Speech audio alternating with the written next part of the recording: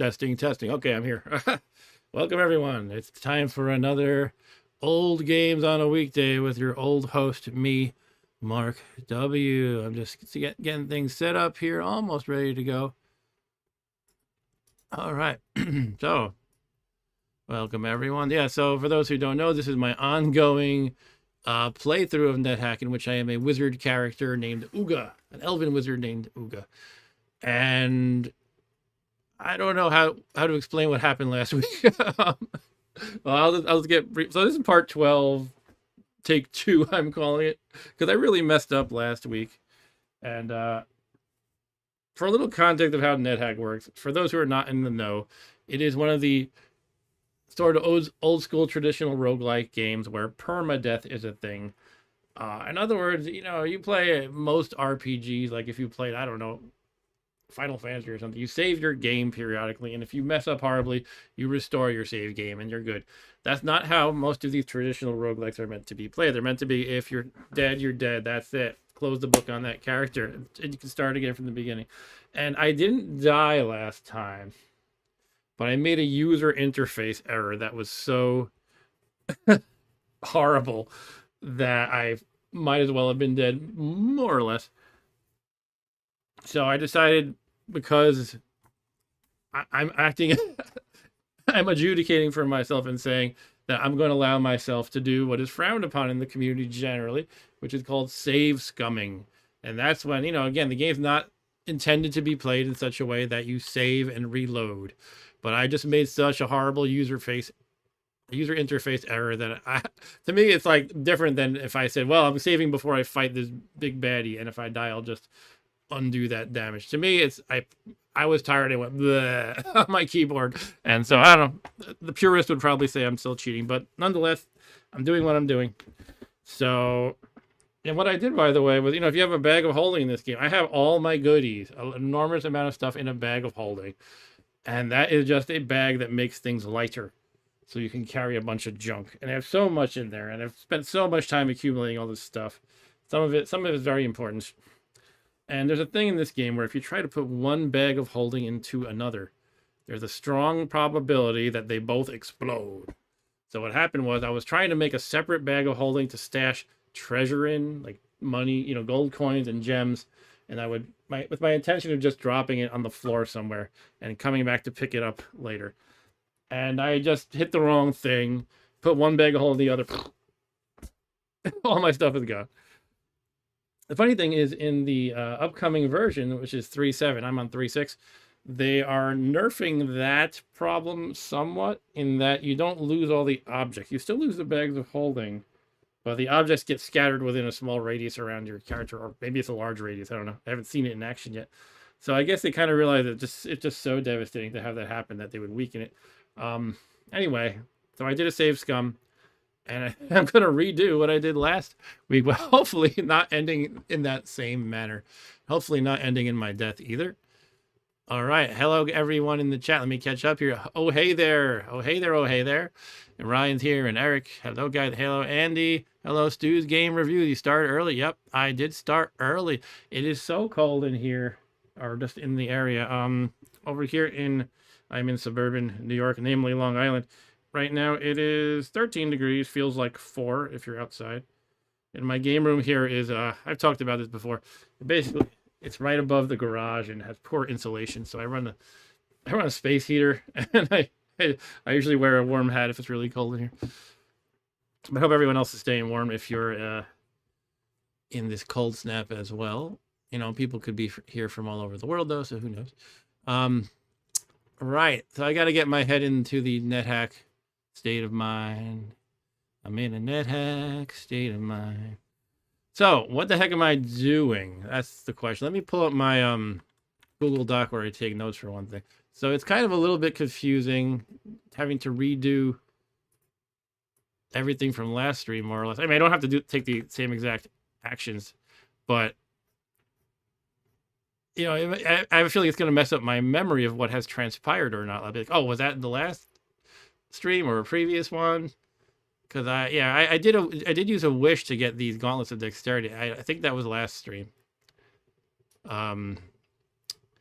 So let me just review this stuff a little bit. And Stu says the character's name is Doom Chicken 5000 the Rambler.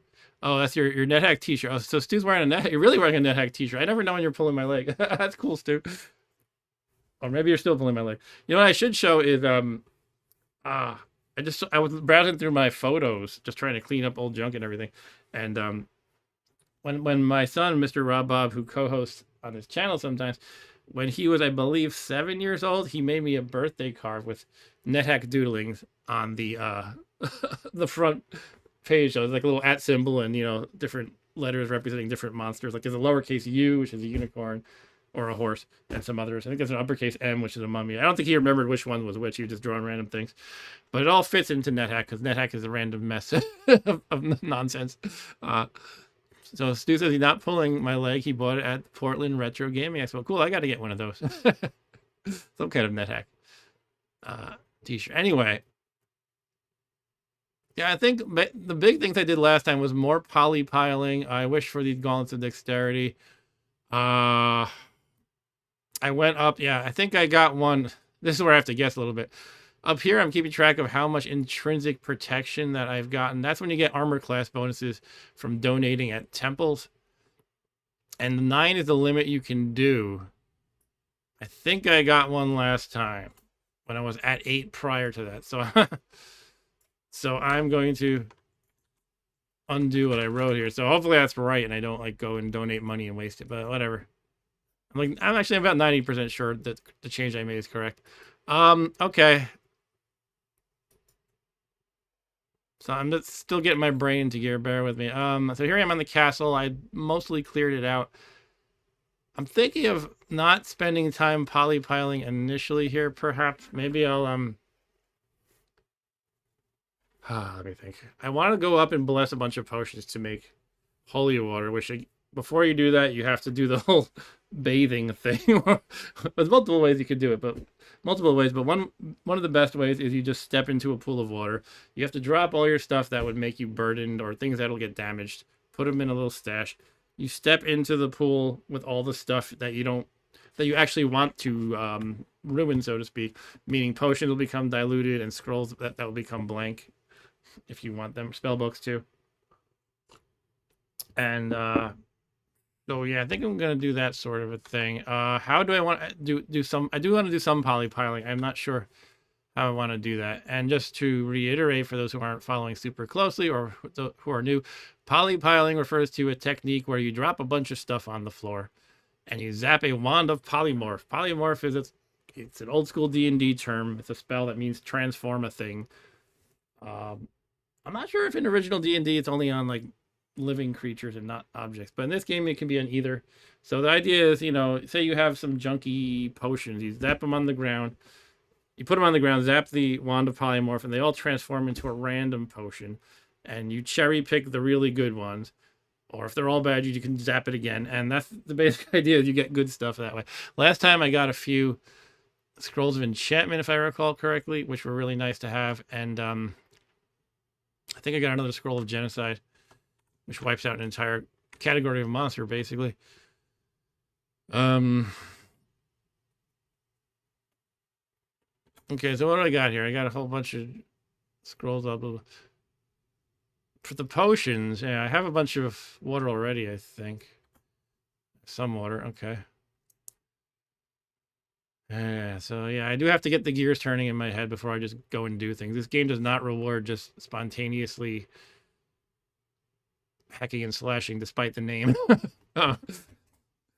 You should always have a plan. In other words, what do I want to do next? And I'm thinking of going back up, maybe even just collecting.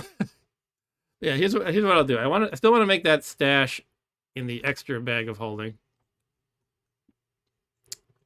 This time I won't screw it up, hopefully. But as I go up, I think I might just like do a sweep and collect a whole bunch of stuff for the poly piling effort, especially scrolls and potions and things like that. One of the things I want to get out of potions is a potion of gain level, because I'm at the point where it's difficult to gain levels, experience levels the old-fashioned way, because it costs just so much more experience. I mean, it requires more experience. So I'm at experience level 18, And I don't remember what my next level up is, but it basically would take a huge amount of hacking and slashing to make that happen. So you want to get potions of gain level as well as wraiths to eat the wraith corpses to get yourself a level. Speaking of that, the level below me is the Valley of the Dead, which I put in the thumbnail. As hopefully I'll get to that this time if I ever stop talking. And one of the tricks there, it's good to mention this. It's considered a graveyard level. And there's a weird rule about graveyard levels, is that when you kill something in a graveyard level, there is only a 1 in 9 chance, or like 11% chance, of the thing you kill generating a corpse, as opposed to its usual whatever percent chance. So the idea is some wraiths and zombies and vampires are going to attack me when I go to the Valley of the Dead. So what I'm hoping to do is lure the wraiths up the stairs. And then if I kill them up the stairs, that 1/9 becomes a much better, the 11% becomes a much better percentage chance of them leaving a corpse. And then I think it's about 50-50. And then I can hopefully gain some level. But there's also a monkey wrench in that plan, sort of, which is this level you see right now. The castle is also designated as a graveyard level for some reason. So I would have to lead them up 2 levels and basically get them all the way across this moat and everything to these stairs here. And hopefully not lose levels to their touching me in the meantime. All right. So yeah, last time one of the things I did was I wanted to clear a path to make that very thing happen, which means I tried to get rid of this little square of moat right here that I've circled. That's a moat, as in a moat around a castle. I think the best way to do it is to freeze it. Last time I tried boiling it, but then I learned because of some technicality about moats, they don't actually boil over. Different squares of water can boil and then they disappear. So it's in Nethack, there's a million special cases of everything. All right, so Ryan asks, did you see the new Master of the Universe trailer? I did see it. How about everyone else? I'm not really thrilled about it because I was never really big into He-Man, but I always thought Dolph Lundgren was cool back in the day. I don't know. I might see it anyway, just for the heck of it. Yeah, it seems to be a thing that a lot of people find weird. If I was an 80s kid, but I wasn't really into He-Man. I did like Thundercats quite a bit and Transformers. Somewhat. All right, so definitely a lot of stuff I can try to polypile again. But I think I'm going to do what I said and play it by going upstairs first and trying to get collect stuff, donate to the temple to increase my AC by 1, and what was the other thing? Make the stash of gems and gold. Actually, I'll lose a lot of the gold by spending it on the donation to the temple. That gets me the armor class. But how much money do I actually have? Let's review that. As I already fat finger a usage of the the bag of holding, which does not bode well. Here we go. I have 10,000 gold pieces. Okay. That doesn't seem sufficient. I'm wondering if I had already... Okay. I'm wondering if I have my mental timeline wrong. In other words, maybe I did do this before the stream I'm redoing. Because it costs... this game's too complicated sometimes. It costs... Is it 400 times your level or 4,000? Maybe it's 400 times your level. That would make sense. To get the AC bonus by donation at the temple. So let the gear slowly turn in my head still. And this is called intrinsic protection, I believe. So we can look it up in the wiki right here. You have to donate 400, at least 400, but less than 600 times your experience level. Okay, so I think that is... I probably did not donate then. I am level 18, and that means, 400 times 18 is what, 7,200. So as long as I donate, as long as I have enough to spend 7,200, I should be good. All right, so yeah, I'm gonna guess that I did not get that AC bonus because I recall doing the donation then having barely any gold left at that time. But right now, I can afford it. All right. Yep, a lot of remakes and sequels in the world. I feel like people have been saying that for like at least a decade. And not saying they're wrong by any means. I have a little bit of a concern if somebody's going to walk into this stash room that I have. I'm going to close the door and lock it. There's probably more I could do than just that, but let's go with that. Apply the skeleton key. And of course, monsters can actually spawn in that room. So what is this? This is a number 3 according to my warning. It is a large mimic. Let's kill it. Gonna take my time just making sure I don't get hurt by this thing, which I don't. You can see my HP in the top right. I'm still unscathed. So, you know, just want to be careful. I would have to remember I'm not a melee guy. I am a wizard. But so many things I can just hack away with my magic dagger. When am I hosting the new video power? That's the question from Ryan. Right, here's something I have to remember. These trapdoors I want to put on my levitation ring. You know, one of the guys I played with once commented on YouTube that he's trying to bring it back. Like, okay. I mean, I feel like it was of its time, and I don't. What are you gonna do? You can't go back in time. You can play old games on a weekday, but you can't go back in time. Sergeant. Yeah, I'm just gonna clear out this little area here, this little horizontal strip. Unknown creature causing you alarm. Unknown creature causing you concern. Look, it's actually 2 different things. Alarm versus concern. Hey, Dan's here. How's it going, Dan? Dan says, wanted to be excited for the He-Man movie due to nostalgia, but the trailer left me feeling more like it was a Netflix budget movie. Like the special effects and lighting seemed off and not realistic enough. All right. Yeah, I don't know. That's a fair. I feel like that way about a lot of things I see. All right, here's a trapper. Not concerned about a trapper. Oh, it's eating me. It's digesting me. Maybe I should be concerned. It digested me for 6 points of damage. I'm okay. There's one of these things that engulfs you and digests you. It's the purple worm that you have to be really careful about, because they can do an insta kill. They just digest you too much and you're dead. That's it. All right. Gotta not take anything for granted in this game, though. Now I'm just realizing I don't really know if the trapper has an insta-death thing. I don't think it does. It might be worth a look-see. All right, so I am not satiated, therefore I will eat random corpses. That's what we do in life, eat random corpses. I should do that wishing. I should at least wish for that thing I know I wanted to wish for, which was the, why is the sergeant eating a dead lizard? I'm fighting him. I'm stabbing him with a dagger, and he's like, oh shit, better eat the lizard. Well, he was confused, to be fair. Read at the bottom. That's what I'm referencing.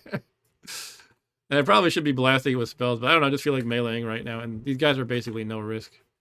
No realistic risk. Heightened reality, says Ryan, is what they're going for. He-Man with heightened reality. All right, I don't know. Didn't they, was it like Kevin Smith made like a new animated series of He-Man, or am I thinking of a different show? I don't know. I'm so not into He-Man. I'm like out of place for my age. I have a friend who's really into He-Man though, and he was like recommending it so much. Like, you gotta watch He-Man. Okay, all right, I'll watch the new He-Man. I watched it. It was okay. All right, there's a wand of cold here. I can use that to zap the moat and then just drop it again. I mean, I already have another one, but right now I'm letting myself be okay with being burdened because I want to collect a whole bunch of stuff. But I have to eventually, when I move down to the Valley of the Dead, I don't want to be burdened anymore. Let's assess the situation here. The water is not here, right? I'm 99% sure it isn't, but you know, I just start talking and chatting and I can lose my focus. So we look at the special view you can look at. If you type hashtag or # terrain, you can say, just show me nothing but the terrain, just so I'm not confused by all the objects and stuff. So what is that right there? A fountain? There might be a fountain right there that I didn't realize. That's not.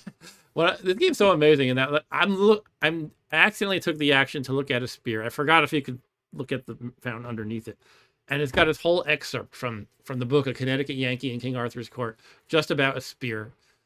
I don't feel like reading it, but it's cool that it's there.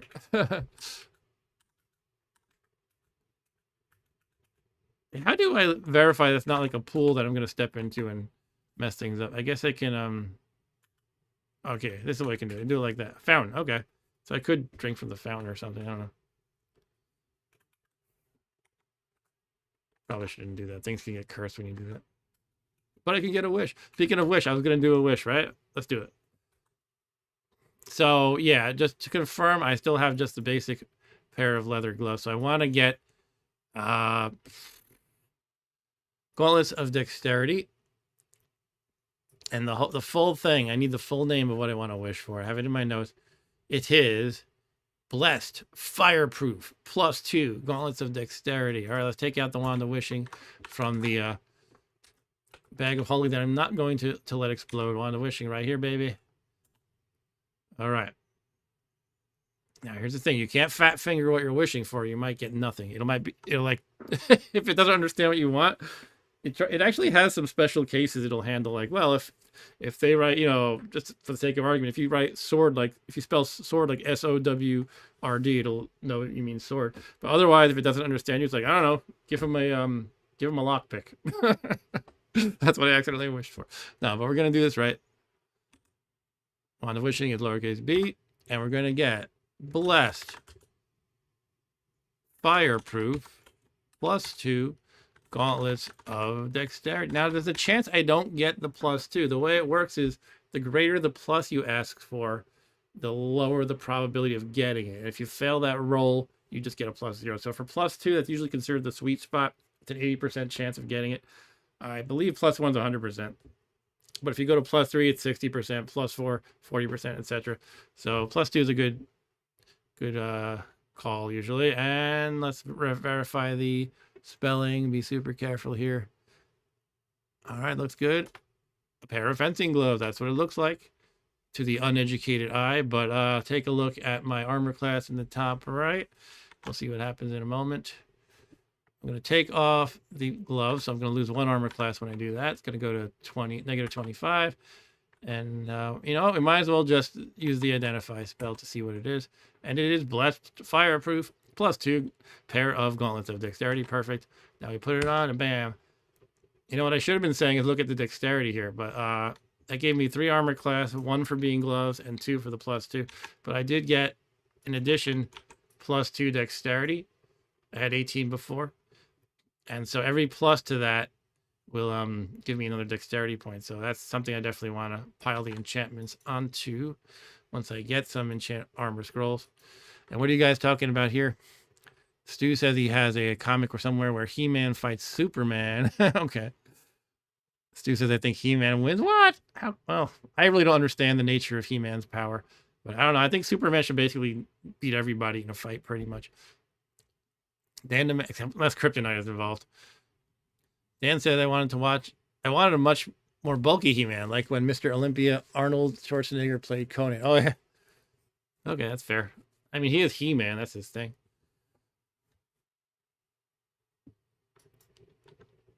All right. It's okay to get off the rails. I mean, you don't have to talk about Nethack constantly. In fact, I encourage it. All right, so encourage talking about other things. So let's zap the Wand of Cold that I picked up just for this purpose. Just for this porpoise. The moat is bridged with ice. All right. The dingo bites. All right, I'm just going to dump this Wand of Cold. I already have one, and I don't want to carry another. I will actually charge my Wand of Wishing now. See, it has 0 charges. What this first number means is how many times I've charged it already, and it can only be charged once. And this is how many charges it currently has. So it has 0 charges, and it's been charged 0 times. I definitely want to charge it. There's no reason not to, like, ever, pretty much. I might not use it to charge it right away. So I'm going to burn through one of my blessed scrolls of charging to make that happen. And there's, if you see letter D, there's 2 blessed scrolls of charging. I'll take out 1. All right, so we're going to read 1 and use it on lowercase b, which is the Wand of Wishing. Get those 3 more wishes. We can drop the pair of gloves that are garbage now. Garbage day. And read J on capital B, right? Here we go. Goes blue for a moment, and voila. Now you see it has 1. It's been charged 1 time and has 3 charges. All right, back into the bag of holding it goes. If I lose this bag of holding, I'm just going to silently slam the lid on my laptop and you'll never see me again. No. I don't know what I'm going to do. Hopefully not the same thing I did last time, though. So I didn't know Superman was vulnerable to magic, too. I guess it makes sense. I don't know. Does it make sense? I watched recently the original Superman movie with I guess it's not the original. Well, anyway, the first one with Christopher Reeve. That's right. Last game I made another faux pas with the Gremlins, so I had to recharge my luck a little bit. It might be good to throw another gem at a black unicorn anyway, because I really want to pray. This is another thing I want to do. I gotta make my list here. I want to pray to try to get crowned. I think I have some of that. Now, what that means is, it's a complicated game if you don't know Nethack. If you pray, sometimes if you have really good alignment and luck, you can get what's called crowned, which means you get a special bonus from your god. In the case of being a wizard, I would get a spellbook of Finger of Death, which is something I want to get. It's a very powerful spell, Finger of Death. Otherwise, I have to spend a wish on it, or perhaps write my own with a magic marker. And they make it cost a lot of charges when you write it with a magic marker. I already got this, so let's cross that off. And yeah, so I want to maximize my chance of being able to get crowned. And the thing about prayer is you cannot pray when you enter Gehenna, which is a whole set of dozens of levels. The level right below this one is Gehenna. So I have to get these prayers in while I can, pretty much. One of the downsides of being crowned is you're not allowed to, you are allowed to pray still, but it has a very long timeout. So you can't pray back to back very closely. And Stu says Gehenna is the Jewish hell. Yeah, I have learned that before. I don't know why they decided to use that name. It's funny, in the game Realm of Impossibility, all the levels, or a lot of them, are different names of hell. And I think that was where I first heard of Gehenna. That's one of them. There's Tartarus and Abaddon and Realm of Impossibility. That's where literally I think I was a kid going through all these levels and looking up these names in the encyclopedia. Oh, that one means hell too. Oh, that's Greek hell. Oh, that's this.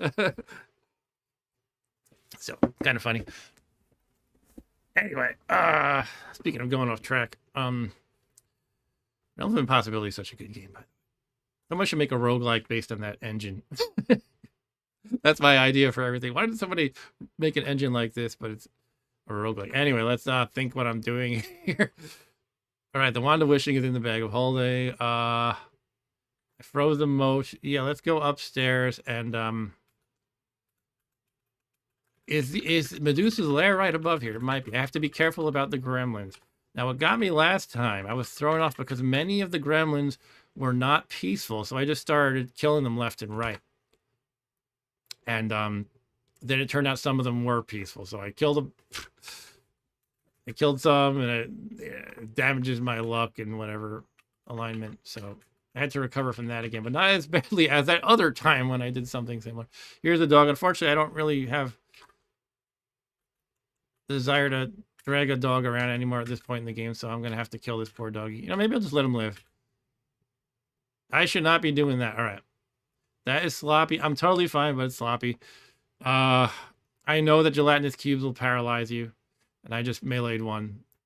Paralysis is one of the things that can kill tough people, and that's actually why I have the Ring of Free Action that cancels paralysis or prevents it.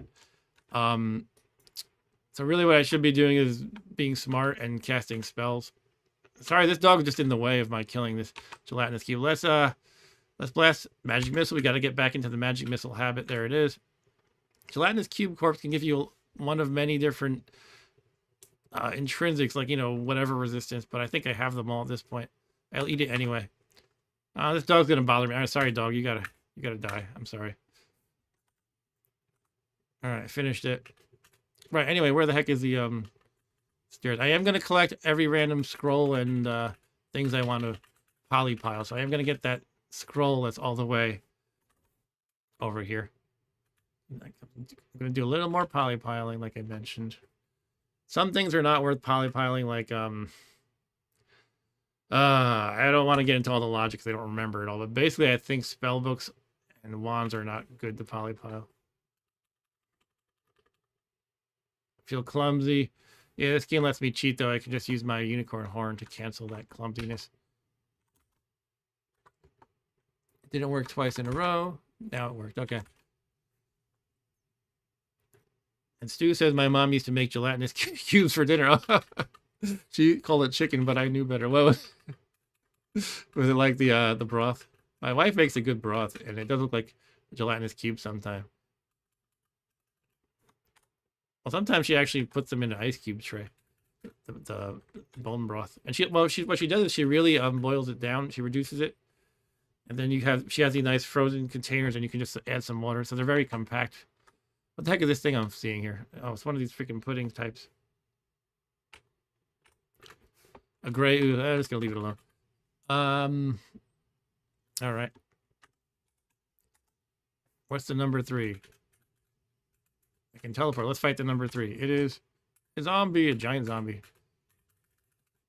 I'm beginning to get hungry. Oh no. I'm gonna have to eat one of my millions of K rations or something. Okay, I believe this one is Medusa. No. It must be a couple levels up. All right, so no Medusa yet. And again, I'm dealing with being burdened against my better judgment, but just as a temporary thing. Put the object detection in there. Actually, let's identify these things because I don't know their blessed, uncursed, cursed status. Uncursed identify. Uncursed object detection. Put junk in.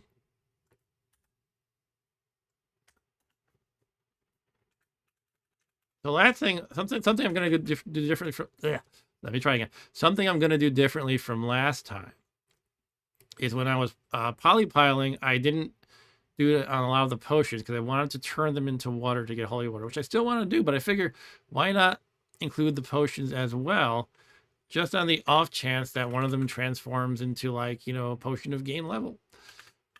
And if they don't, if they remain garbage or whatever, then I can then just turn them into holy water. For some reason, it's not letting me do the pathfinding to go here. I guess because there's traps in the way, so it doesn't know how I want to play that. It doesn't want to assume for me that I want to step into traps.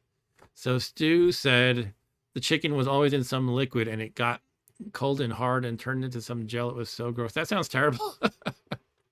Sorry, I don't want to insult your mom's cooking. I mean, I guess you're the one who brought it up. I'll eat one of these tins of spinach. It's a shame that I have 5 of them and I'm already at my max strength because that's really satisfying to get when you're not maxed out at strength because eating spinach gives you a permanent strength. But this is kind of funny though. I'm using this really really powerful magical artifact. It's a magical dagger to try to open up a can, basically a can of spinach. Like stick it. All right, it makes you feel like Popeye. Stu says to eat the zombie, by the way. Yeah, so I have to do this pathfinding myself, unfortunately, which is a little bit tedious in these maze-like levels. I guess I can go this way, right? Yeah, okay.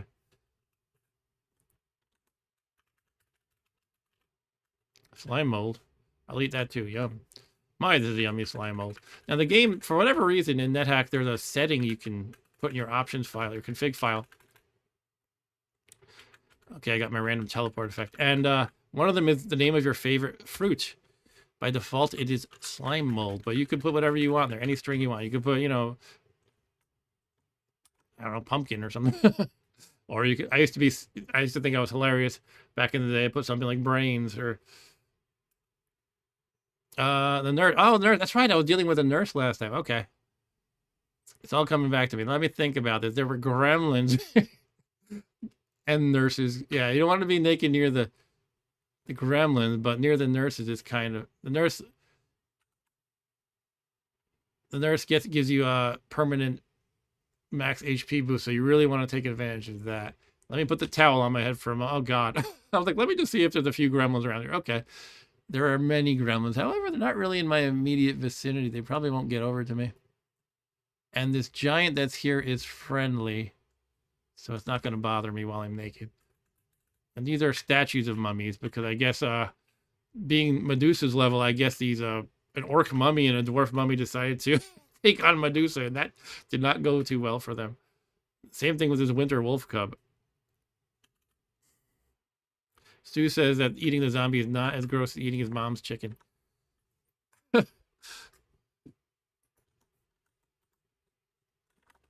So, is that like gefilte fish, but in chicken form? Let me ask you that, because your mom must have done some Jewish cooking, right? So, is there such a thing as gefilte chicken? All right. Ryan said they have a comic where Superman fights gremlins. What? All right, so let's get naked here. When I say naked, it just means take off all my armor so that the nurse can treat me. And also I have to undo my, unwield my weapon. So you're very vulnerable if anything can get you. That's why I was a little bit concerned about these gremlins.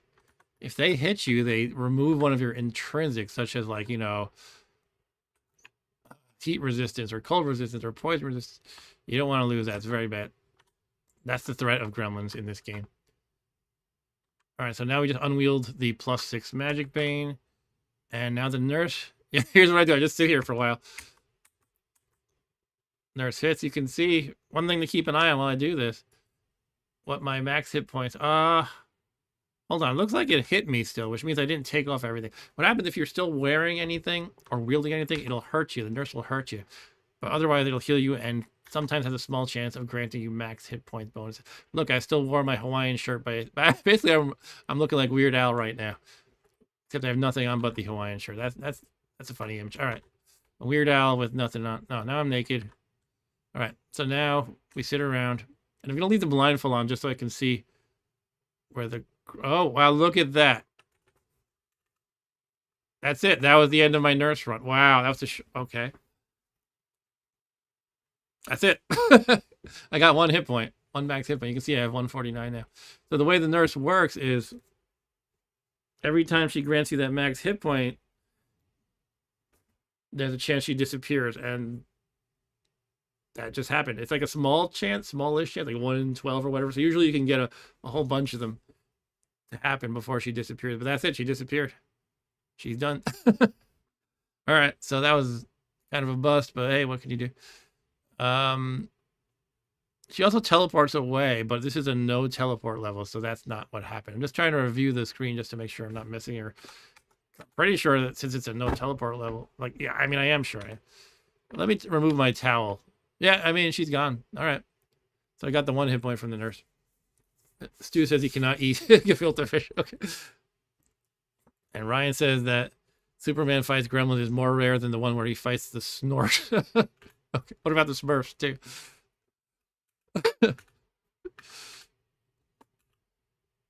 Look at all these statues. All of poor Medusa's victims. Statue of a Quattle, even. Oh, this shoot, I'm still naked, aren't I? This, see, that's what happens. I'm so stupid. All right, I'll be fine, but the soldier is stabbing me while I'm with a knife while I have nothing on. Let's magic missile it. I'm gonna step away and get my stuff together. So I'm realizing I don't even have the magic resistance because I'm not wielding Magic Bane. Now I am. I don't have reflection because I'm not wearing the Silver Dragon skin. So basically, if I mess up with the magic missile, I could hit myself. But let's just fix all that. All right, now the soldier's upon me, but I'm pretty good. I'll just stab it in the face. All right. Bunch of junk. Right, let's finish wearing my stuff. Gauntlets of Dexterity, Small Shield, Cloak of Protection, Speed Boost, thank you very much. And the Helm of Brilliance, +5, that makes me smart. Superman actually does fight the Smurfs, although they call them the Dwarfs due to copyright, says Stu. Okay, the Dwarfs. The Gremlin's here, okay. Let's check if it is friendly or not. First of all, it is not. Therefore, we, let me think it through. Let's give it some distance between it and me. And then shoot it. There it is. But my friendly giant is in the way. I don't want to anger him. Now it's not, but the gremlin is not there anymore, apparently. Come on, friendly giant. Hey, let's go up here. Yeah, now we can zap him. Magic missile. Boom. Kill the gremlin. Okay. So for every gremlin I kill, this is what I'm saying I'm going to do. Don't... You guys have to punch me if I don't do it. For every gremlin I'm about to kill, I have to verify that it doesn't say it's peaceful. I don't want to go through that nonsense again of killing peaceful gremlins. I kill only the violent gremlins. Kill the gremlin. Now there's another one. See, it's tricky. I just kill him, but there's another one right there. Okay, that one does not say peaceful either. Kill it. Oh my god. They're upon me.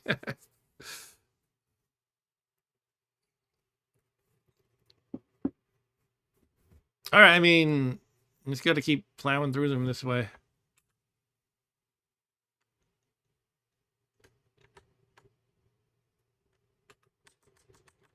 Let me put back on that towel. This is ground. Let me just look at all of them. Are any of them in the vicinity? I mean, I still have to check before I shoot any individual one, but it looks like all the ones over here are not peaceful, which is what I thought happened last time, basically. But by the time I got to the left side of the map, I was just carelessly shooting them, and that's when it turned out they were peaceful. So if we look over, yeah, look at this. The peaceful ones are all on the left side of the map. I don't know why. I have no idea why they're sorted like that. All I can think of is maybe the non-peaceful ones try to seek me out, so they're, while the peaceful ones just sit here. So that's the way they sort of self-sort, if that makes sense. And Stu is singing the Gremlins cereal commercial. Yeah, we're familiar with that one in my household because my daughter is obsessed with Gremlins, as I've talked about before. Gremlins, gremlins, bite after bite. What a tasty way to satisfy a gremlin appetite. Maybe I'm the one who's obsessed, actually. All right, so I'm going to keep my blindfold on. I can see better that way. I can see the gremlins better that way. All right, I'm going to pick up random scrolls, as I was saying. Let's identify it. Identify all over the place. Put it in the bag of holding. Scrolls and potions are what I'm mostly feeling like getting. Amulets, absolutely as well.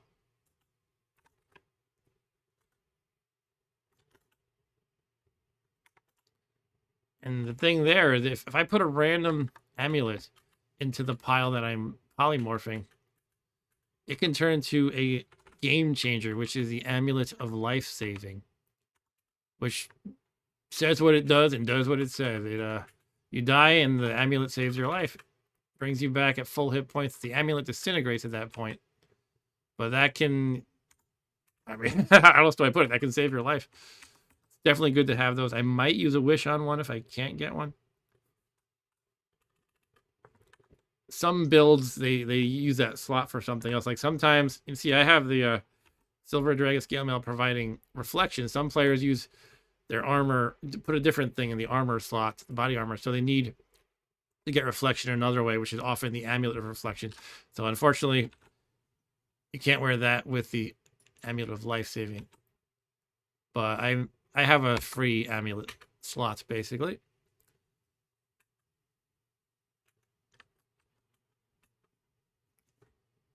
I'm gonna remove my blindfold for a second. All right, my wet towel actually, the towel that never dries. I can only assume it's like getting moldy and gross, and I'm wrapping it around my eyes. Where it probably smells a lot. I guess you deal with the smell if you're in a dangerous dungeon. 3 gremlin corpses and a partridge in a pear tree. 3 gremlin corpses. Let's make another one. Splat. Oh, jeez. That was not a wise move. I'm getting sloppy again. However, it missed me 4 times. Look at that. Okay, I killed that one. Cool, they're lined up in a row for me to zap. Magic missile away. And I recover mana, what they call power in this game, so rapidly. It's like I'm barely down any power from shooting all these magic missiles. So that's lovely. Gremlin, gremlin, gremlin. They're not peaceful. Okay.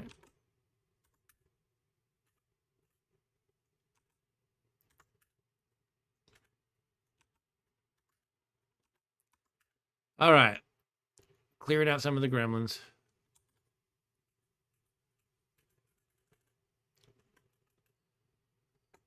Let's get the potion of restorability. Identify it's uncursed. Put in a potion. Let's just junk the polypile and or turn into water. All right, we got a whole bunch of them lined up, ready to get zapped. Gremlin, gremlin, gremlin, gremlin. Once again, I'm checking that they're not peaceful. Gremlin, gremlin, gremlin, gremlin, gremlin. Just can't be too careful. All right, killed 3 in a row. Hooray. Who's next? This one seems a little timid now. I don't know if I want to fight this guy anymore. Oh, too late. I mean, I guess they're easy to kill. If you remember in the movie, the mom is like killing them left and right. She puts one of them in a blender, another one in the microwave, and it explodes. The mom was like kicking butt until she got, well, I think it was Stripe, who was kind of the leader of the gremlins, got the better of her when she was fighting it in the Christmas tree. It was like hiding in the Christmas tree and ambushed her. But that mom, I think she could have taken out all the gremlins herself if that one didn't get the better of her. I like that. That's actually one of my favorite scenes in the movie because it's like totally just a, mama bear defending her nest. She doesn't like run away screaming. Ah! She's like, I'm gonna kill these mofos. When I was a kid, I thought the microwave death was like over the top. Like, whoa, I can't believe they showed that. Put on the towel. All right, so I killed all those gremlins who were violent. This was a monkey in the middle of the water for some reason. How'd he get there? I guess there's little patches of dry land. Look at that. He's probably in one of those. Here's a potion I can pick up. Here's a peaceful frost giant. I believe the rest of these gremlins are peaceful. Let's just verify. Here's the thing. They might be able to spawn new ones, though. The ones that are touching water. They might not be peaceful. So I have to still kind of keep my, stay alert. Be aware of what's going on here. Why is there a priestess named Trogdor, by the way? I think I had a previous character on this computer named Trogdor, but she didn't make it to Medusa. I guess it just kind of pulls in dead characters anyway to this level. Right, we want to put on the amulet of, the ring of levitation. Okay, we're floating around. The idea is we don't want to stupidly step into the water. I would never do something that stupid, right? What's this trap over here? This trap is a pit, okay. And what's that guy? The feline is a jaguar. Jaguar. Take that, you jaguar. Should I eat the jaguar? I'm pretty hungry. Jaguar tastes okay. Put back on the levitation ring. It is on. I see Lev in my status section. Let's pick up this potion. Once again, I'm kind of just picking up all the junk of potions and scrolls I left behind. I want to polypile and or make the potions into water. Uncursed object detection. All right. But for now, I'm going to go up to, what the heck was I going to do? I want to donate to get that armor class point as well as pick up junk and try to get crowned by praying. I think I do want to find a black unicorn again just to really make sure my luck is pumped up before I pray. If I don't get the crowning effect, I'll have to decide if I want to acquire the spellbook of Finger of Death by some other means, magic marker or wish or whatever. Hello, peaceful gremlins. I come in peace. I mean you no harm. I just killed about 30 of your brethren, but I mean you no harm. Yeah, I am levitating, confirmed. Can step over the water. Let's confirm all these guys are peaceful once again. Peaceful, peaceful, peaceful, peaceful. Okay. Pick up the random scroll, but I need to unlevitate first. Blank paper. Okay, perfect. All right, where are these stairs? I'm stepping on them. Okay. I'm standing on them. All right, we're back in the normal part of the dungeon.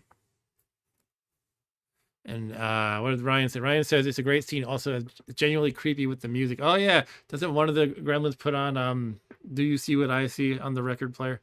Which it's kind of great because it's Christmas time, so it fits in with that theme, but it's also creepy in that moment.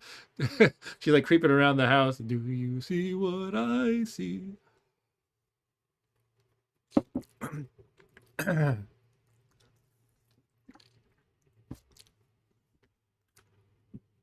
All right. Excuse me. So, get so into the level I'm on. I have to like recalibrate my brain. Let's which level am I trying to go to? So again, I do want to go to the temple.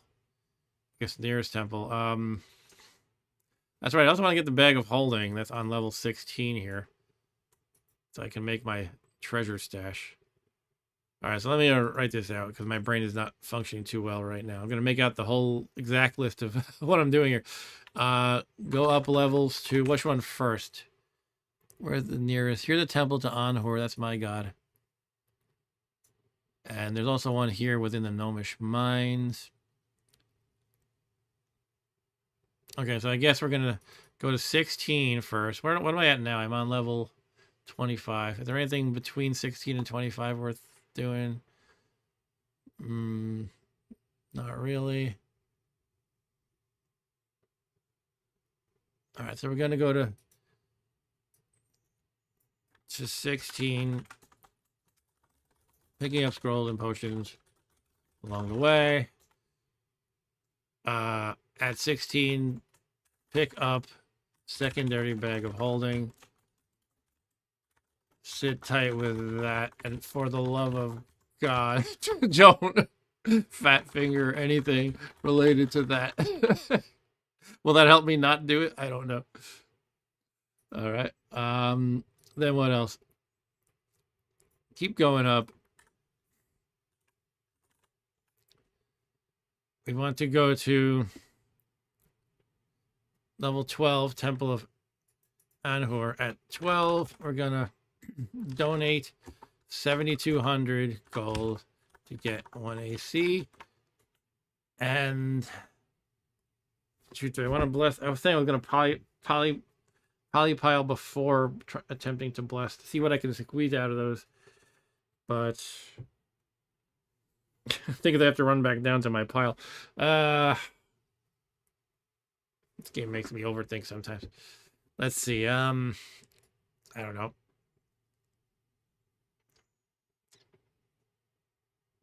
Well, I guess I could make them all holy water first. I'm gonna pray anyway, and I don't know. It's hard to find this balance. How much of them do I want to use for polypile fodder? How much do I want to keep as holy water? I guess that's the idea. Maybe I'll just say 6 or 7 or 8 of them I'm gonna make as holy water. But before I do that, I have to find a pool, don't I? And one of the levels had a pool, but I don't think I took notes here. Okay, so go at some level. I feel like it was between 12 and 16, but not sure. There are pools of water to dilute stuff. All right. Wait, I believe there was a temple on the level that had the pool, so maybe it is 12. All right.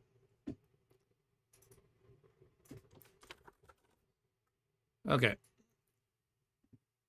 What's the name? I am a whore, sister. What? My god's name is Anhur, not I'm a whore. Anhur. I don't know how you say that. Anur?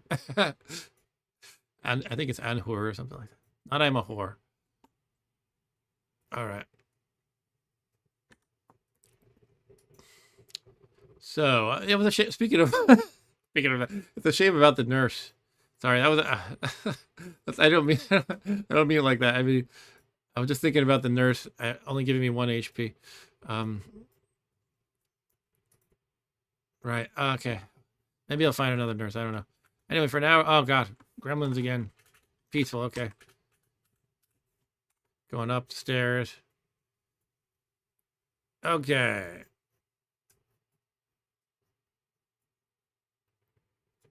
We're just gonna go pick up stuff along the way until we get to 16. Level 16. There's another gremlin right above me. It is a peaceful one as well. There's a lot of scrolls to pick up. 2 scrolls of blank paper. I always forget to identify. Let's do that. They're uncursed scrolls of blank paper. In other words, they're paper. Okay.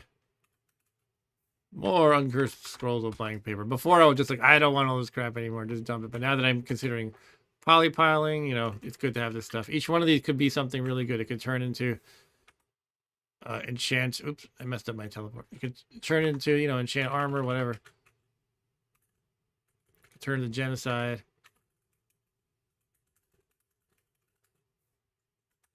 Create monster.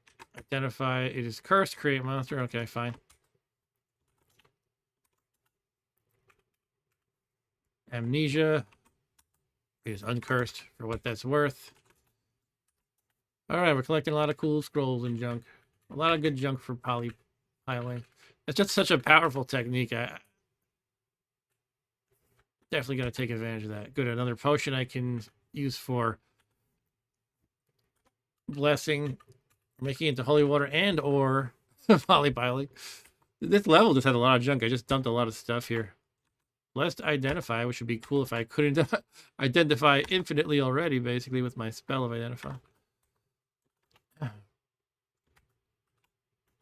Once you clear that hurdle of being able to, like, not worry about identification, that's a big hurdle. There's a big number 4 right there. What is it? Maybe I just should put on my towel before I run into it. It is a dragon of some sort. A gray dragon. Oh, look at that. Well, the gray dragon probably isn't going to give me trouble. I'm used to it by now, so I'm not going to say surprised by it, but the dragons that you fight in this game are underpowered.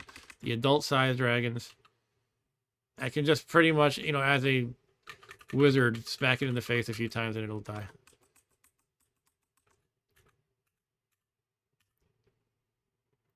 Where do you wish to be teleported? I'll just stay where I am. That's my automatic teleportitis thingy in effect, by the way. Look at this. It just keeps missing me. I keep stabbing it, and now it's dead. All right. Got some money and a corpse. Is it worth eating it? I don't know. Let's eat it, yeah. You have a hard time getting it all down. You hear someone searching. It explodes. You seem unaffected by it. That's because I'm blind. I think it was one of those light-based creatures, like kaleidoscopic light or whatever. All right. By the way, it looks like a good number of people are watching, and so I just want to say thank you, and hi. If anybody wants to say hi in the chat, feel free to. If you'd like to talk about your experience with Nethack, if you have any, feel free to. Yeah, so let's get the money. All right, I took off my towel. I am wearing a towel. Now, what's the line from The Simpsons? Right? Homer's talking on the phone. He says, "You'll have to speak up. I'm wearing a towel." One of the funny. I know it's just kind of like a random, isolated joke, almost like Family Guy style in a sense, but that is hilarious. Well, Family Guy will be like, "That's like the time I was on the phone and I was wearing a towel." Then he says, "You'll have to speak up. I'm wearing a towel." I don't know. Somehow Family Guy would make it obnoxious, I feel like. Stu says his experience with Nethack is dying repeatedly. Yeah, that's how it goes. I have so much experience with this game, and I still have to look up everything. What is in this chest? I'm like, how do I loot the chest? L. A worthless piece of white glass. Okay, that's useful.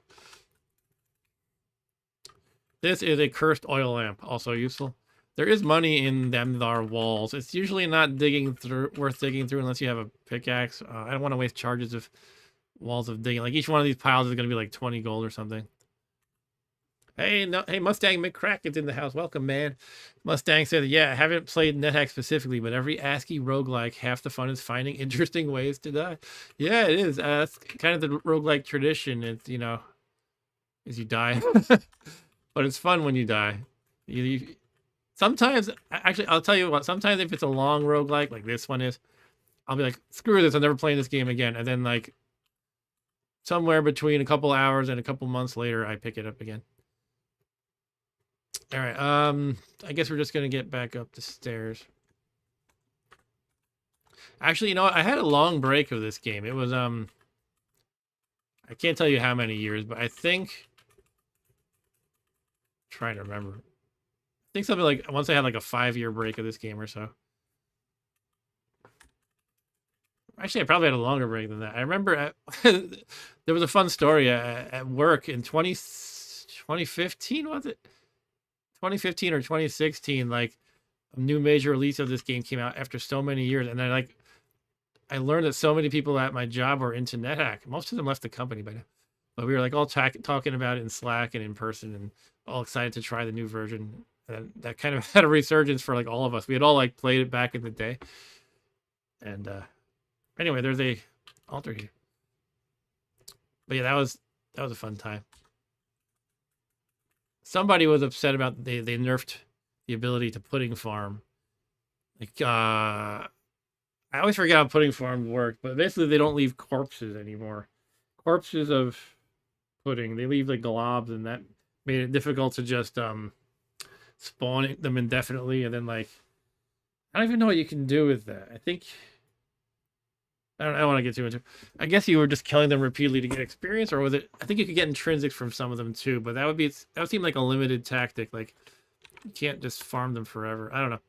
Anyway, it's not something I ever did much of, but a lot of people didn't like that. A lock chest containing 7 items. I think this was a past stash of mine. I intentionally locked it and put stuff in. So what I got here? All right. Yeah, the crystal balls are kind of sucky. The wands I don't care about. Let's get these potions.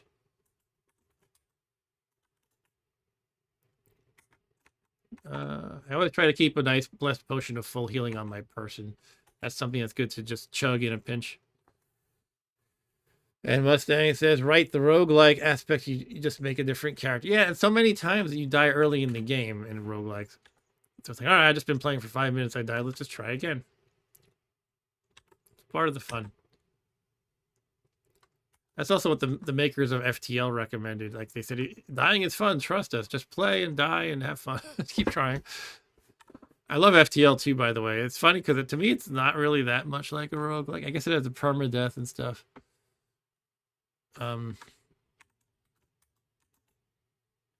Right, procedurally generated stuff. I guess it's roguelike-ish. But to me, the true fundamental definition of roguelike is ASCII graphics, dungeon crawler, procedurally generated dungeons, Amulet of Yendor. It's got to be the Amulet of Yendor or a nod to it. Doesn't necessarily have to be, but it's fun that so many of them do include the Yendor stuff. I missed this potion over here. Let me run over there.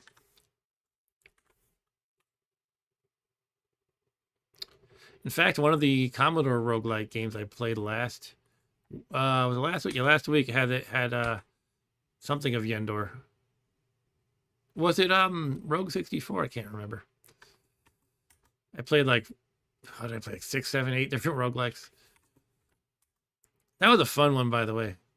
Rogue 64. I want to play that again for sure. So again, I am doing what I usually advise against, which is being burdened. My character's burdened, so he's slower, because I'm trying to collect junk for now. But once again, when I actually do get to the Valley of the Dead, I'm going to dump my junk. Is there anything worth picking up in this pile? Anytime you see the highlight of an object, that means it's a pile of stuff, actually. Oh, this has a unlocked large box. Oh, look at that, 2 scrolls.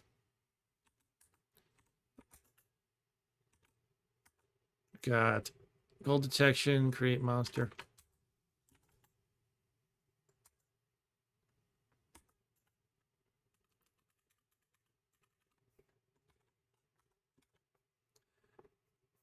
And Dan says, too bad you weren't able to get Telengard working last stream. Lots of quick dying and remaking characters in that one for sure. You know what I figured out? Actually, it was a nice guy in the Commodore Discord server that I'm on. He told me that in that game, what happens is when you're on that character rolling screen, basically you can do one of a few things. You can wait for your character to reroll like every, I want to say like 3 or 4 seconds. Or you can press enter to accept, or you can press anything else which is considered invalid, but it does force a reroll. However, if you pick the anything else but return, then when you press return subsequently, it's treated as an invalid character. So you have to press return without having pressed an invalid character before that. I consider that a bug, but that's just how it works. So I was able to get, long story short, I was able to start my game of Telengard that way. I haven't actually properly played it yet, though. One thing that seems a little I might be impatient with it is each time you move, the screen draws, and it takes like 2 or 3 seconds to move one square. It's like you see the things draw in front of you. Okay, let me move again. Up. It's like, oh man, I really have to deal with that.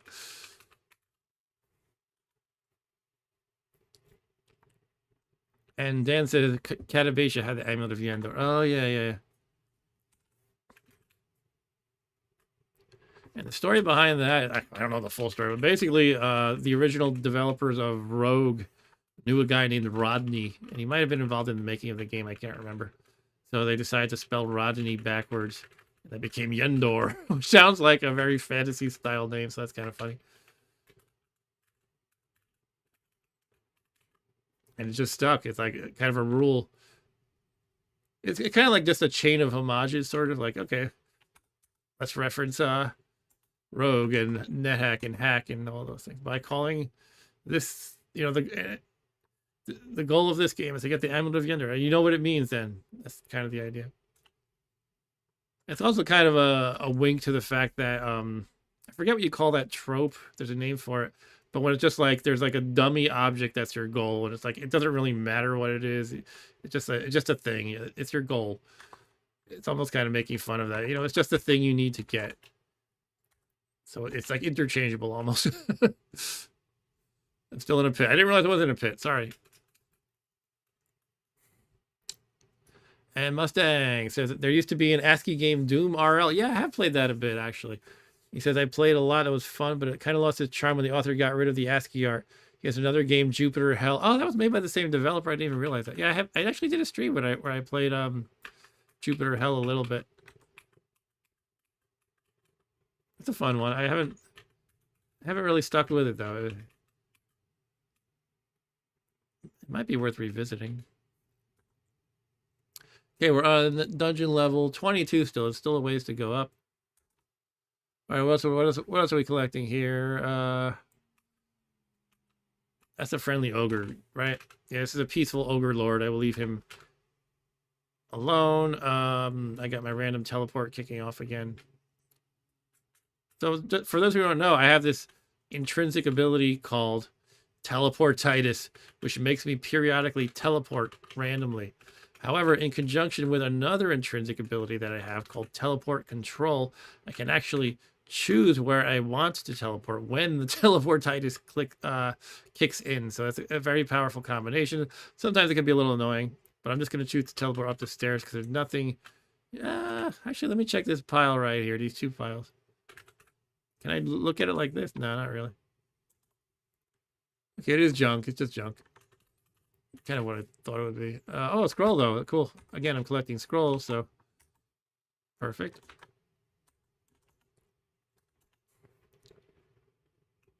There's so many good roguelikes. It looks like I once wrote Elbereth on the floor here, but it got smudged. It's now Flibbereth. And that's a trick in Nethack. If you write the word Elbereth, which is apparently a token reference, on the floor, most monsters can't step on that square. But the trick to it, there's some restrictions, like the engraving gets damaged or blurred or whatever the more you step on it. Also, if you use a dagger, for example, or a sword, it'll lose its sharpness. It'll become like, if it's a +0 dagger, it becomes a -1 or whatnot. But if you have an Athame, which I have, that does not dull when you engrave Elbereth, which just means I should be doing a lot more, probably. You can also do it with other ways. Like, you can just write it in the dust with your finger, but it becomes very smudged very quickly if you do that, as opposed to engraving it more solidly, basically. Oh, yeah, that's right, Dan. Okay, Dan mentioned that Telengard Remastered 1.1 supposedly speeds up the dungeon redrawing, among many other improvements. You know what? I'll have to do that in a stream where I'll play the old one for a little bit. I'll scream with frustration at the drawing, and then I'll try the remaster. You appreciate it more that way when it's like back to back.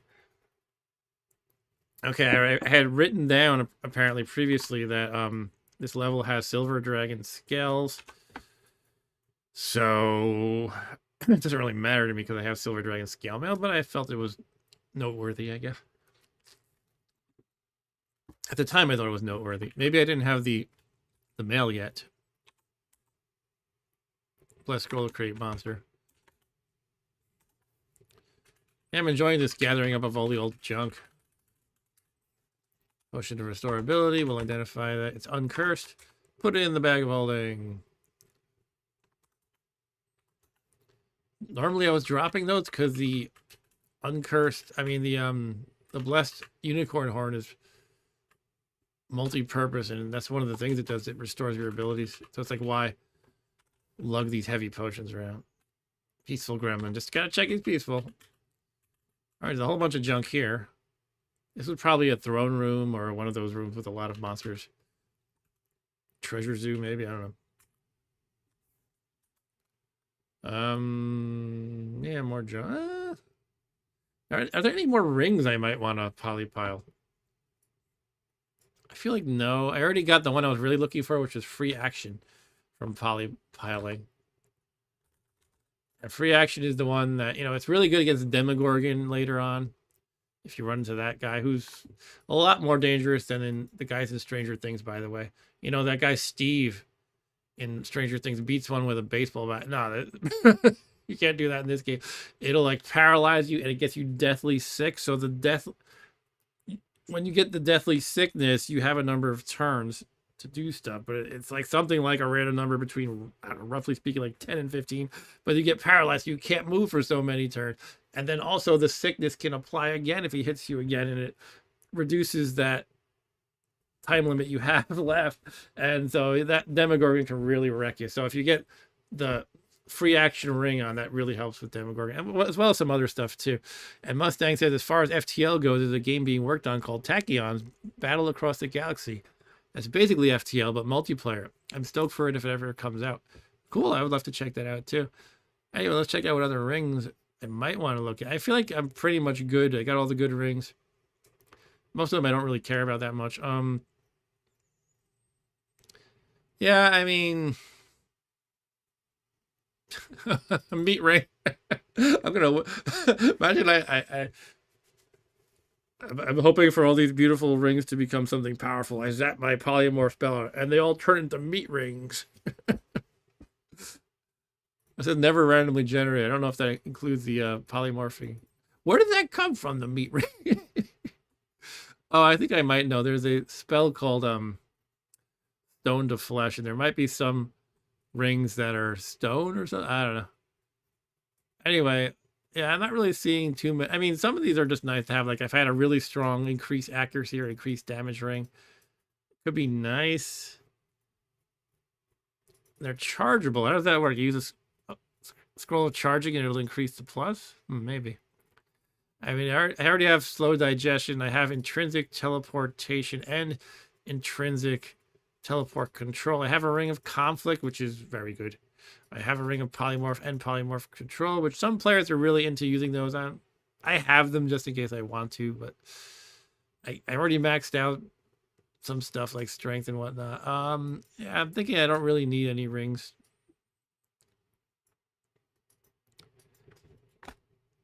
But you know what? It barely weighs anything. It's a ring. I'm going to include it in my polypile stash. If I can charge that, I think there's better uses for my scrolls of charging, but if I got the ring of increased accuracy to, like, I don't know, +5 or something, that could be quite nice, I suppose. Here's the Silver Dragon scale mails, not mail, scales. All these corpses have rotted by now. That's why they disappeared. A bunch of junk. All right.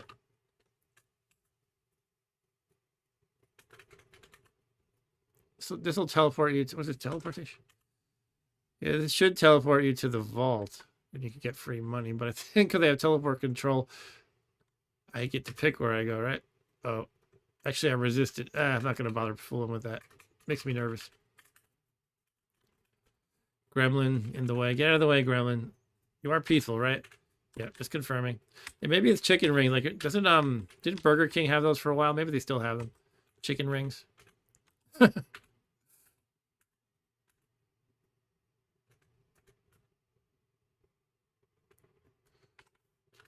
It's an amulet here. That's definitely good to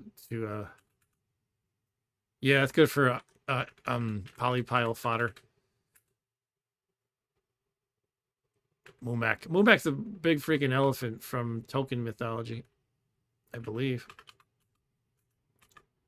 And I have this intrinsic me the real person, not the character in the game. Intrinsic reaction. Oh crap, that I remember as a noob to this game, Mumak's just totally overpowering me a few times. There's certain monsters that I still have that reaction to, like, oh crap, I remember this one killing me. But usually I'm able to handle them a lot better these days. I'm still like deathly scared of Minotaurs. They are powerful though, Minotaurs. What's this here? It says 3 that I can't see. Let's put on the wet towel to activate my telepathy. It is a lurker above hiding on the ceiling. Oh, how about we make it a lurker below? Its corpse will be below. Flat. You killed the lurker above. And now it's a corpse lying on the floor. Not so above anymore. Do I want to eat that? I feel like I can't really get wonderful intrinsics from corpses anymore at this point because I got them all. Resistance is conveyed none.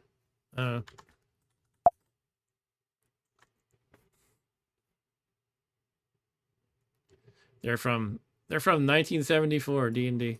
Yeah, they used to have. They probably still do. They have a lot of gotcha monsters. Like, oh, this is actually a floor that folds up and eats you. Or, that's a trapper, I guess. A lurker above is like the inverse. It's a ceiling that drops on you and eats you. Yeah. They evolved to the dungeons, maybe. I don't know. All right, let's go up the stairs, I guess, right? That's what we're doing. To the stairs. To the Batcave. We're on dungeon level 20, back up to 19 now. All right. More junk piles to look through. Crossbows and crap. I don't want any of the weapons or armor at this point. One of the things I was looking for before in my early polypiling efforts was to get a Hawaiian shirt, and I got a couple of those. It sounds silly, but yeah, the reason for that is you can stack enchantments on it. Right now mine's +0, so it does nothing. But it's another thing just to stack enchantments on once you're able to do so. Basically, if you've maxed out all your enchantments and everything else, you can put some more on the Hawaiian shirt.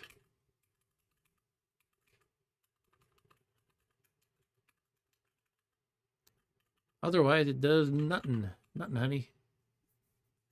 Here is the random scroll I want to pick up.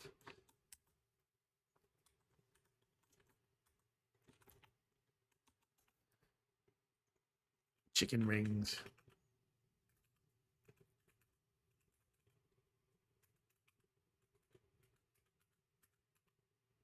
This horse is trying to kick me around. I'm so hungry I could eat a horse. Food ration. I guess I should just head back up. I don't know what I'm doing. Getting distracted. What's going on here? I feel like there should be something right here. Let's try teleporting there. No.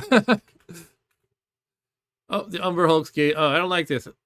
The Umber Hulk confused me. I don't know if there's a risk there if I try to teleport while confused. I don't think there is, but the game has me so paranoid. I'll just try it, I guess. What could go wrong? What could go wrong? You teleport into the wall, you die. Wait a minute. I've never seen that, but now that I made that up, I'm terrified that it's going to be real.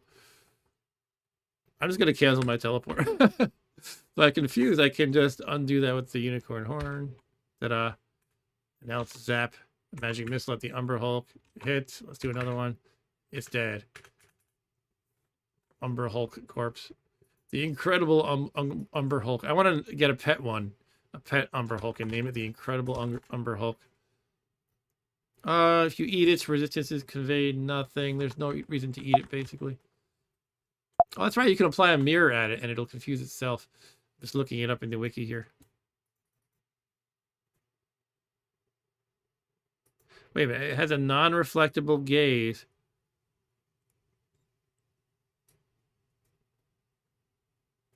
Oh. If it's non-reflectable, then why does a mirror work?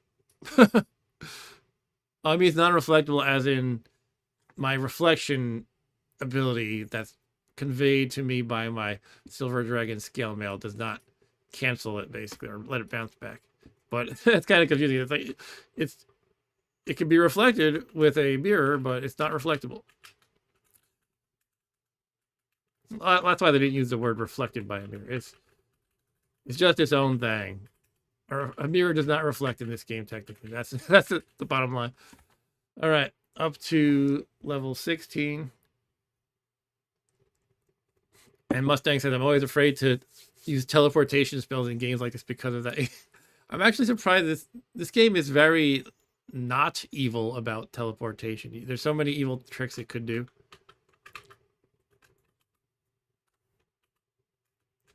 And I always think about this book I read. It's considered a sci-fi classic called The Stars My Destiny. The Stars My Destination. And in that book, there's this concept of something called jaunting. I think everyone can do for whatever reason. I don't recall why. And jaunting means you choose to teleport somewhere. But you have to be able to visualize a complete path to your destination. And if you mess up, you could teleport into like a wall and die. And so one of the scenes that sticks with me, that's always stuck with me is, and I probably got some details wrong, but there's a prison scene where I think the main character gets locked up. And they have it like, because of jaunting, they built this prison in like under a mountain in like a labyrinth or something. So it's like basically nearly impossible to jaunt out of it without dying.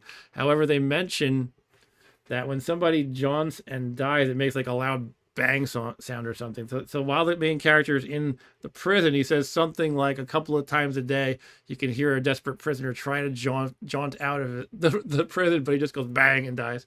So it's like just he keeps hearing the sound every once in a while of desperate people trying to teleport out of prison and failing and dying. It's a fun little novel. It's been a while. It's been like 20 years or so might have some details wrong. Anyway, the fountain. I'm kind of last time I was going nuts with the fountain. That I'm gonna go back on that and not do. This is interesting. I think I encountered this last time. Ogre Lord thrusting a unicorn horn at me. Now, a unicorn horn is a great thing to polypile because it'll turn into another magic tool, which can potentially be a very coveted magic marker. And I'm just going toe to toe with the Ogre Lord. You know, my natural reaction, is to go, oh, I should watch my hit points. It's a big freaking ogre bashing my fragile wizard. But look, it's like, okay, it did 1 point of damage. Oh, well, that's too bad. It used a potion of extra shield. Let me just zap it. Stop fooling around. Yeah, so unfortunately, I didn't get to take that potion it drank. Let's take the unicorn horn. That's great to have.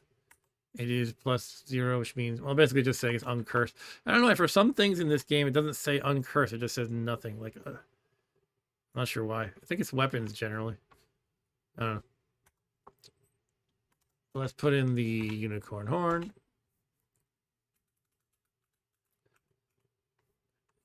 You can do polls in this chat, can't you? I mean, like I said, yeah, here's what we're going to do. We're going to do a poll. Have you played Nethack before? I just think this could be fun. To spur some interaction. Just yes or no. Have you played Nethack before? Can I vote? No, I can't vote.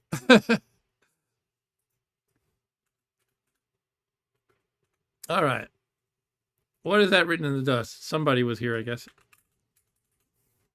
Elven crap. I'm an elf myself, and I see a bunch of elven weapons. I'm like, it's just a bunch of elven crap. Something invisible's attacking me. 100% say no, they have not played that act so far. Just a cave spider, okay. How do I see? It tells me the percentage, but I don't see the individual. Oh, there we go. Looks like we got, oh, this is fun. I should just not check it every 5 seconds, though. I'll let it go for a while.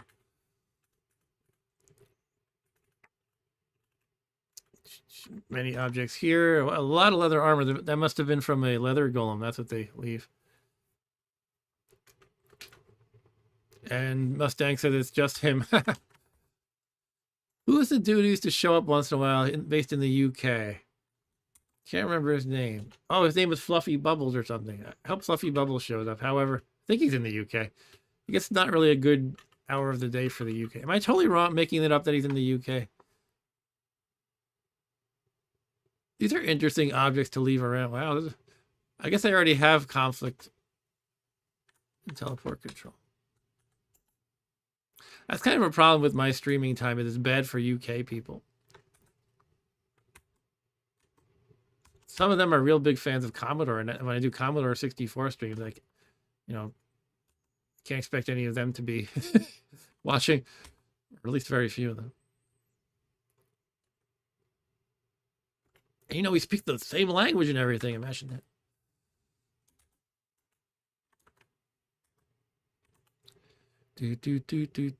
What else did I want to put in there? I don't know. It's kind of liberating when you're okay with being burdened all the time. But again, that's not good to actually consistently stay as burdened if you want to actually get into the more difficult areas of the game. That's why I was saying once I get into the Valley of the Undead, I need to stop being burdened before I do it. So it looks like the votes are 1 yes and 2 no so far about have you played Nethack? Okay. Where are the stairs up here? Must be under some object or something.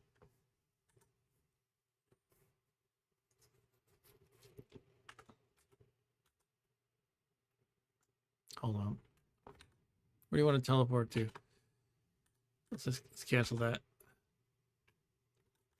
Terrain. Here, clear all that junk. Where are the stairs up? Oh, they're right there. Okay. Underneath this junk. All right, this is the rogue level. It looks like old school rogue. That's why all the graphics look different. And that's why it says at the bottom, it doesn't say that anymore. I guess only the first time you enter the level. It'll say like, this looks like a primitive, this place is from a primitive time or something like that. All right, so this is where I got to be careful. It has the bag of holding that I want.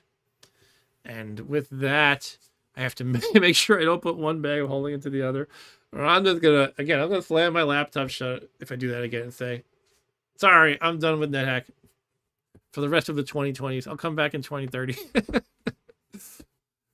Mustang says, I have a friend from the UK. It's hard to coordinate anything because of the time difference. Yeah, imagine doing stuff online, especially like having, you know, playing an online game together, whatever. That's kind of hard. Just generally, you would do that in the evening after work.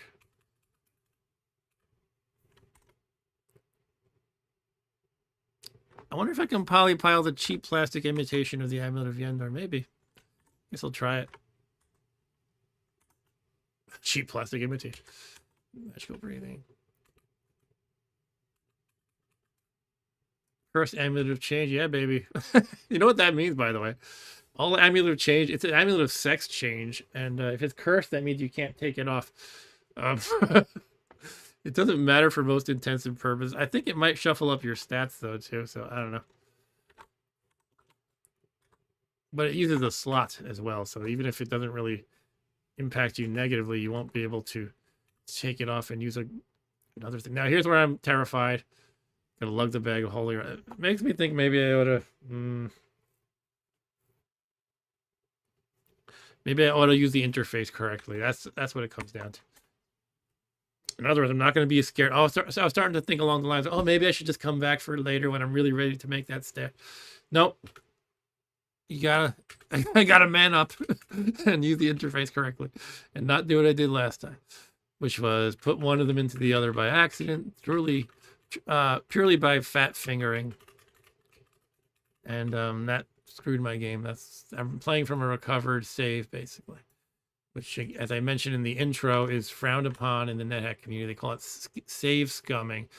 But really, to me, it doesn't cross my personal boundary of bad taste because it was just an interface, a user interface error.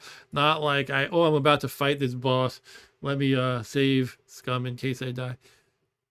All right, so I basically got this part done.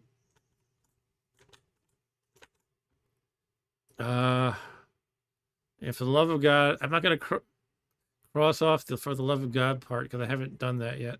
For the love of God, don't fat figure anything related to that.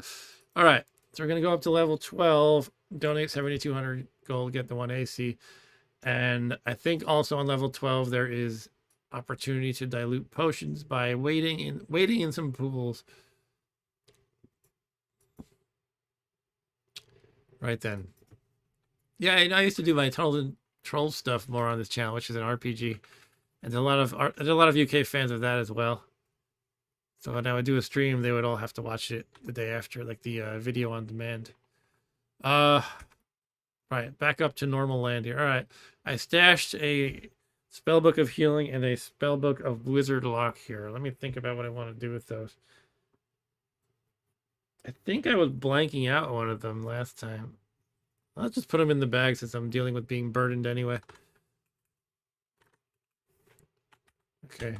So Wizard Lock is kind of crappy spell. I mean, I'm sure some smarter people could come up with a good use for it, but once it comes down to trying to not be burdened anymore, sometimes you do got to dump the junky spell books. For now, I'll just hold on to them, I guess. I have create monster. I didn't even realize that. So I can just summon monsters on demand here. Look, make a monster, make a monster. That's good for dumping, not dumping, farming for corpses at an altar, basically. I don't think there's much more of that I can reasonably do at this point. Do you have a lot of friends in the UK, Mustang? I find it interesting that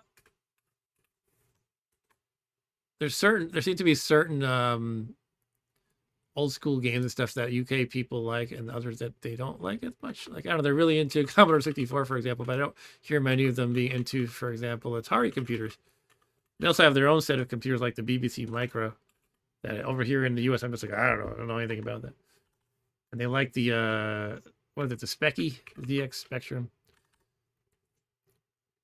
Right, so I guess just back up the stairs.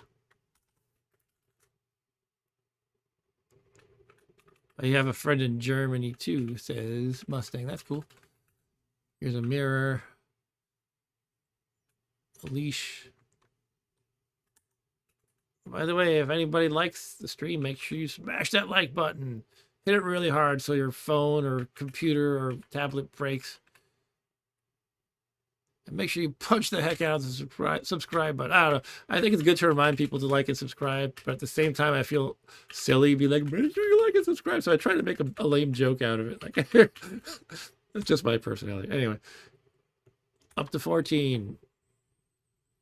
Thank you, whoever hit the button. Smashed it with your nose, whatever you did. I feel clumsy again. That's what happened. By the way, the reason why it's happening is because I'm abusing my dexterity because I'm running around satiated so much. If it says satiated here, that means I got a really full tummy. And if you run around a lot like that in Nethack, you gradually lose dexterity. But I have this sort of cheat code that is the unicorn horn. It's an overpowered thing, the unicorn horn. You can just keep using it to undo anything like that. Hey, Podesta, how's it going? Podesta says, that was me. Thanks for hitting the button.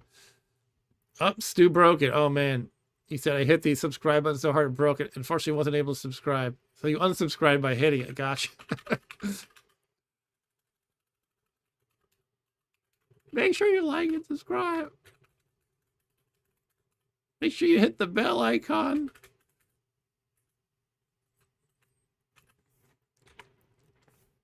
It is good to hit the bell icon.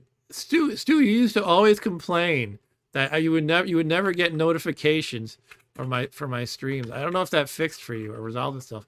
There was somebody else too. I don't remember who. Is it Arturo maybe? Speaking of Arturo, please say hi if you're here. Yeah, guys, you know, Stu's game reviews here. He has a fun channel too. He does a lot of old school games as well. And sometimes newer stuff. He's into like adventure games and he's a big collector. So sometimes he plays, I mean, I don't know what goes on in his head, but to me, it seems like he plays games just to see what they're like, even if they're like a strange CD-ROM educational game from 1997 or something like that. Sometimes they're fun to watch and to make fun of. Like, oh my God, this thing's so bad. All right, here's the level. This is dungeon level 12. This is the one I wanted to be at. There's pools I can go wading in here to dilute potions as well as wipe out some scrolls. And here is the temple. There should be a priest or a priestess in here. This underscore means an altar. So I can donate the money to her. I think it's a priestess. To get my 1 point of armor class bonus. Then I'll be maxed out essentially as far as donation-based armor class bonuses. And yeah, I'll get my holy water and stuff. And Mustang says mostly the stuff I actually want to watch, I don't get notifications for. Yeah, I mean, I hear it. Sometimes I feel like it comes in waves. Like some channel I subscribed to 2 years ago, I don't hear anything from via notification, and then like YouTube will start notifying me every day. All right, so Podesta says I don't even see the Matrix. I see Goblin Priestess sword and potion. Yeah, I guess this game is kind of like the Matrix. And once you're used to all the characters and stuff, like I know that this pink parentheses here, I'm about to look at it with the cursor, but that is a tool because it's a left parentheses, and the pink or magenta really, that means it's probably a towel or a magic marker. 99% chance it's a towel. It's a towel, yeah. So I wouldn't have left a magic marker around. Who's that fellow on the right?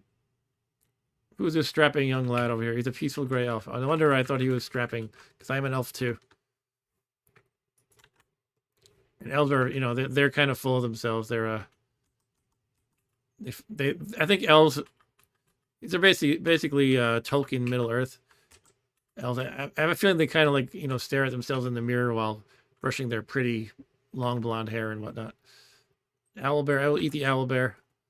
A hard time getting it all down. I'm pretty full of owlbear now. Giant beetle.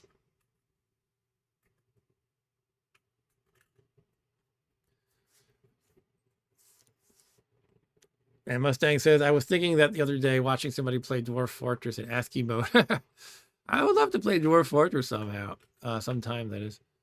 So you can see I previously wrote Elbereth around here, and I can tell you exactly why. I was going naked in this room to do my, which I'm about to do again, is to do my dilution and scroll blanking tricks, basically. So the idea is I don't want to get caught off guard. So I'm writing Elbereth around the entrances to the room so that no scary guys can come in, or at least very few. There was a number 1 here. I should see what that actually is. I put on my towel and I still don't know where it is. That means it doesn't have a brain. So what?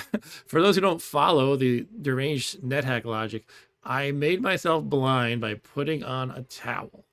And because I have an intrinsic ability called telepathy, whenever I'm blind, I can see everything on the level, like this gremlin here, this monkey, this nymph, this black unicorn. Oh. But you cannot see things that don't have brains, like a fungus or an ooze, because the thing is your telepathy is supposed to be latching onto their brains or whatnot. So that's how you detect them. So that's why. Yeah, the towel thing is definitely from Hitchhiker's Guides too. Definitely inspired by that. And Podesta says, I never had the patience to get into it, referring to Dwarf Fortress, but I think it would be massively rewarding if you put in the time. I think you're right. It's kind of similar to this. I mean, it's a different kind of game, but like just the whole learning curve and satisfaction once you actually put it in. That's my thought anyway. You know, I haven't tried Dwarf Fortress. I think my son, sometimes co-host Mr. Rob Bob, has the commercial version with graphics and everything. So maybe he could show me. Sometimes when we do Saturday streams, we play a game he likes and he kind of teaches me as we go. What's going on with this snake here? It's a python. It's a python named Monty. I'm going to magic missile it because I don't like it. I'll take off my blindfold. Just, oh, it's coming to approach me. Okay. He killed a python. Hooray. My friend had a pet python growing up, if you can believe that. Oh, that's right. I left a Morningstar named Trollsbane here. It's like, who needs that? Stu said, I wish I could show you the Nethack shirt I'm wearing right now. Why don't you take a picture and you can post it on your Discord. I'm there too. Or wherever you want. You can just DM me it. I don't know.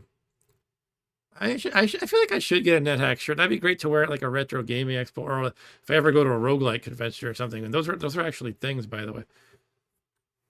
All right, here is Alter to Anhort now. I have to focus. Sorry for I have to ignore. I can't screw this up. Let me think what I'm doing here. First of all, let's do the donation. So I'm going to give this priestess here, I believe it's a priestess. Yeah, Peaceful Priestess of Anhor. My level, my experience level, not the dungeon level, 18 times 400 gold as a donation. And that should be 7,200, but I'm actually going to pull up a calculator like a big dork Just to make sure I'm not doing the math wrong. Yep, 7,200 it is. Thank you, Google. Actually, I'm so lazy, I don't even open the calculator app. I just type things into Google. Okay, thanks, Stu. Stu sent me his photo. Would you like it if I share it on the screen, or would you not want me to show that? You might be showing me more than just your torso. That's what I'm afraid of. Maybe you're only wearing the t-shirt and nothing else. Okay, that's cool. That's awesome that you got on that Nethack t-shirt. All right, he says you can share it. I don't care. All right, so here's my man, Stu. I met Stu in person. He's cool, by the way. It was his Nethack t-shirt. What a coincidence. Or did you like wear this knowing I'm going to be playing Nethack tonight?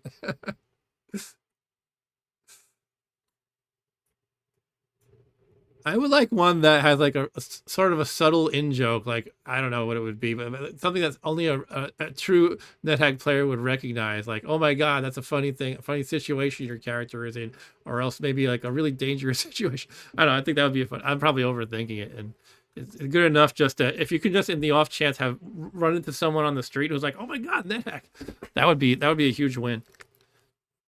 By the way, I have a pair of jumping boots on my person. I just realized it's good to hold on to that.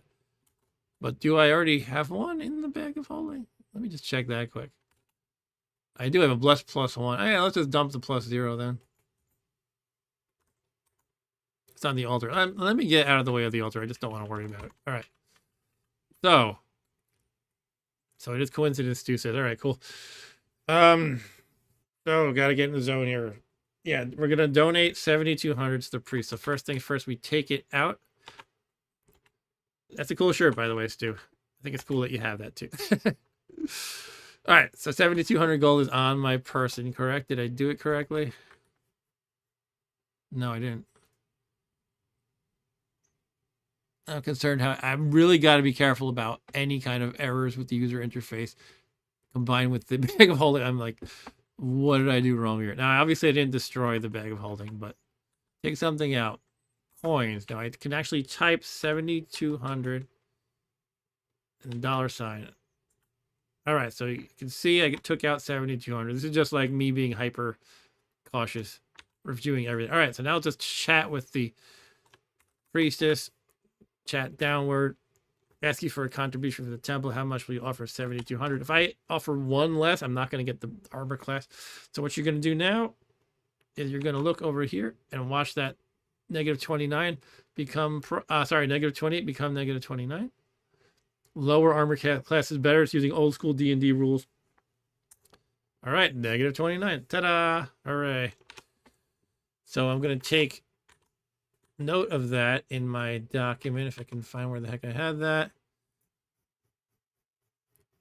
9 gains so far, and 9 is the limit. Now, it's a technicality that you can actually go beyond 9, but it's like the probability of it working is very slim, like 10% or something like that. So it's not worth dumping all this money with a very slim probability of it actually working.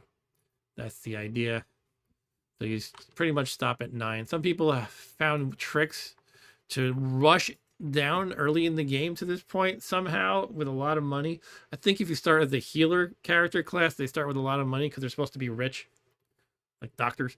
And the thing is, because the math involves multiplying your experience level by 400, what you can do is if you can rush down here and just somehow evade enemies killing you, you can get a lot of armor class early and for very cheap. So they call that the protection racket. I've never tried that. It sounds very dangerous, but it might be fun to try sometime. And Mustang says, somebody I watched had a dwarf fall out of a tree because another dwarf decided to take his ladder, and he spent 2 years with broken legs, unable to walk, stuck outside. The other dwarfs would feed.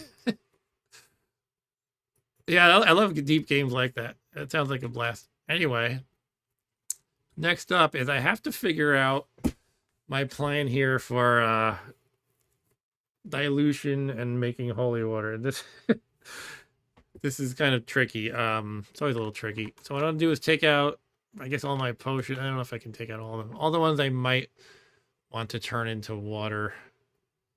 It's kind of hard because it's hard to make the judgment call. Some of these you can use with alchemy. I think levitation with something else might become gain level. So it's like, do I want to just keep the levitations? But let me choose some of the no-brainers first. Even some of the no-brainers, I like confusion, trigger something in my head. I go, well, actually, it can be beneficial to be confused sometimes. By the way, a quick revisit of the poll says we got 5 votes in. 2 people have played NetHack and 3 have not. All right. All right, so what do we want to make into water? Confusion. Honestly, I don't know. This is you're gonna watch me waffling with this kind of stuff for a while, by the way. So bear with me. Object detection, sure. Monster detection, sure. Restorability, absolutely. See invisible, absolutely. All right. Oil, yeah, let's do oil. Hallucination, yeah. Confusion, yeah, I already sucked it. Extra heal. I could argue extra healing is less useful than the full healings, and maybe I just want to collect full healings when I can get them and just kind of get rid of the extras. I'm trying to talk myself into that, though I haven't fully talked myself into making that decision. This game is pretty deep too. One of the examples people commonly give to express how deep it is honestly, this isn't really that deep, but what it is if you kill a cockatrice, the corpse will kill anything that touches it. It turns it to stone. So you have to be careful you don't pick it up without gloves on. If you do have gloves on, you can hit somebody with it and they turn to stone. It's like a one-shot. Also, you could turn polymorph into a cockatrice if with a polymorph spell or a wand of polymorph. Then you can lay eggs, and then your eggs are now like grenades that turn things to stone if you throw it at them.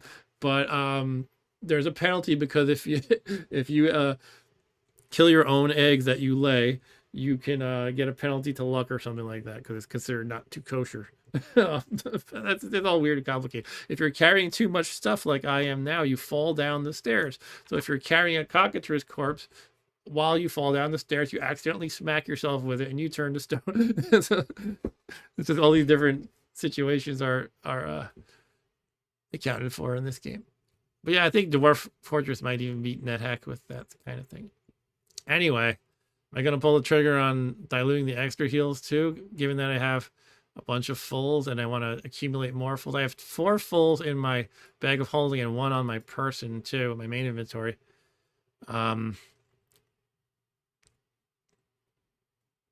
Yeah, Mustang says the game rewards you with being creative and thinking outside the box. Yeah, I do love that. I don't know. I think let me look up something about alchemy. So alchemy is when you mix potions to make special effects happen. And I think I want to save the levitation potions because they have a chance of turning into gain level, I believe. Where is it? Yeah, here you go. If you have enlightenment plus levitation, it has a 60% chance of turning into gain level. And these are like prime, you know, they're the premium thing, the best thing I can get in the whole game, pretty much. Best potion I can get. So that's half the ingredients, levitation. All right. Probably worth keeping them. Enlightenment is pretty rare, but yeah.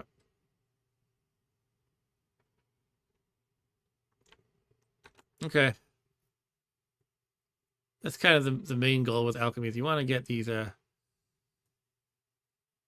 gain levels ideally. I'm not going to look too deep into this at the moment. This is the thing I do, by the way. I look at the wiki anytime I'm unsure of anything. Especially all the really deep and complex stuff. All right, I think I'm going to do it. I'm going to get a little crazy. And I'm going to turn the extra heals into water, too. Because I'm at the point of where, you know... I actually have 5 full healings right here on my bag of holy. I missed one of them before. So I have 5 in the bag of holy and 1 in my person. And you don't chug them all the time. So I'm going to do it. These are all turned into water. And what I might do is once I have a big pile of holy water, I might make some of them into poly pile fodder when I go back down and do that because maybe, I don't know, maybe I get a gain level or something. I'll think about it. For now, let's just make all these into water. Again, I'm keeping the levitation. All right. Look at all that. All these potions I take out. I now have a huge mess of them in my main inventory. I definitely want to keep this full healing. I don't want to dilute that. Again, I like to always keep one full healing on my person just in case I have a desperate need to fully heal. Something hits me down to 1 hit point or whatever. You don't have to rummage through the bag, which takes another turn. But here's the thing. Now I have to step into one of these pools, and I actually want to consider which spells and or scrolls and or spell books I want to blank out. But I need to get rid of everything else, put it in the corner, make sure no monsters can mess with me while I'm doing this. This is to just make the potions and other blank stuff. Yeah, so I gotta think, what do I want to do here? I have a bunch of blank scrolls already. Might have more than enough even. So all the identifiers are garbage to me. That's the way I'm treating them. So I can make those blank. And again, I can always use some of these for poly fodder as well. Look at all these blanks I have up here too. Jesus Christ. Maybe I'm, yeah, I don't know. Maybe I'm pretty good. I'll just blank out the identifiers, I suppose. I guess amnesia is kind of useless. So I'll do that one too. All right. But yeah, I'm pretty good with blank paper at the moment.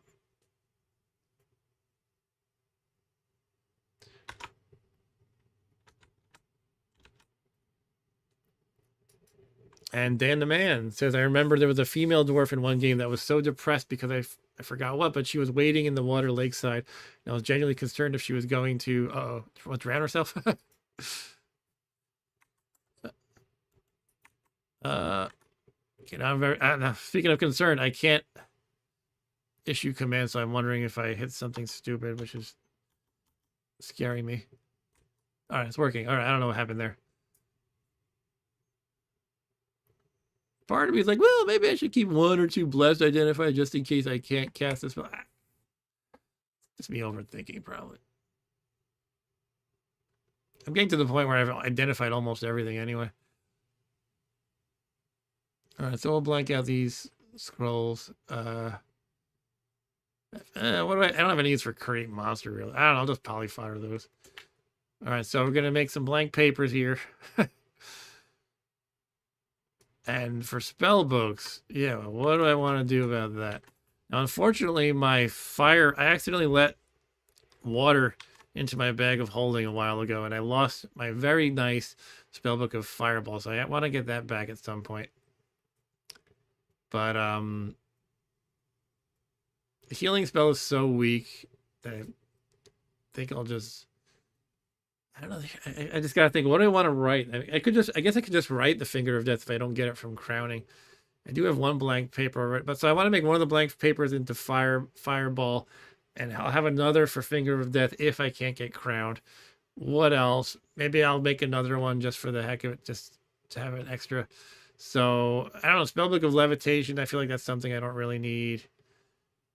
I've already read Magic Missile twice, so I might want to. That's gonna just, I think it disintegrates once you've read it 3 times. So I might want to be able to write that again soon. I guess long story short, I'll try to blank out maybe 2 of these.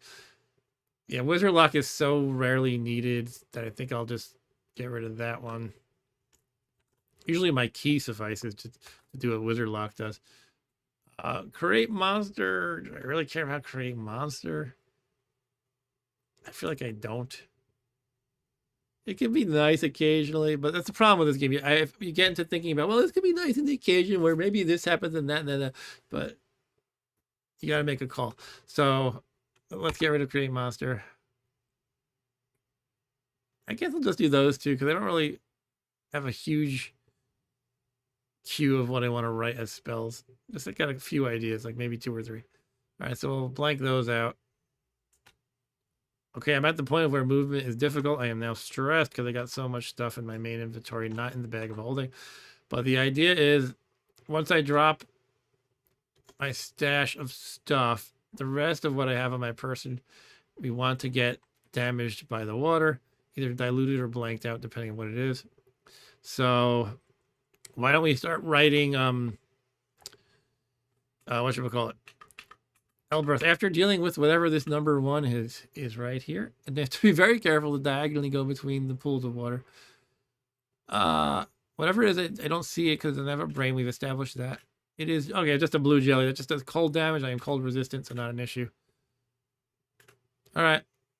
Now, let's lock that door and write some Elbereth. This is just kind of like being super cautious here.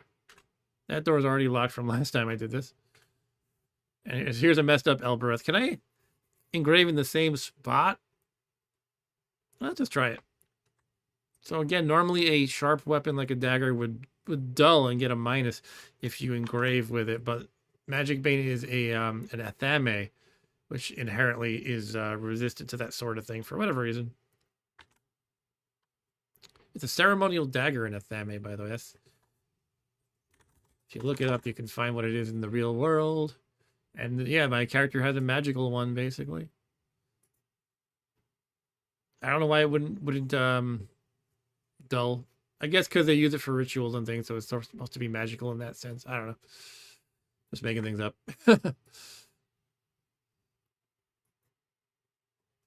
Okay, so first we're going to engrave Elbereth.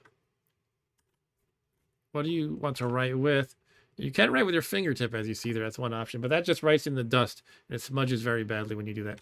So we're going to add to the current engraving. Here's the thing. I'm not sure how this works. I want to replace it. It might be worth a look-see in the wiki, just so I know what I'm doing. I mean, I could always write in the next space over. It wouldn't be a problem if these two somehow conflict. So what does it say? Add to the current engraving. Add to, no.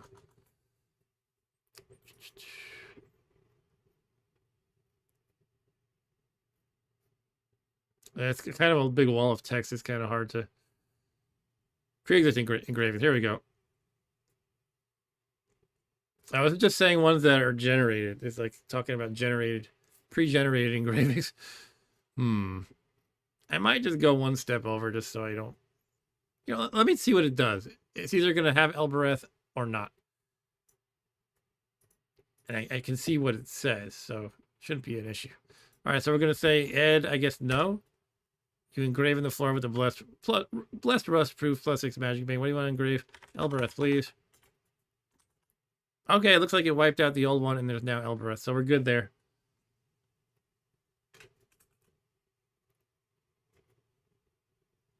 I guess I wrote it here before, too. Yeah, might as well do it. This is really just being overly cautious, honestly, but... the game of Nethack will take every opportunity to screw you up. I have this problem when I speak. Sometimes I have to type what I'm speaking instead of what I intend to type. So I'm saying Nethack screws you, and I start typing Nethack. Yeah, I'm writing Nethack in the ground. That's really going to help me. Okay, let's instead engrave Elbereth. All right, we got another Elbereth. Let's write one here. And really, gotta be careful about not stepping into these pools accidentally. And here's our last Elbereth. All right, so we have this magical barrier around, plus a locked door. All right, time to do it. This always makes me nervous, because it's so scary dropping all your good stuff. And the message it gives you, it's like you sink into the water. You barely escape. It's something like that. It's scary. But as long as you're not stressed or burdened, which I am right now, but I won't be, you always 100% of the time survive falling into water. All right, so now we drop the junk. We're going to... the junk being the blessed eye of Ethiopia. Going to keep all those scrolls except the blessed scroll of Teaport. I call it Teaport sometime. I'm going to turn all those into paper. We want those 2 spellbooks to be paper. Yeah. I want to drop this full healing because I want to hold on to that. Kind of feels bad diluting the extra healing, but I guess I made my decision. All right. And some of the things I'm like 99% sure nothing bad could happen, like these rings, but I just want to drop them anyway. Wand of Death. Don't want anybody coming along and picking that up and zapping me with it when I don't have my reflection or or magic resistance. That's horrifying. It's very scary to think about. And Podesta says, what are curse scrolls and potions? Yeah, everything in this game that has a magical effect, such as say it's a potion of healing. It can be uncursed, blessed, or cursed. So if a healing potion, now don't quote me on this number, but say it heals you for 1d8 hit points if it's uncursed. Now if it's blessed, it'll do something like heal you for 2d8 hit points. But if it's cursed, it'll have a worse effect. Maybe it's only 1d4. That's the general gist of it. Basically, cursed worsens the effect and blessed enhances it. It can depend on what kind of object, though. For armor and weapons, a cursed thing just means you can't take it off. So if you have a cursed, dagger, once you wield it, you cannot unwield it unless you remove the curse first. But yeah, that's the gist of it. All right, so yeah, let me get back in. I head back into this part here. And it's totally cool, by the way. Sometimes I say, oh, I was distracted by the chat, and somebody feels they need to apologize. Don't ever do that. I'm here to chat with you guys. Otherwise, I would just be playing this game. If I didn't want to chat with you guys, I would just play this game locally without going on stream. All right, so we're going to drop the bag of holding. We're not putting them into each other, right? 99.999% sure we're not messing anything up here. Okay, dropping it. It's all in a stash. All right. Okay, now we have to take off the armor. You can't drop it until you've taken it off first. Want to be teleported? No, thank you. Take off the shield. Take off. Cloak of protection. It's so scary. See, all these really important things. Just I'm taking them off and dropping them. But the Elbereth, that's what it's for. It's the extra safety. Take off the Hawaiian shirt. Drop all this armor. All right, so this is the stuff I'm going to walk into the water with to blank out all these scrolls and the spell books, and the potions will become diluted. Now, it won't all work at once, so you have to step into the pool repeatedly, basically. Yeah, Podesta said I remember something about it meaning you couldn't take it off. Yeah, I think that's a thing about I think that comes from older versions of D&D. Maybe that's still a thing in D&D, where like you have a cursed weapon, it means you can't not use it. It wills itself to your hand, it says in this game. All right, so I'm going to review super carefully. Don't care about amnesia. Do a checklist. Don't care. Don't care. Don't care. Don't care. Don't care. Don't care. Don't care. Don't care. Don't care. Don't care. Don't care. Don't care. Don't care. Don't care. Don't care and don't care. Let's do it. Here we go. And that's my whole inventory, right? Yep. Stepping into it. And look at this. This is what's scary. Like it says, you sink like a rock. And here's all the stuff that fades and dilutes. This is what I don't like. You attempt a teleport spell. Yeah, because I have this teleport control and teleport ice, it'll make me try to save myself with a teleport spell. And this actually throws me off and I don't like it. Because I think if I hit escape or something like that, I'll just go in a random place. And I don't want to go in a random place when I'm naked. So let me just say, I think you can select the same space you're already in. But nonetheless, I'm going to go like just right here. There. But it's like an extra complication in an already sort of delicate process. So I don't like that. It makes me nervous. All right. So now, you can see I have 2 scrolls of blank paper here. So those are done. This spell book is now blank paper. And some of these potions are diluted, but it takes 2 degrees of that to make it into water. So I need to do that again. I guess I could drop the lowercase k and lowercase o. Those are all set. Yep. I don't know if there's any real reason to do that, honestly, but I'd do it anyway. All right. Some more stuff is diluting and whatnot, and I can teleport away once again. Let's go here. Drop lowercase b. Only problem with scrolls, sometimes you step on the space with a scroll. Or is it when you pick it? I think when you pick up a scroll, sometimes it just crumbles to dust. So too much dropping and picking it up could be bad. All right, let's keep going. Sink like a rock. Dilutes, fades. Attempt. Teleport once again. Okay, we've got some blessed blank paper. Another spell book of blank paper. And now, do we have some water? We have some water in the house. Is it really? There's probably no need to drop them, really. It just kind of helps me keep track of things a little better. Now I know all these things need to be submerged some more. Okay. Got another water here. Water. There was like this video that kind of became a viral thing about we Long Islanders saying the word water. It was like all these kids talking about how to save water. It's like a PSA from the 80s. And they're all like, we got to save water. Turn off the sink to use less water. And people were making fun of the way we speak. All right. Water. So we kind of joke around, say that jokingly in my household with extra exaggeration. My wife is not from Long Island, so she likes to make fun of the way we talk. I mean, the way we talk.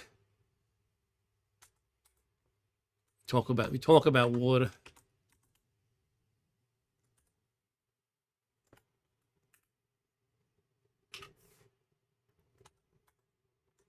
All right, now I have the 5 identify scrolls are now blank paper.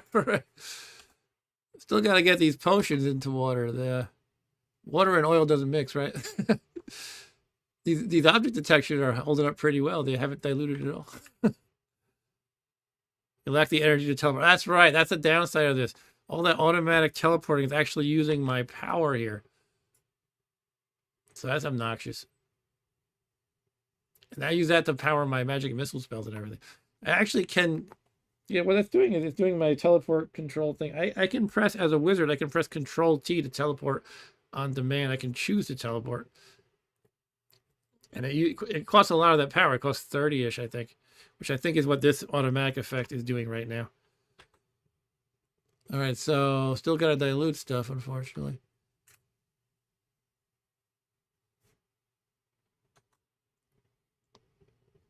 All right. Stu says, this is my record peak number of viewers, and I really appreciate everybody who's watching. 64 viewers. I mean, I've had some pretty hopping streams lately, especially regarding the Commodore 64 Ultimate, but I've never had 64. Speaking of 64, that's 3 people just dropped now 61. I have noticed that a lot of times if I say, hey guys, I see a lot of people watching. If you want to say hi in the chat, feel free to do so. And I see like 5 people drop. I feel like people feel like they're being noticed and they want to jump off when you say things like that. It's kind of funny.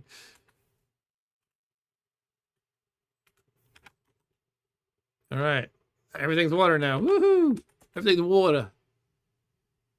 But that's just they can't handle the pressure. Yeah, it's like, I don't know about this. I don't want to hit the like button. I don't want to say hi in the chat.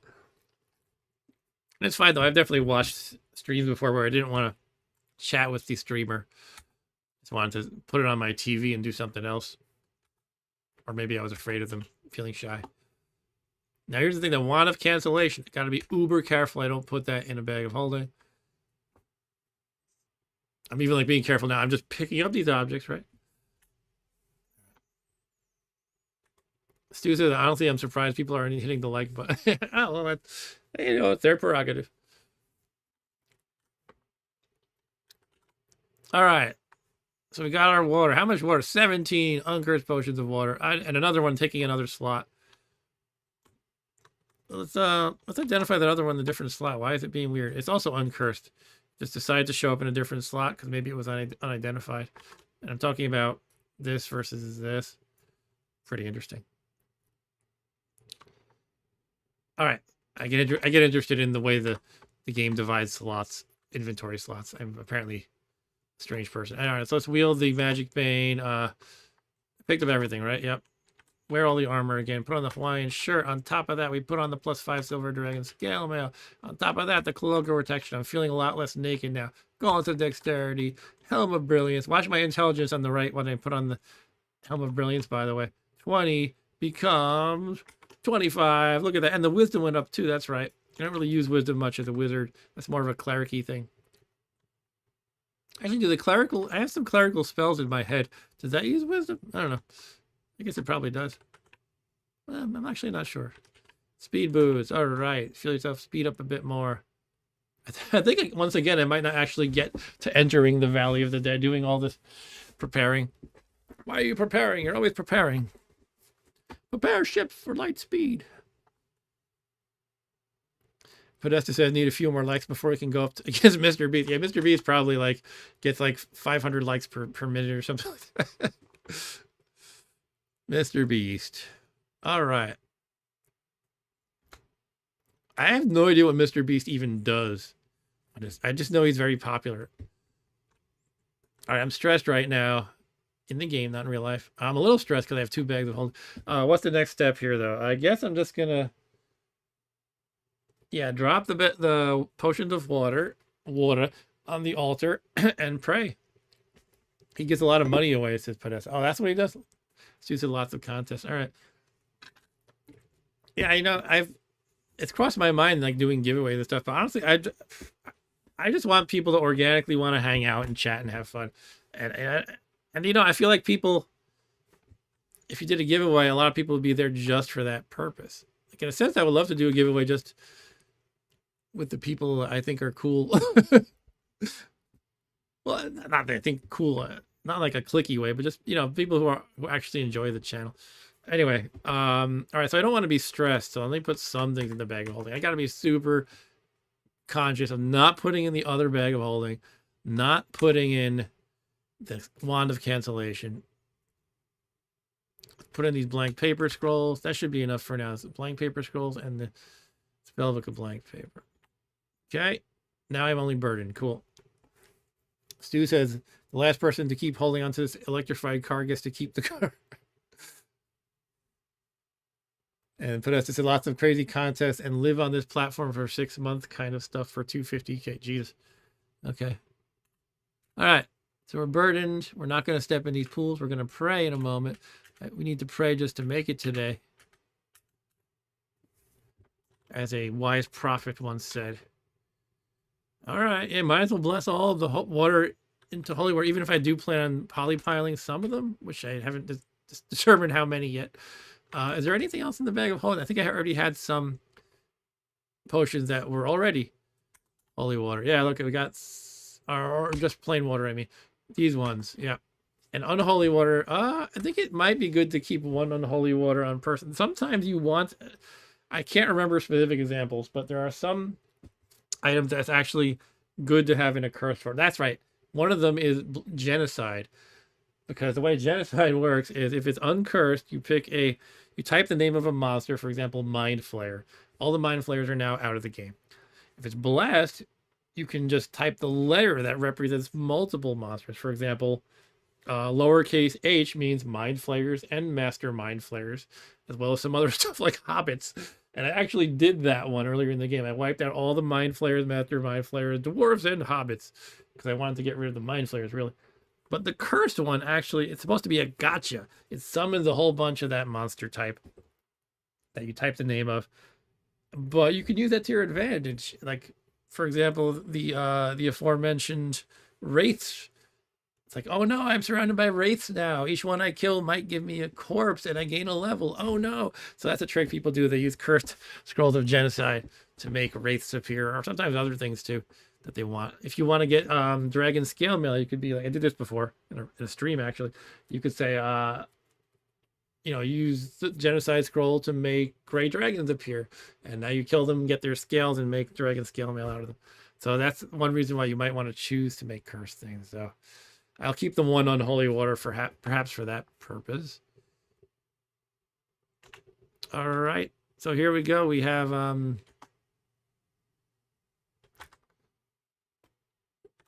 bunch of water on this altar. Water. Let me, I don't need to identify. They're in different slots for whatever reason, but there's 21 potions of water. Wow. That's a lot. All right, so I'm going to have 21 holy water, assuming all goes well. And the same prayer could trigger the thing I'm hoping for. Oh, shoot, that's right. Before I do this, there's a Black unicorn on the level. I just want to make sure I have very high luck. I'm pretty sure I kind of do already anyway. But if I throw a gem at the black unicorn, which black matches my chaotic alignment, I will gain some luck. I am a little puzzled by what... Oh, I'm being teleported right now. Okay. I think. Yeah, I am. So I could go right up to this black unicorn that I plan to throw a gem at. Here I am. Let's take out a gem. Now I want to take out a gem that has value, or it won't work. No worthless glass. But I want to be a cheapo and pull out the cheapest valuable gem. Because that's just the way to do it. And I don't remember what's the cheapest. I got to take a quick look. It might be like a garnet or something. Cheapest, sort by cost. So I just sorted by cost, but I think I just clicked link into the Zorkmid here. Right. It's got to be a gem. So obsidian or a gate. I never know how to pronounce it. A gate. Obsidian or a gate. I should have at least one of those.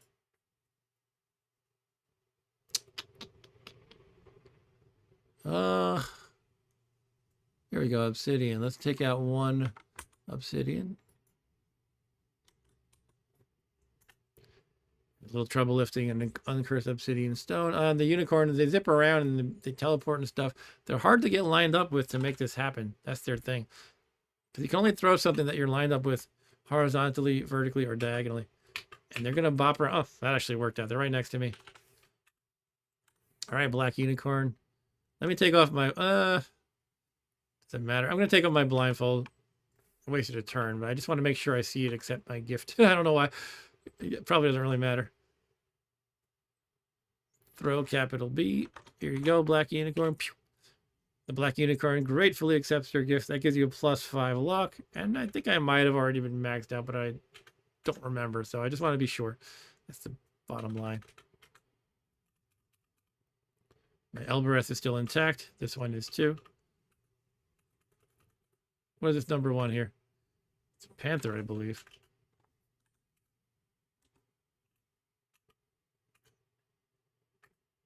Try to forget about the panther. Yeah, I guess I'm all set to pray. Sometimes prayer will uncurse cursed objects that are on your person. So is there anything worth doing that with? I mean, I feel like probably not really. There's a couple of things like curse create monster. I guess I could do that. I don't think I want to bother really.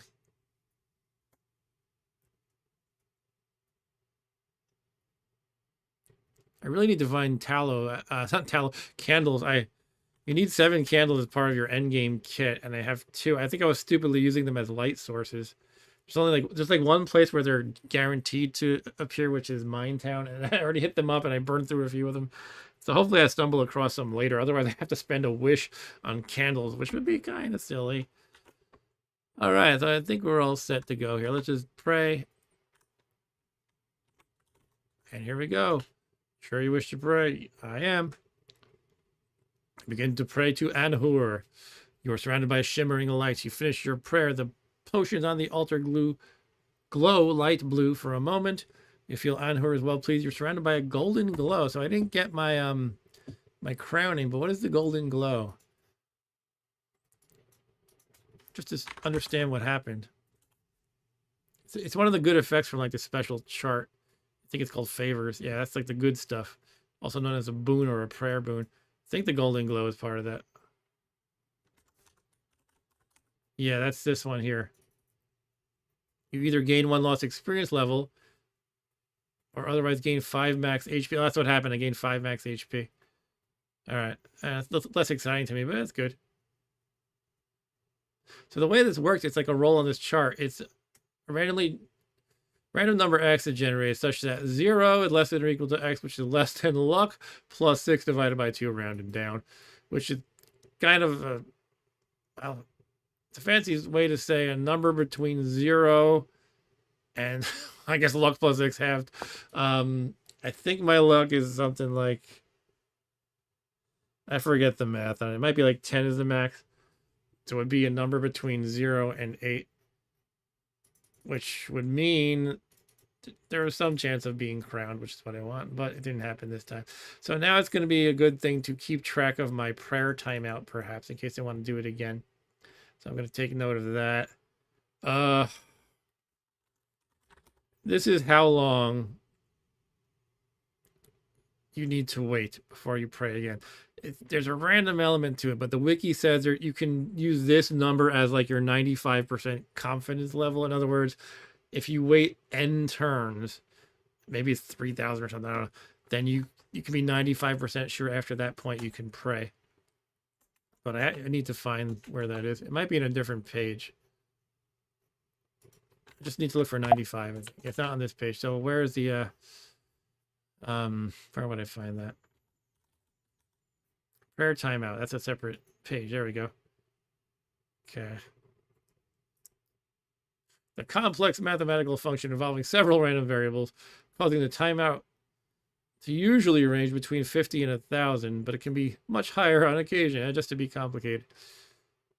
Now, I haven't done these things that really mess up your prayer. Once you're crowned, you can't pray much anymore, basically. And I'm okay with that because I'm about to enter Gehenna. But I need to, I want to get crowned ideally first, but I don't know. It's actually a lot less than I remembered. I thought it was like 3,000. 95% confidence value with an additional 145 turns. And 100%. Does that mean you just need to wait 150 turns, or what does it mean by additional? I guess I need to actually understand this a little better. Initial value is 300. It decreases.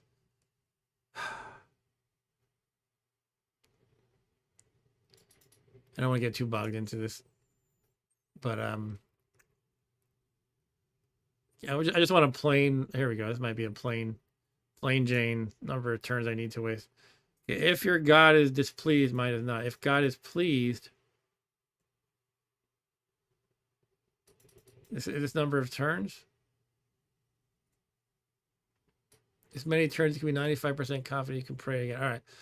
So my experience is not less than or equal to 17 experience level. I am level 18. So what column do I fall under for that? I have no idea. For 100%. All right. I guess basically I can wait 1229 turns and be 95% confident it's safe to pray. So I'm going to take note. I'm currently on turn this. And I just want to keep getting in my prayers to try to get that crowning. So I need to do 45817 plus, what the heck was that number? 1229. And fancy math here. 47,046. By the way, there's people who say that you can win the game within 40,000 turns. So I clearly take much longer than some people. All right, so I got my note here. Whether I remember to pray again once I hit 47,046, it remains to be seen.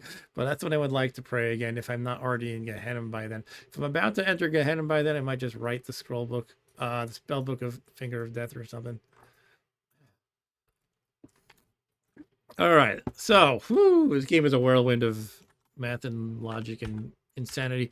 All right, so that's all the holy water. I got 21. Yeah, I'm definitely gonna use some of those for polypiling.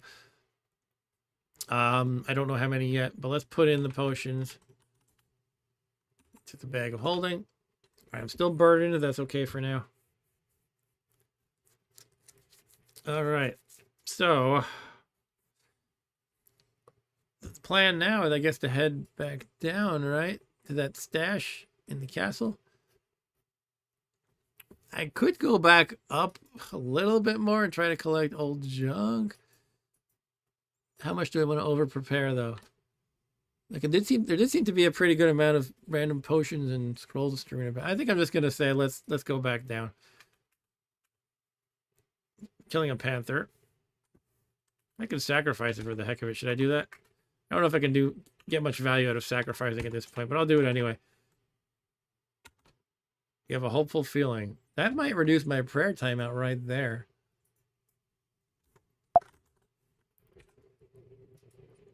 If you have a hopeful feeling.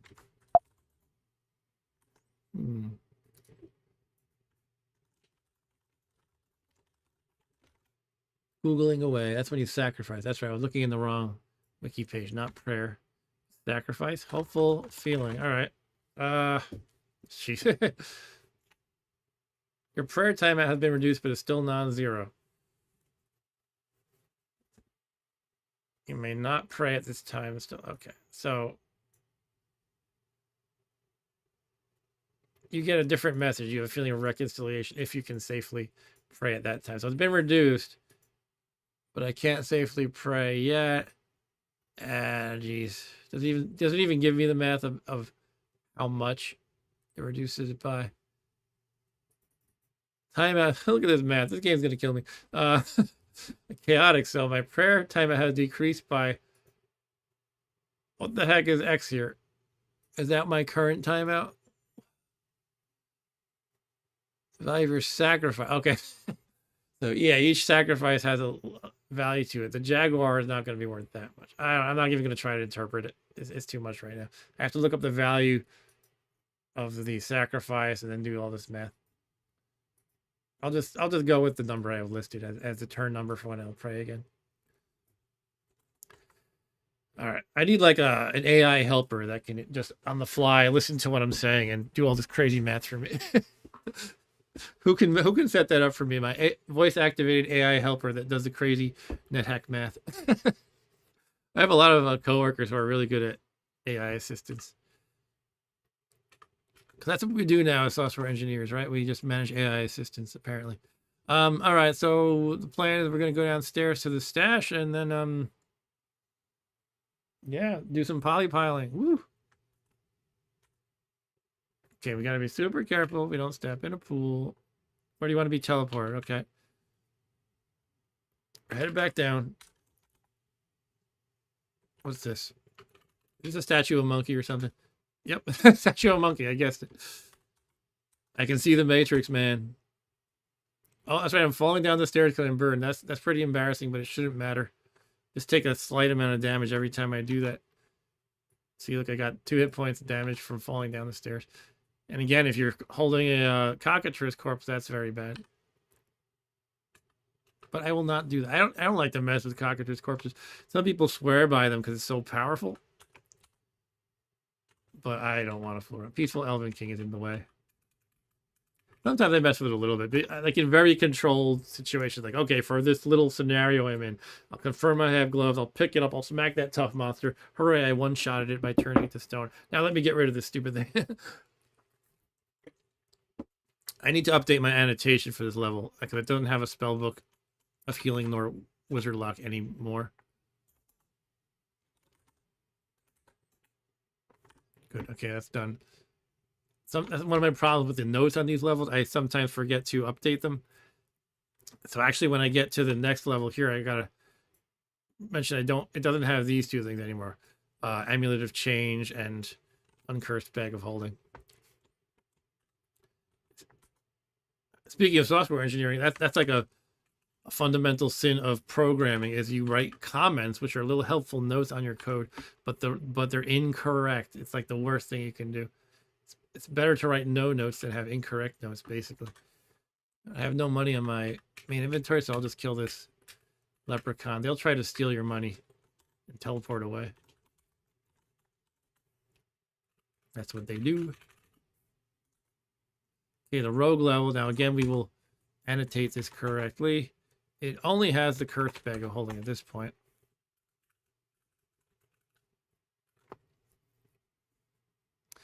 Yeah, definitely correct, Podesta, who says that they also become correct over time because someone modifies the code but doesn't update the comments. Yeah, that's a common pitfall. That's actually why this is maybe unintuitive to non-programmers, but the ideal code doesn't need comments. Or if you write code that comments that explain obvious code, that's a negative thing. The ideal code doesn't need comments because it's extremely clear to begin with. I'm teleporting here.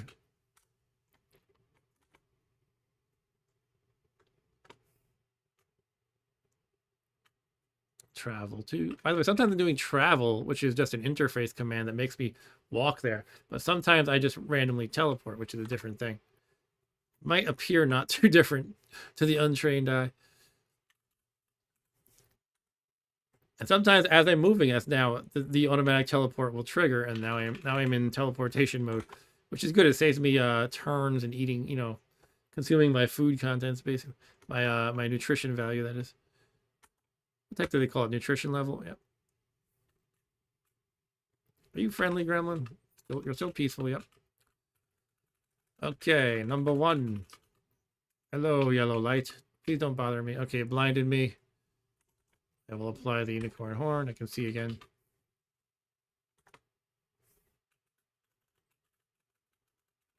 I'm ready to polypile some more. Hopefully enter the Valley of the Dead tonight. Unknown creature causing me disquiet. Show yourself, unknown creature. Oh, it's a zombie.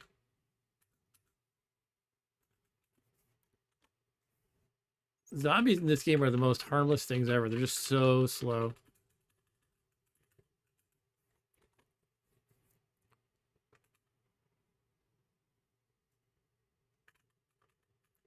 Get over to the next downstairs. And teleporting once again. Next. Hello, Gremlin. Are you peaceful? Yep. All right, over to the next downstairs. All right, back to Medusa's level. Now let's verify these gremlins right here are peaceful once again. Peaceful, peaceful, peaceful, peaceful. All right, we want to put on. We don't want to screw this up. We want to put on the ring of levitation. Levitation ring is on. It is confirmed. It says lev over here in the status part of the screen. So I can walk right over, levitate right over the water. And yeah, we're just heading to the stairs pretty much. Nothing else to do here.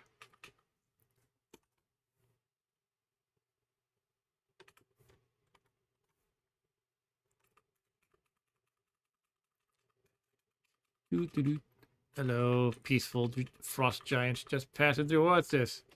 Black dragon? Baby black dragon. All right. Hello? Don't bite me, you dumbass. You're not gonna beat me. You kill the baby black dragon. I want my baby black dragon. I don't know. Here's an earth elemental. Okay, that's dead too. I'll go down here.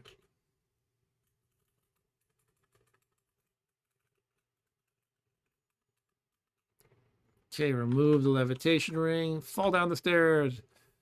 Okay, we're in one of these annoying maze levels. That's right, we fought the Minotaur in one of these maze levels. Again, that's something. That's a creature that used to scare me poopless, but now I don't find them that. Well, I mean, they are challenging. You just have to be prepared for them. You don't want to just melee them blindly when you're too weak. You don't want to do that. Here's a scroll I missed before. Let's pick it up. Yeah, polypile fodder. Oops, I shouldn't be in this little tunnel, should I? Yeah, sometimes my magic bane will give me the stats right here of a critter I'm fighting because it has a magical probing effect sometimes. But I should really plan out my path through the maze here. I can't go to the right. I got to go back this way. And there's a trap here. I think that's why I could not pathfind. A pit is nothing. That's fine. I can fall. I guess I could have used the levitation ring. Whatever. As long as I'm not full, let's eat a random food ration. How about? Satiates your stomach. It was just lying on the ground, so I figured I might as well eat it. This looks like the way to go. Can I pathfind now? Maybe I can. Yep, there we go. All good. Let's head down. Must be comical. Like I fall down the stairs repeatedly. Here I am, this brave, powerful wizard who can defeat anything, and I just keep falling down the stairs because I'm carrying too much. Okay, here we are back at the castle. This is where we have our stash. Where do you want to be teleported? That was from the previous message. Sorry. You cannot teleport on this level. All right. Got to be careful of the water. Oh, that moat unfroze. I didn't realize that happens. But it's no longer frozen. Look at that. And remember, I thought when I zapped the Cold of Wand, it would be frozen for good unless I, like, zapped it with fire or something. But no, it thought on its own, I guess. So that's something to keep in mind.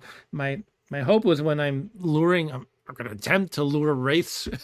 I got a bunch of wraiths following me, and I'm going to be rushing, you know, leading them up and leading them on, I guess. And I want to have that bridge already made. I guess I could just no, I can't just levitate because then they can't cross the water. They'll be like the wraith, the ring wraiths in Lord of the Rings with the water, the river blocking them or whatever. Anyway, I guess I'll put on levitation for now. I'll just have to zap the wand of cold when it's time. Guess I might as well pick up this one then. Right, Podesta asks, I thought Nethack was randomly generated. These levels look very handcrafted. Yeah, basically there are some handcrafted levels that are special, like this castle level, and it has some randomized locations of objects and things like that, and which monsters are generated. But yeah, many of them, most of the levels, I guess, are procedurally generated. Yeah, definitely not all of them. Basically, especially the end game stuff, like the final few screens are all hard coded. I mean, they are, but again, there's random elements in it. But like the layouts are hard coded. Like the astral plane is hard coded, handcrafted, if you will. All right, let's put on the Ring of Lev. It is confirmed to be on.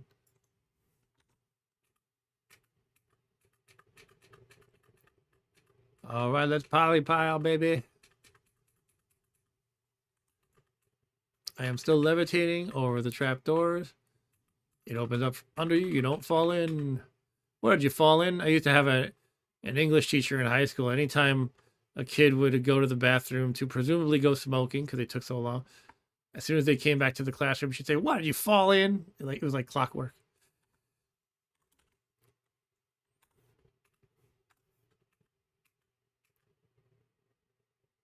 I asked my son who's in high school if kids do that anymore. He said, "No, they just sneak into the bathroom to vape. They vape in the bathroom secretly instead of smoking." But nobody's smoking tobacco anymore at a young age, apparently. I'm not lamenting that by any means. All right, so there's some stuff to do. Hey, Virgin Sun is here. Yeah, I'm doing a do-over. This is a do-over. This is a do-over. Verdant Sun was there. He witnessed my anguish when I accidentally screwed up and destroyed both of my bags of holding and all the contents by just accidentally putting one in the other. So, Jesus Christ, if I do that again, I'm just going to shoot myself. Not literally, in case anybody's concerned, but I might just be fed up with the game for a long time.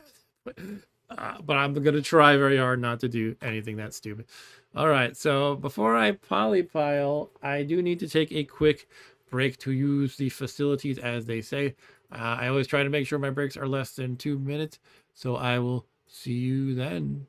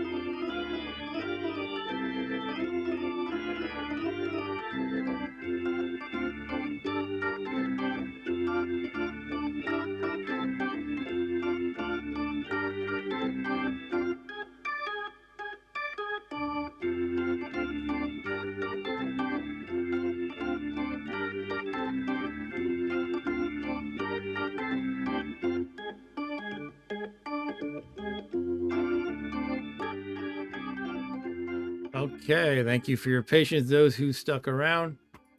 Those who didn't, screw you guys. No, I'm just kidding. Yeah, don't tell YouTube, Podesta, where that's from. That might get banned. Actually, they auto detect music and they'll give you copyright, what do they call it? Copyright strikes or claims, depending on which. But for some reason, for the intermission, they never do. So I guess they don't care about that one. Well, whoever holds the copyright doesn't care. But anyway, actually, you know what? I have my brother-in-law is an organist. I'm actually going to ask him. I plan to ask him if he'll record a little tune for me similar in style, just so I could have a legal thing, and I'll pay him to do it. He's actually the organist for the Atlanta Braves baseball organization. So yeah, he's always happy to get work as a musician too. So that'll be fun to have my own little tune for the channel. That's legitimate. All right. So one thing I was thinking about, you know, you always come up with the best ideas in the bathroom, or at least I do. So part of what is the risk in polypiling is how many items are in the stack. The more stuff in the stack, the greater the risk that things go wrong. And I forget the specific, like some items disintegrate or whatever. What I'm getting at here is a very simple thing I can do is just remove stuff from these stacks that I don't actually care about polymorphing anymore.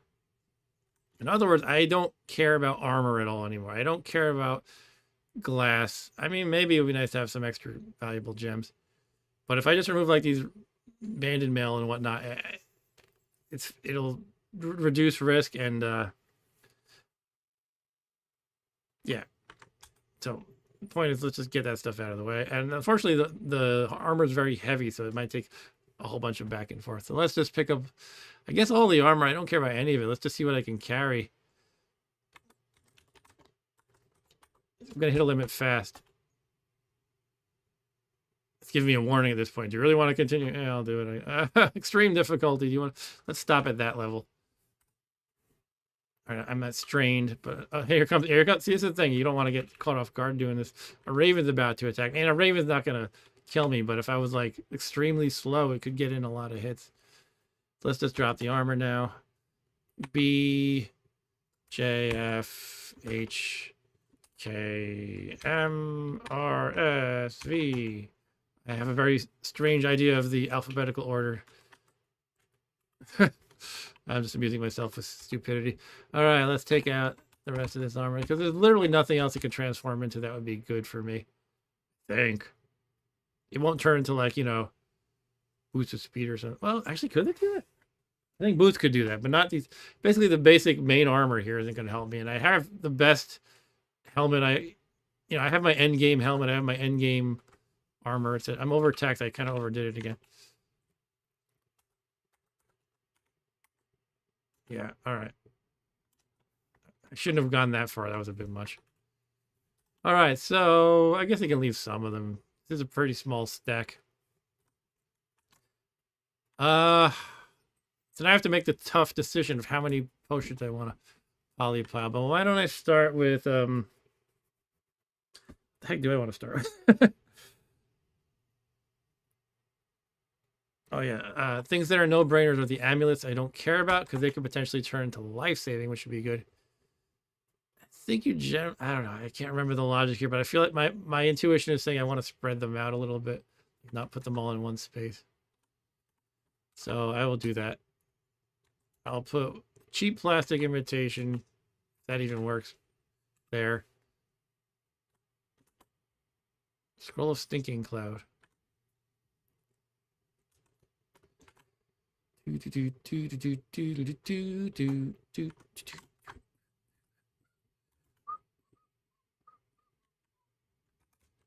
want to keep one magical breathing. Drop the cursed amulet to change, and let's do an ESP. And I'll put the other magical breathing here. Now my hope is one of these amulets will transform with the polymorph wand into the very, very coveted amulet of life saving. Wouldn't that be fantastic? All right. Rotted leather armor. Why is it rotted? So a lot of the stuff that's in the ground is well, pretty much all the stuff on the ground. This little row here is from past polypile attempts. So that's why it's a random piles of crap, quite honestly. The food I pretty much have no need for anymore. I can move those aside. Unless they turn into K rations, that's kind of what I'm using as my main. Sorry, I got distracted. My main food when I can make it happen. Drop some more junky armor. All right. What else am I trying to drop here?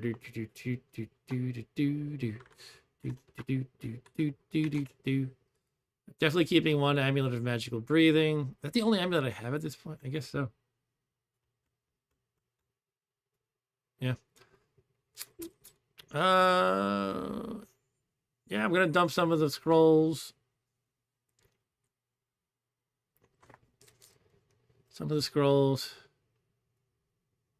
I feel like spellbooks don't work too well, and I don't recall the logic. Maybe I'll take a brief glance at the wiki regarding polypiling spellbooks. If it's all complicated, I'm just going to go with my intuition that said skip it. Okay, it actually says it's good early in the game to polypile spellbooks. Okay. Retains the charters and enchantments of polymorphed items. Yep. They're quality degrade. That's right. Wands and spellbooks are quality degrades. Yeah, that's why I don't want to do it.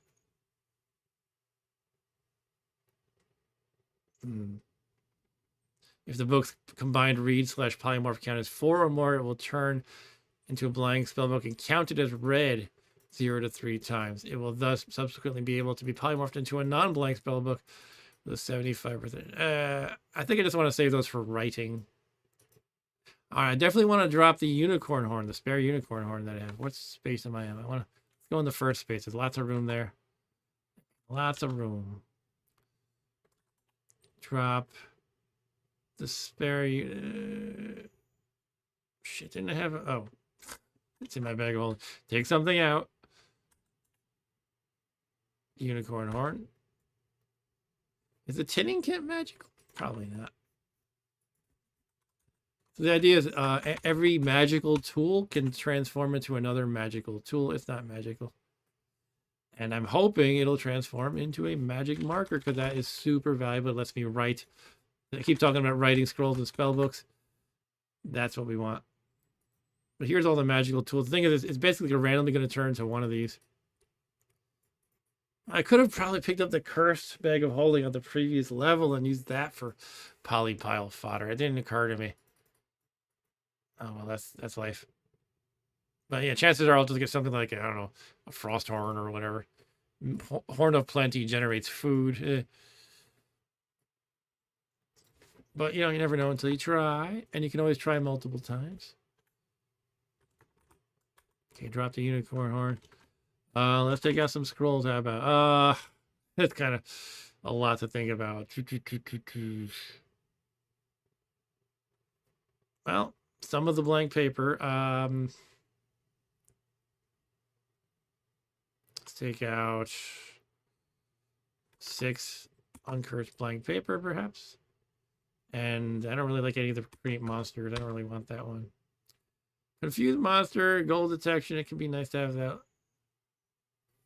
There's like a trick in one of the last screens of the game where I think it's like in the plane of water or the plane of air or something where it's really good to have gold detection. Because it tells you where the gateway is. That's hard, like, to get to the next screen, which is... Yeah, in elemental planes, it's usually good to use Scroll of Gold Detection to find the magic portal. Somehow it finds that. So I might want to keep the gold detections. Magic mapping is generally good, although I'm stingy with it. Stingy with my usage of things. I'm the kind of guy who beats a game like Final Fantasy with 99 healing potions. The thing is, NetHack though, NetHack is never a game I've mastered. I've never felt confident in my mastery. I've beaten it only once in like 30 plus years. So I'll keep gold detection. I don't know. Scare monster can occasionally be okay. I'll just dump one of those. How about confused monster? I only have one of those. Let's go with that. That's a good batch. Heard it says IB only using potion of polymorph for tools. Sorry, I'm not following you there.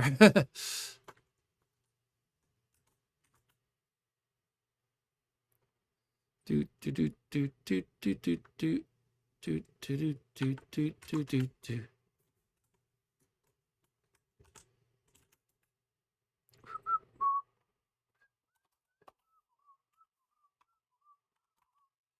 Okay, let's drop some more junk.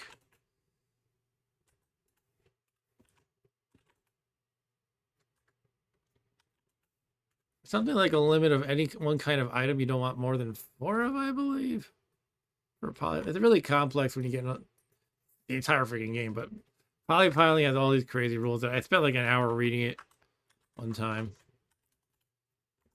I think it's for any given item you don't want more than 4 of it, I think. Yeah, here you go. For stackable things. I think.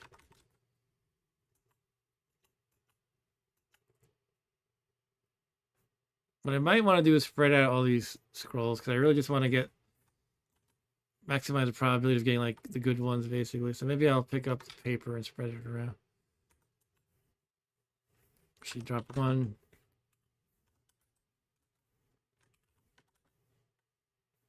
Okay. Another one here. Da da da da da da da da da da da da da da. Da, da, da, da, da, da, da, da.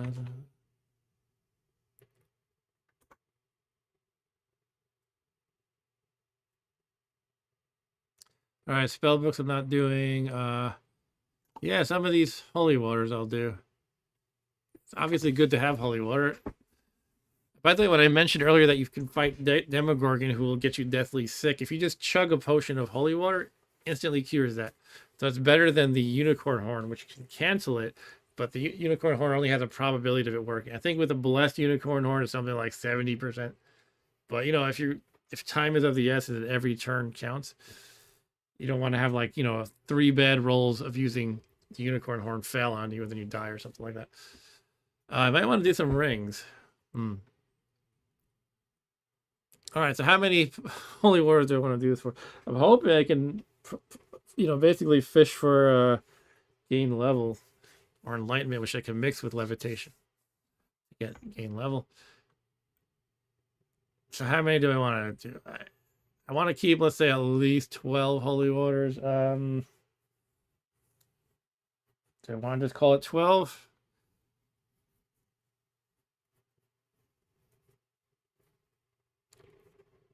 Let's take out 10 holy waters and I'll polypile those. All right.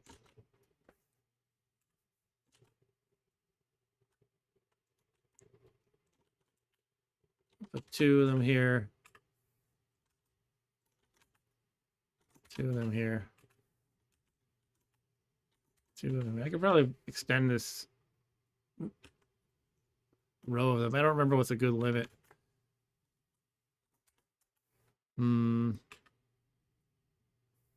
Maybe I'll just go with that and hold on to the other 2.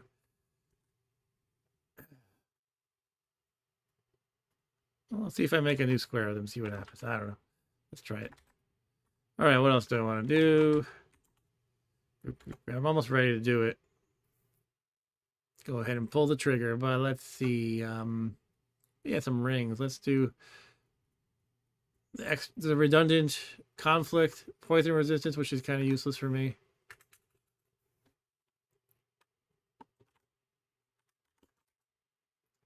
Take out rings, take out one of the conflicts. Part of me is paranoid. Like, what if I lose one? Conflict is invaluable, but I don't really see how I could lose one realistically.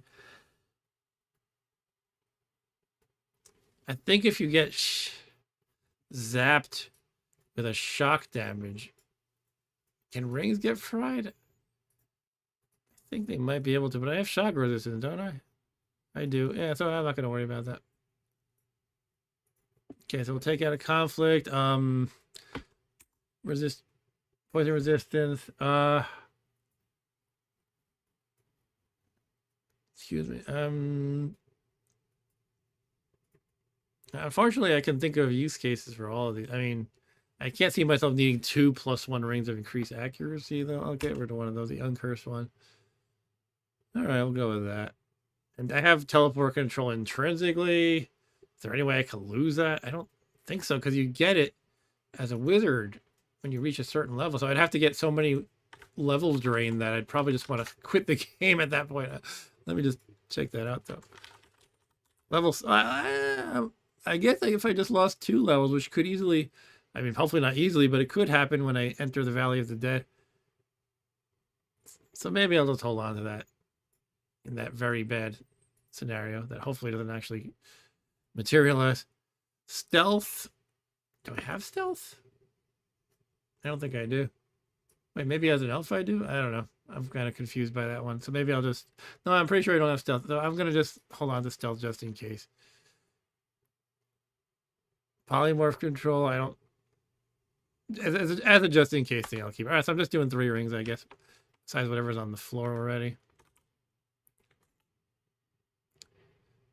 Poison resistance. I should identify that to see if it's cursed or whatnot first. Okay, drop that. Drops the +1 ring of increased accuracy. Drop the extra conflict one. All right. Anything else before I pull the trigger?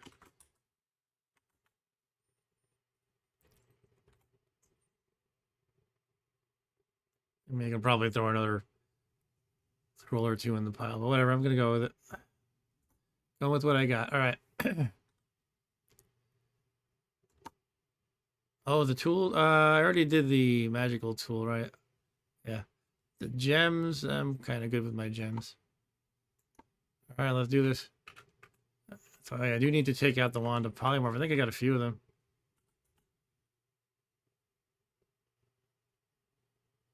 I thought I had more than that. Do I have... Well, I have a 3 charge one on my person, and then a 3 charge in my bag of holding. It looks like. All right, that's enough polymorph attempts I can take. All right, so here goes nothing. Zap. Capital X to my right. Phew. Some objects meld, and oh no, it's not what you want to happen. Well, some objects meld in the struggle and rise in the pile. You feel shuddering vibrations. So some objects got destroyed and turned into the golem. All right, so we got Ring of Poison Resistance, Potions of Sleeping, Scroll of Fire, Scroll of Destroy Armor, Amulet of ESP. Scroll of Enchant Armor is good. I'll pick that one out. Mostly this is crap, though. Can zap it again. Take that. Enchant Armor. Thank you very much. Enchant Teleport is good, but I think I'll just zap it again. What's here? Ring of Increased Accuracy, Healing Potion, Enchant Armor again. I was glad to have that. Earth, Amnesia, blah, blah, blah. Should really remove some more of this armor and stuff. The more stuff in the stack, the greater the chance it turns into golems. Ring of Protection from Shapeshifter. Oh, an unknown amulet. Let's check that one out. Let's identify it. Amulet versus poison. Meh, boo. That's not what I wanted.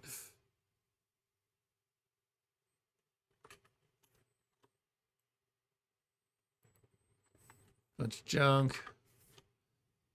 2 potions of restorability. All right. Let's try to trim down some of these stacks. I'm just kind of lazy about all these heavy armor. Moving them out of the way. So now some of my junk turned into a golem.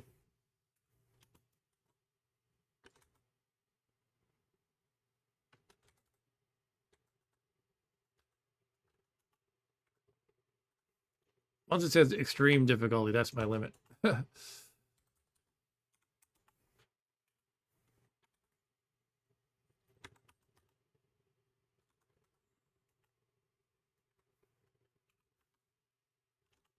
Okay, moving this armor aside. Okay, I'm only burdened again. Let's identify these scrolls, see what they are. Oh, one is cursed. That sucks. The other is uncursed. All right, those can be good to use, though. Anything I missed here? Oh, coral ring. Coral. Let's see what that coral is. It is ring of teleportation. I don't have a need for that. This does help me identify things, which is fun. Narrow down some identifications that I've missed.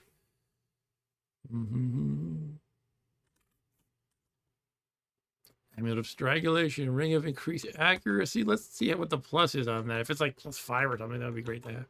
I don't have to generate that high. +3. Ooh. So I have a +1 and a +3. I could keep that one and replace it with the yeah, the +1. The bless doesn't really do anything with the rings, as far as I'm aware. Okay. Corroded splint mail and crap. Let's take out more armor. Fortunately, these ones are heavy. They're hard to drag out. Scale mail and a ring mail.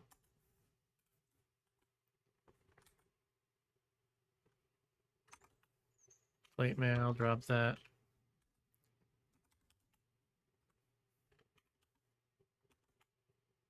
JMN. All right, let's try it again.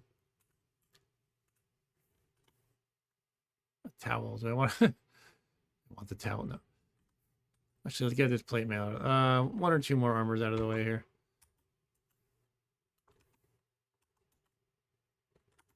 All right, that's satisfactory, I think.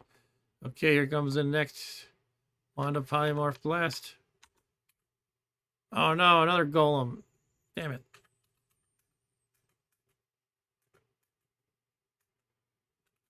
Okay, let's see what we got. Ring of Polymorph, extra healing, magic mapping, a copper ring, a chant weapon. Some boots of unknown type. All right, let's check this ring. It's unidentified. It is a ring of searching. Is that useful at all? I don't have anything of. I don't have anything else that provides auto searching, so it could be. It's one of those things where it's like it's probably just gonna sit in my pack, honestly, but it could potentially be nice. I'll keep it. What are these low boots? Just low boots? Yep. Yeah, it's just a normal thing, not a magic item. Ring of Polymorph. I think I already have that and don't really use it, right? Yeah, I have one on my person. Why do I have that on my person? That should be in my bag. It's a thing I'm not actually using actively ever. Okay. Amulet of Restful Sleep. Yeah, I don't want that. It just makes you sleep. Taming is good, but I feel like I never use it and I already have to. I want enchant weapon, and I probably could use magic mapping. I don't know. Should I take taming? I'll take taming. I should remember to actually use it on like a big beastie kind of guy. It'll make him my. Well, I've already got to. I'll just drop it. I can't make up my mind, as you see.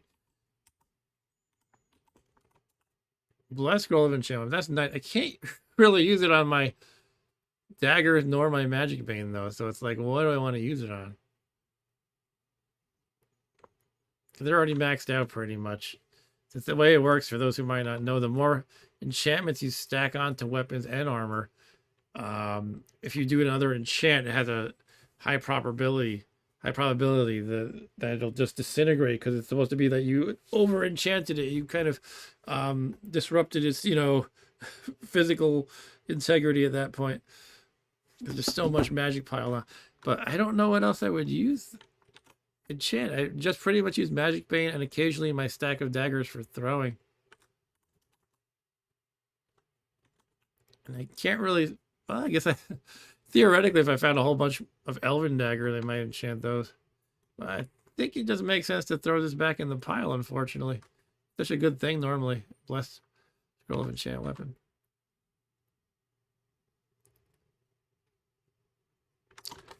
All right, anything else in this pile? I can't believe I'm leaving taming in. I'm leaving so many things that are normally quite good to have. Okay, potions of invisibility. Ooh, an unknown ring. Let's check out that one. I think this is the third ring I've identified in this polypile session. It is a +1 ring of gain constitution. And that's one of those things again. It's all right. Let me verify I can actually use it, or does it do I cap out at 16 for being an elf? Just try it on. Okay, it made it 17. It's like cool, I guess. Is that one that you can charge? I will look that up quickly.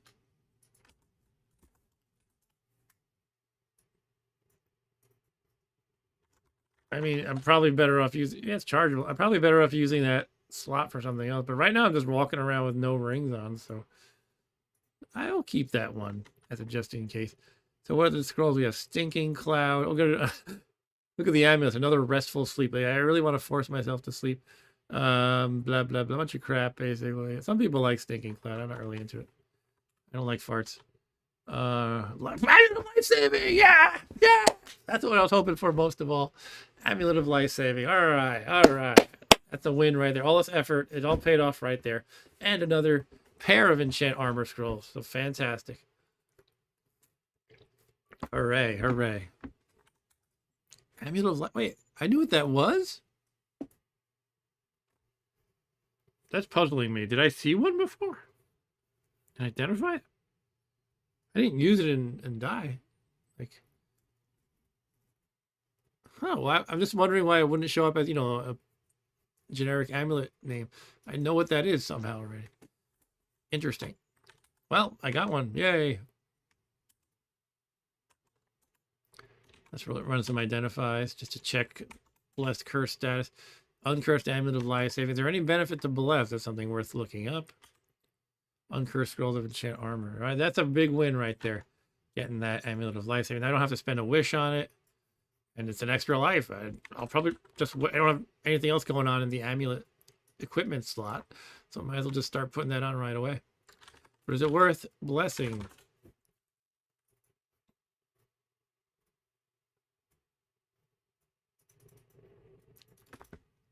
It restores you to full hit points and applies several other effects when you die. And the amulet will be auto-identified if its effect is seen. For me, it was auto-identified when I just saw it. But there must be a reason for that. I'm just very, very puzzled by that. But it's not really something worth dwelling on, I suppose. Yeah, it can save you in so many ways. Look at all of this. There's some ways where you won't be saved by it. Like if you genocide yourself. Yeah, if you're like a dwarf character and you read a scroll of genocide and you type in genocide the dwarves, it will not save you. It's just game over. Anyway, is there any point to blessing it? See, I don't know. So there's certain categories of item where like blessed cursed status doesn't really matter much. Like for wands, it doesn't matter if they're cursed or blessed. I'm pretty sure.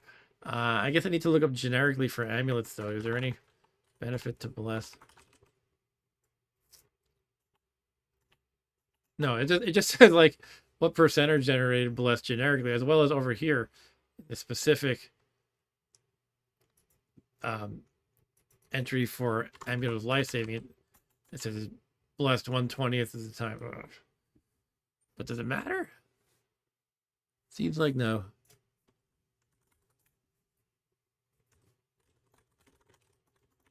Do a quick Googling. Now I know if it's cursed, then you can't take it off.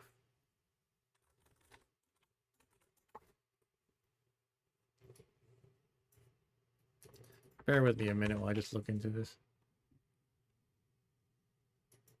I mean, Google AI tells me something stupid when I Google. It's not answering my question correctly. It's like, yeah, it matters because if it's cursed, you can't take it. No, I didn't say that. I think cursed.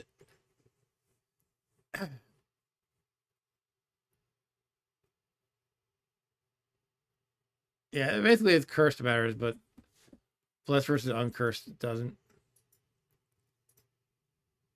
All right. So I'll be okay with it. Yeah, might as well put it on right now. Now I have on the Uncursed Amulet of Life Saving. By the way, yeah, I'm just reminded that the Blessed Eye of Ethiopia is also an amulet. And that is what I got from completing my wizard character class's quest. But if I recall correctly, just having it on my person conveys some benefits. And wearing it gives me like redundant benefits. Like I already have these whatever's from something else. Yeah, when carried, I get faster energy generation. That's why my power, which is shown right here, regenerates so fast. And I take half spell damage just from carrying it. When I wear it, I get magic resistance already conveyed by my magic bane, which I'm wielding, and telepathy, which I already have intrinsically. I can invoke it to branch port, which I forget what that means. It creates a temporary portal from the hero's current level. Completely forgot about this. To any other dungeon branch that they have visited that game. Oh, wow. Okay. I mean, I could just say, well, I'm going to go to the Gnomish Mine now. All right, that's good to know. I don't know if I have a specific use case for that in mind. Dan says, thinking I could use a ring of peaceful sleep for my intermittent nights of insomnia. Oh, I had some of that recently too. Sorry, Dan, it sucks. Then again, a real life amulet of life saving would be better still. Yeah, I mean, how would it work in real life? I mean, most of us, you know, God willing, as they say, will just die of old age. Like, what would happen if you're like, you know, 97 years old and, you know, it's just your time, and then the amulet saves you, and then you come back as 97 and it's still your time? Or would it make you young again? It's fun to think about.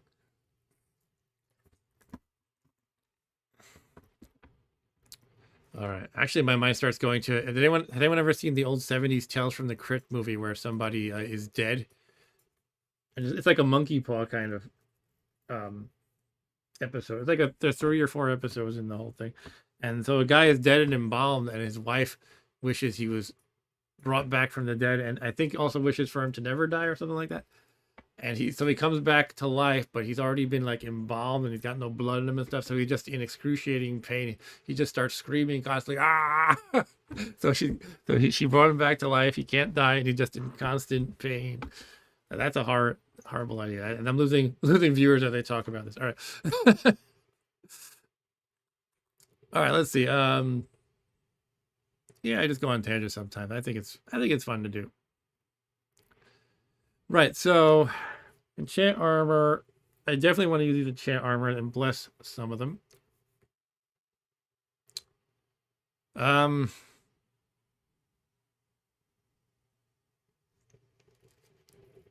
I have to think what I want to bless first. The dexterity might be the first thing to do, because I will gain dexterity, the gloves of dexterity. Other things are just going to give me AC. That's basically what my point is. So I might as well get AC plus dexterity. So let's do that first. Now, the way to do this, I've talked about this in previous streams, is you want to get, I'll have to verify the number that I'm about to say, but you want to get your armor to +3 first. And then you use from that point, you can safely use 1 blessed scroll, which will be a coin flip. It'll either give you a +1 or a +2, taking you to +4 or +5, at which point you have to stop because it's risky to enchant again. So the idea was, if I want to use the Gauntlets of Dexterity, I would read 1 uncursed scroll, guaranteeing to give only a +1, followed by the blessed, which is 50/50 +1 or +2. I'm like 90% sure that's correct, but let me just verify it. I think what always confuses me is the number is different between weapons and armor.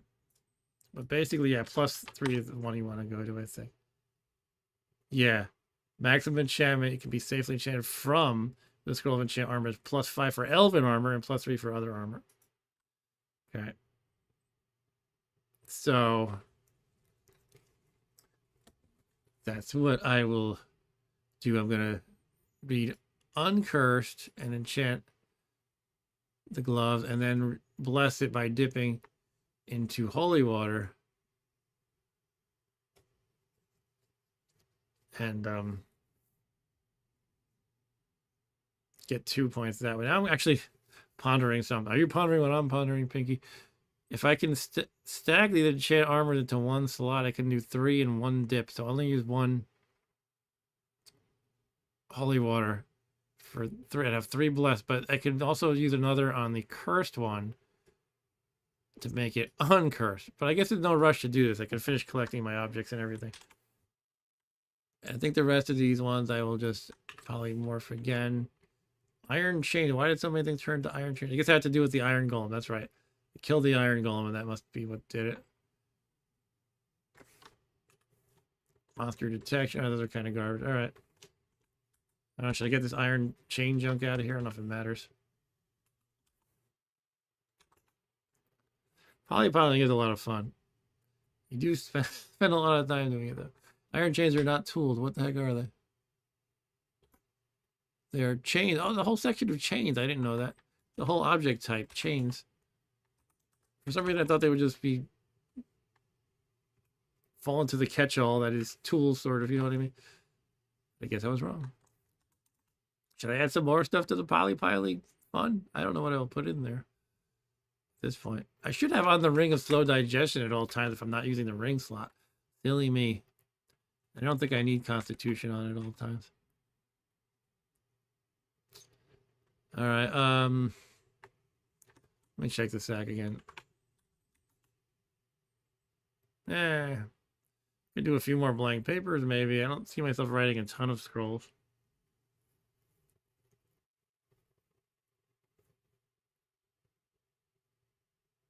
Can't remember if the things you drop retain their blessed, cursed, uncursed stats. I think they do, because they even mentioned like naming the object so that you remember what's blessed and not. But to me, it doesn't really matter because I have identify.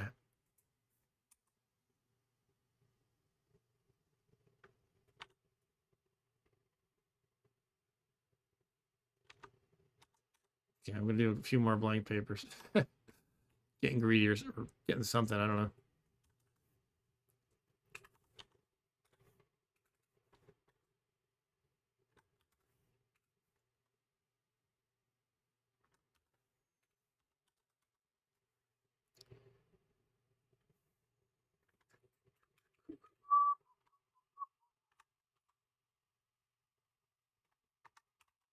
Let's go with that. Any more potions? I could do more of these.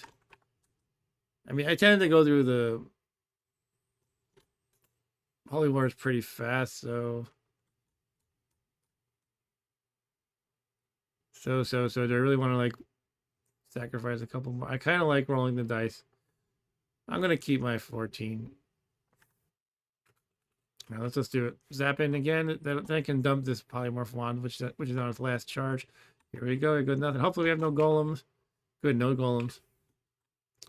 Confused monster. Remove curse. Ring of surging. Extra healing. A bunch of ass. Okay. Over here we have 2 potions of gain level.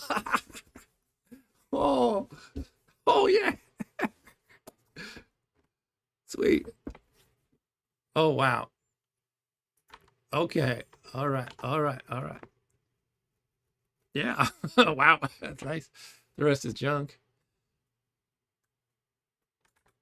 Confused monster can be nice, but I'm not that impressed by it usually. All right, but 2 potions of gain level. Hell yeah. Hell yeah. They're blessed even. Okay. Now all blessed does is you gain the level. So say your next level is at, for the sake of argument, 1,000 experience points, and the level after that is 2,000, right? So if you drink an uncursed potion of gain level, it takes you to 1,000. So you gain the minimum amount of experience to gain a level. If you drink a blessed potion of gain level, it would take you to 1,000 plus a random number between 1 and a hair under that 2,000 threshold, basically. So it would take you somewhere in the entire range of the next level. Where I'm at now, I'm at the point of you pretty much need special tricks like potion of gain level and wraith corpses in order to level up at all. So the blessed factor doesn't really help me that much, I feel like. That's my opinion. But it doesn't matter. It's good. It's awesome. The question is, do I want to use it right away or not? I actually got so far into this level experience-wise as is because of a previous blessed potion of gain level, I think. If I remember correctly. So, this is not where I want to look right now. I just want to look at how many experience points I need to level up. I might be able to just hack my way up to the next level because I might be just that far up to get to level 19. Here we are. 18. Oh, it's quite a way still. Look, yeah, it keeps doubling if you look at this. So right now I'm at 18. Oh, I'm only barely above it, actually. Okay, I was wrong. After all the hacking and slashing I've done tonight and even like yesterday, or not yesterday, but 2 streams ago, I'm only barely above it. Look, I have 129, sorry, 1.29 million with 1.28 being the level 18 threshold, and I need 2.56 million to get to 19. So it feels like I might as well just use them because it's just so hard to level up the old-fashioned way at this point. And you can go all the way up to 30, by the way. So yeah, I'm thinking I'm just going to use those. Not even try to, min-max anything. It's like no point. What else we got here? Ring of Free Action. I already got one of those, but that was exciting when I did get it from polypiling before. Scare monster, potion of confusion, potion of confused monster, blah, blah, blah. 2 potions of gain ability. Can I actually make use of that anymore? That's good. Especially if they're blessed. Well, they are blessed. It gives you +1 and everything. +1 strength, +1 dexterity. The problem is all my natural values are maxed out except I think charisma. But you know what? If I can get 2 bonus charisma, might as well do it, I guess. I think it's good to keep those. On the other hand, it could roll the dice again and hopefully gain level. No, I think I'll go with that. Yeah, this is neat. Gain level is very exciting. Life saving is very exciting. It was worth all the effort and planning. And I can still do a couple more blasts of the second polymorph wand I have. And the question then I have to think about is, do I want to keep a couple charges on hand? Okay, so I dropped that polymorph wand that I don't have any more use for. And I think I have one more that's... Oh, I have one with 7 charges still. Holy crap. I might as well burn through the cursed one with 3 charges. Now I'm like 99% sure that cursed makes no difference for wands, so I shouldn't worry about it. I almost think they shouldn't let you designate them as cursed if that's the chance. Oh, it actually does. It has a 1% chance of exploding if zapped. That's the problem with cursed. 1% though? What is the...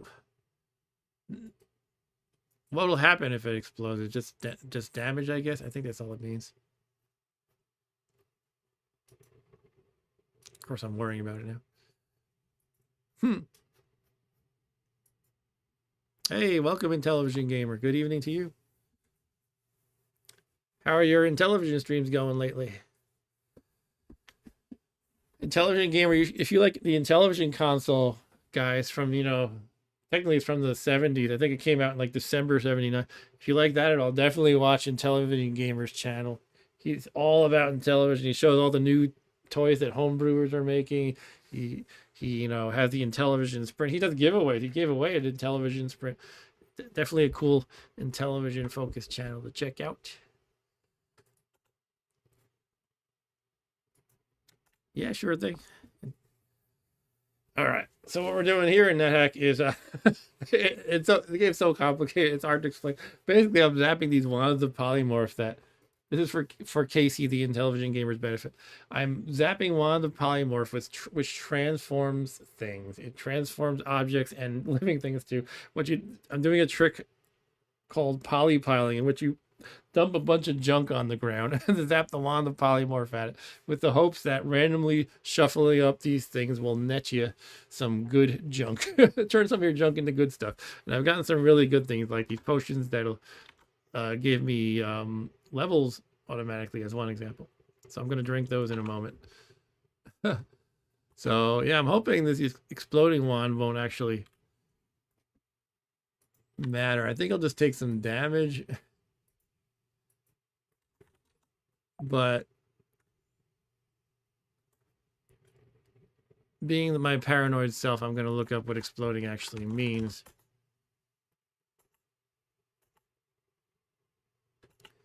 If I take a little damage, I'm not concerned. But if it's like, you damage items, then hell no. I think I might need to look into a separate explosion page. Exploding dice. No, explode, I guess. Explosion? I don't know. Okay. Some forms of item destruction will cause affected items to explode. Ha ha ha.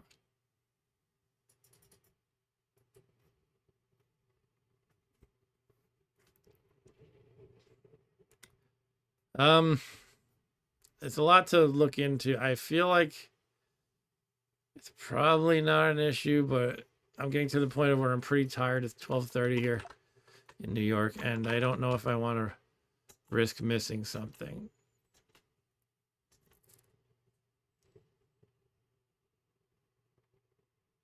Okay, like they have different types of explosions that they mentioned, like shocking explosion, frosty explosion. I don't think it's any of these. I guess it's probably magical.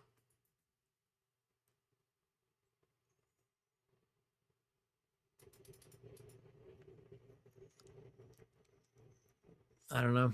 On the other hand, it's only a 1% chance of happening for 3 zaps. Oh, God. Well, how could it possibly go wrong, right?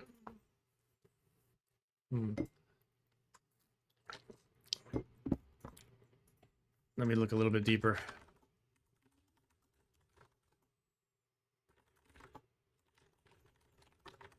Da, da, da, da, da, da. Explosion. Oh, here we go.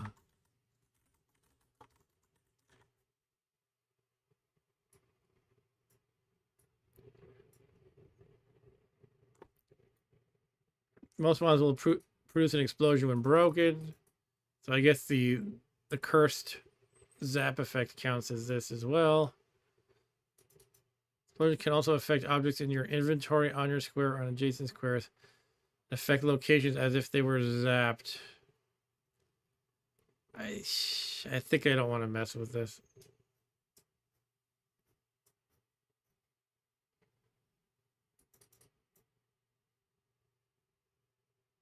This is what happens if you break the wand. I have a feeling the cursed effect might be similar. Monsters and objects in the affected squares are polymorph. I wouldn't want to polymorph myself. I think I'm resistant or something. I don't know. I don't want to. I don't want to play with this. This is playing with fire. Let's not use that. I mean, I could dip it into magic.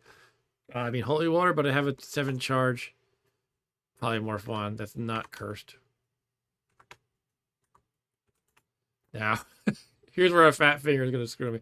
Not putting in the wand of cancellation. I'm putting back in the cursed wand of polymorph. It is the only one highlighted. The wand of cancellation is not highlighted, and I am pressing enter now. Okay. It's just I can't.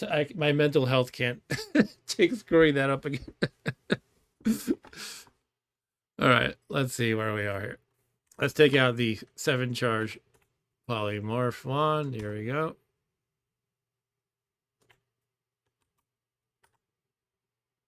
Okay. And I guess it's just zap. Is there anything else I want to throw into the piles? Any more potions? I kind of already looked at my potions. I could throw one more down. Let's throw one more holy water down. Get a little greedy here.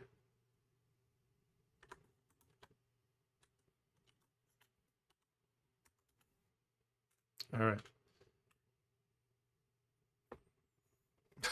Dan says you should skip the quest for the Amulet of Yendor now and open Mark's Enchanted Items shop to sell all this made stuff to other passing by adventurers on their way to acquire the Amulet of Yendor. Yeah, I could rack up a huge amount of gold and then exit the dungeon, and that counts as your score.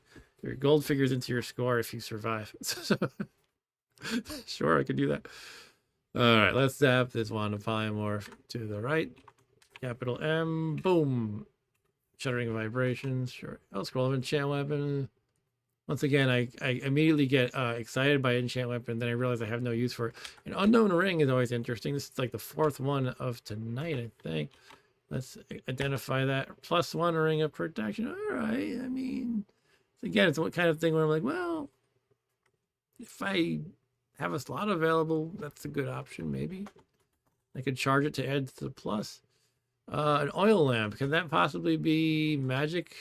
I think not. Otherwise, it would say magic lamp because I think I identified that before. All right, another lamp. The rest is the amulet of strangulation. I think I'm done with amulets. There's like no other amulets I'm gonna want this game. Got the life saving. I have a magical breathing. I think I don't care about any of the others. 2 potions to gain level. Holy crap! Yeah. Don't mind me. I'm getting far too excited here. Skeleton key. Cloves of garlic. Maybe I want to have some bad breath. All right, they're blessed as well. Wow. I mean, again, it doesn't really matter. I guess they're going to be blessed because they came from holy water. That's probably why. Let's identify the constitution. -2. Oh, screw that. I don't want. At least it's uncursed. That means you can take it off at least. Let's see. What is this stuff? Blah, blah, blah. 2 scrolls of light. Well, that's pretty fun. Who are you? An invisible stalker. All right, bring it on.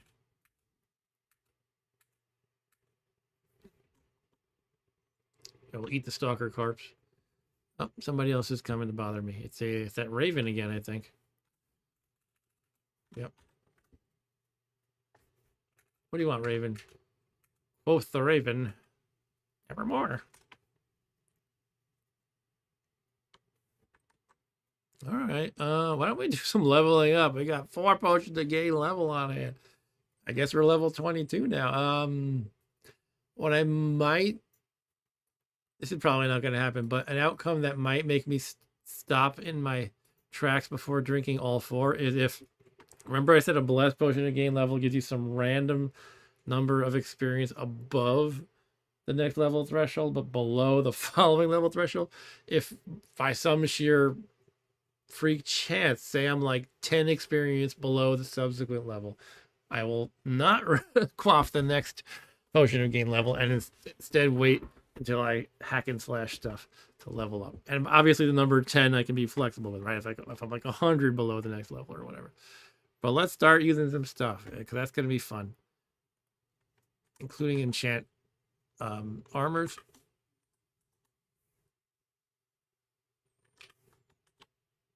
Yeah, this is pretty much junk. I think I already went over all these, right? What about the leather gloves? Those are just leather gloves, right? Yeah. All right, let's do some quaffing. All right, gain level. Here we go. It's lowercase k. Ta-da! Welcome to experience level 19. Now that number, I need to look at this chart again. How close is that to the next level? Yeah, I mean, it's actually a good number, right? Because basically it was going to pick a number greater than 2.5 million and less than 5.1. And in that range, it chose 4.5 million, which is quite good, but still that's going to, just to get, 600,000 experience, that's going to take forever in a day. So no, I'm not going to try to hack my way to the next level at that point. Let's just drink the next one, which is another K. All right. And once again, we can look at this chart again to see how close we are. 21. Oh, wow. Actually, I'm getting amazing rolls of the dice here. And yet, just looking at the absolute numbers, it's pretty much 370,000 XP to hack my way through. So, but that's quite lucky, though. Like, again, it's going to choose some number between 5.1 million and 10 million. And it shows 9.6 million.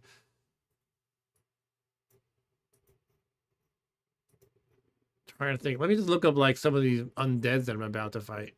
I'm sorry that I never actually got to the Valley of the Dead. Hopefully I can do that tonight still. Let's see. I don't know, what's something tough? Let's just say it's a wraith. How much does it actually give you experience wise? How do you actually see how much experience they give you? This one?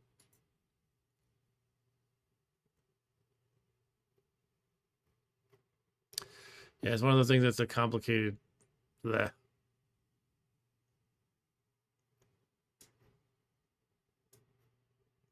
I still think basically to level up by carving my way through monsters is going to take a while, even though it's an amazing roll of the dice.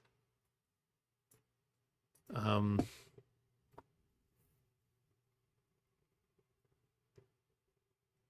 tempted to say see how it goes and to keep an eye on the experience. But I feel like each thing you kill tends to give you like, a couple hundred or so. Let me see what the number 3 is. I could try killing that. Now, I don't have... I have to remember I don't have... What is that, an angel or something? That's a fairly powerful thing, a quaddle.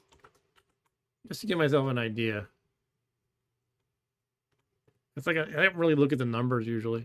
I have levitation on. Come over here, quaddle. So look, I have 9-6... I gotta write this down.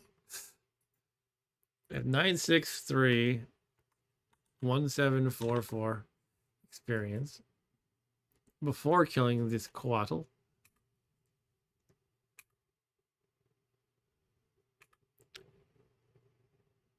And I've killed it, and 963. Right, basically I got like 300 experience. Right, so yeah, so to get 300,000 or whatever I need is it's gonna be a long crawl. And again, even though the roll of the dice was spectacular, it's still too much to carve my way through. So I guess I'm just gonna keep quaffing away. Wand of striking that thing had. Okay.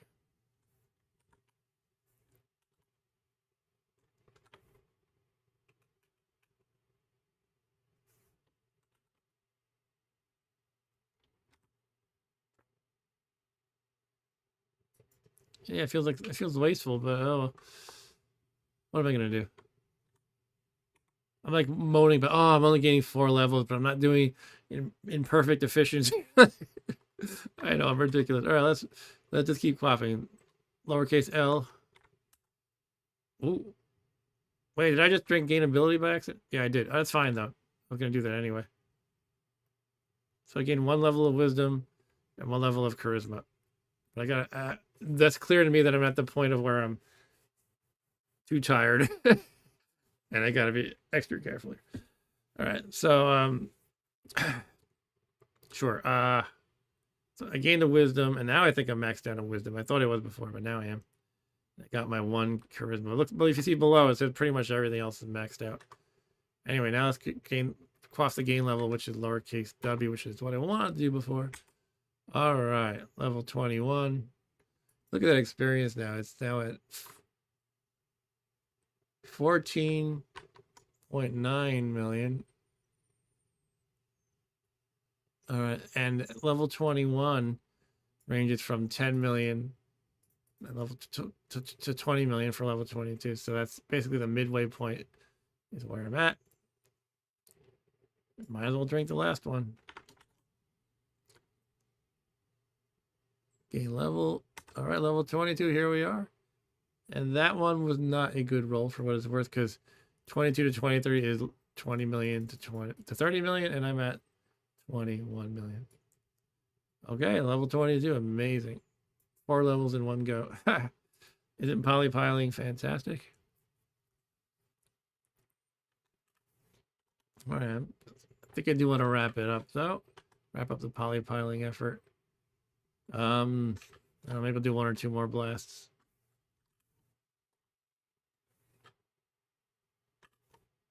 Just to have the charges, but I don't want to like keep piling stuff on. All right. Yeah, it'll be good to save a few charges too.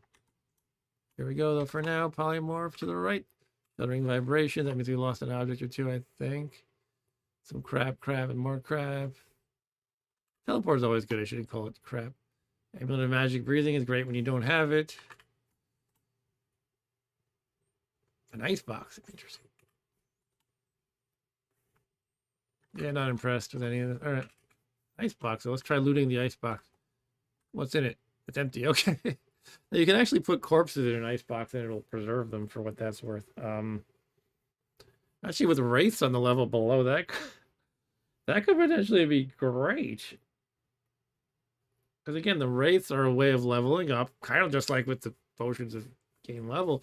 But you can only eat so much before you choke. The magic breathing amulet does stop the choking to death. But you vomit everywhere. I'm not.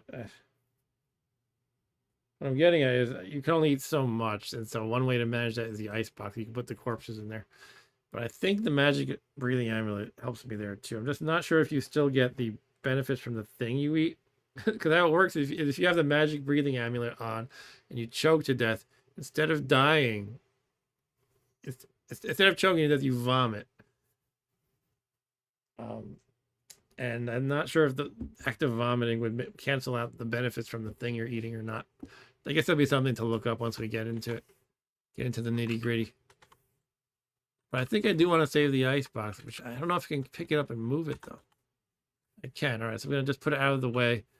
This polypile row. And well, there was nothing else worthwhile here, right? Another magical breathing. 2 magical breathing, basically. Yeah, let's give it another blast, and then I think I'm done. Right, here we go. Capital M one more time to the right. Another enchant armor, fantastic. A blue gem. It's a gem I don't actually know. That's pretty interesting.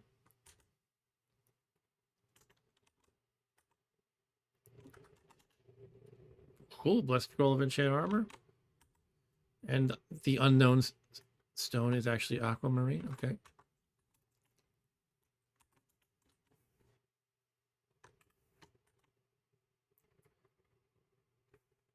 More enchant weapons that, again, I would normally be excited by. Ring of protection. Let's check how much is the plus. +1. Gain energy. Ooh. Now, gain energy you can use in conjunction with something else for alchemy purposes, and it's pretty good. I just don't remember what exactly. Let me check that out. I think I want to keep that. So you can do... Okay, I think I see the point of it.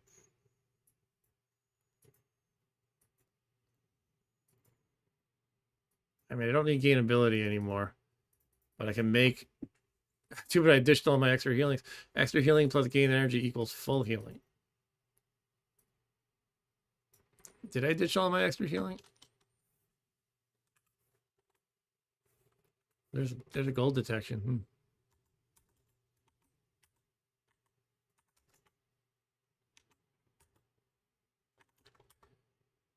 All right.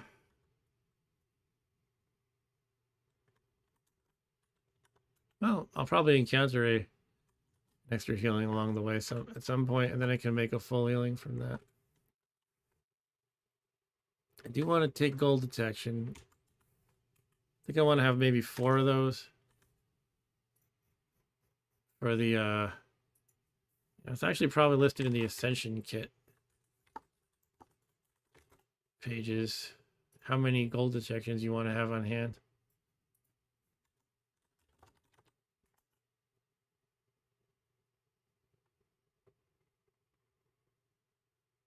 Okay, it's actually... You want 1 to discover the vibrating square, and 4 more to discover the portals on the elemental planes. The best solution... That's right, you want to be confused. It's crazy. The best solution is to read Scroll of Gold Detection while confused, which will detect and identify traps. And this is another weird thing for those who aren't aware. Every scroll you can read in this game, every scroll, gold detection, identify, whatever, it has an alternate effect if your character has the confused status. So basically it's supposed to be you're confused and you misspeak the words. So there's like a variant of the effect. And it's just amazing that the developers actually did that for every possible scroll. There's a special confused variant. So the deal is with gold detection. If you're confused, you can detect traps. And these magic portals on these final screens of the entire game are classified as traps. So you sort of a hack. You make yourself confused. You read gold detection scroll. Oh, I see all the traps. The portals that's supposed to be the hard thing to find are actually traps. So now I know where they are. So you need. It's good to have 5 of those basically. And so it's good that I'm accumulating some of these. Is this game crazy or what? Yeah, I might need to stop pack writing. I have to start thinking of things I want to ditch, just to not be burdened anymore. I'm about to enter Gehenna, starting with the Valley of the Dead. I don't want to be burdened with all this encumbrance anymore. One way to start reducing items is to start reducing weight carried is by using items. So let's get these enchant armors done. I gotta think about how I want to do this. I have 1 blessed, 2 uncursed. 1 blessed, 3 uncursed, and a cursed. I'm just gotta think about this a little bit. Now for everything that's plus 0, I can definitely make use of a blessed. It'll be a coin flip. It'll either go to +1 or +2. For the things that are exactly +2, I want to definitely use an uncursed. So these 2 guys. That way they get to +3. Because again, +3 is the maximum you can go safely enchant. The maximum you can be at to safely enchant something. So trying to think, do I want to bless my enchant armor scrolls? I guess if I need 2 uncursed, I got 3 of them. Okay, what I'm thinking I'm going to do is, I don't know, I'm starting to get into the overtired state of the evening.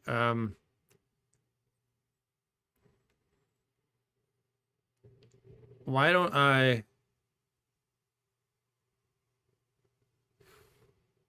use 1 uncursed and a blessed on the Gauntlets of Dexterity? So let's assume that this is out of the picture. This is out of the picture. That'll maximize the Gauntlets of Dexterity. It'll either be +4 or +5, depending on the luck of the draw. And then I have 2 uncursed and a cursed at that point.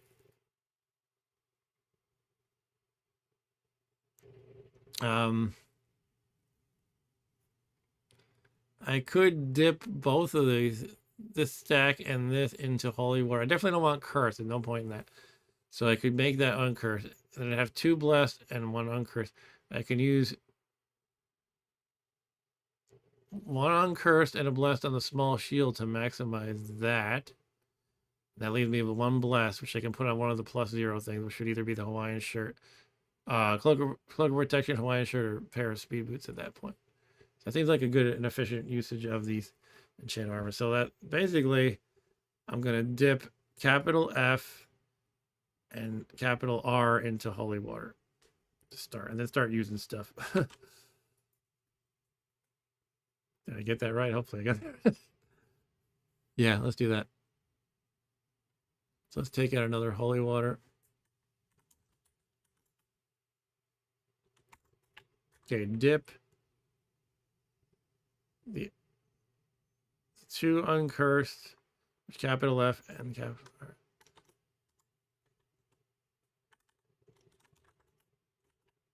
Dip capital F into holy water. All right, good. Dip capital R into holy water. All right. Making stuff happen. All right, so first things first. There's nothing dangerous around. We got to take off everything but the one thing we want to enchant, just to be sure. Now, I think there's a whole order of logic to it if you know what you're doing, but I just feel best taking off things. Everything but the one thing I want to enchant, basically. It does something like, the cloak first if you have one on. Otherwise, the body armor. It's like a whole order of progression. I don't feel like dealing with that and the uncertainty that comes with it. All right, so let's just wear the gauntlets and nothing else. And again, the plan is to first read an uncursed scroll to give it +1, taking me to +3. And then you can do one blessed after that, which will either make it +4 or +5, after which point it's no longer safe to enchant. So let's read capital R. All right, it is now +3, and now we read the blessed. We're hoping to get a +2 and take it to -5, but we'll see what happens. So we're going to read a capital F. For a while, that means +2. Perfect. Now we got blessed, fireproof, +5, pair of gauntlets of dexterity, bringing my dexterity to 23. If this was only +4, it would only give me a total of 22 dexterity. But we got lucky there.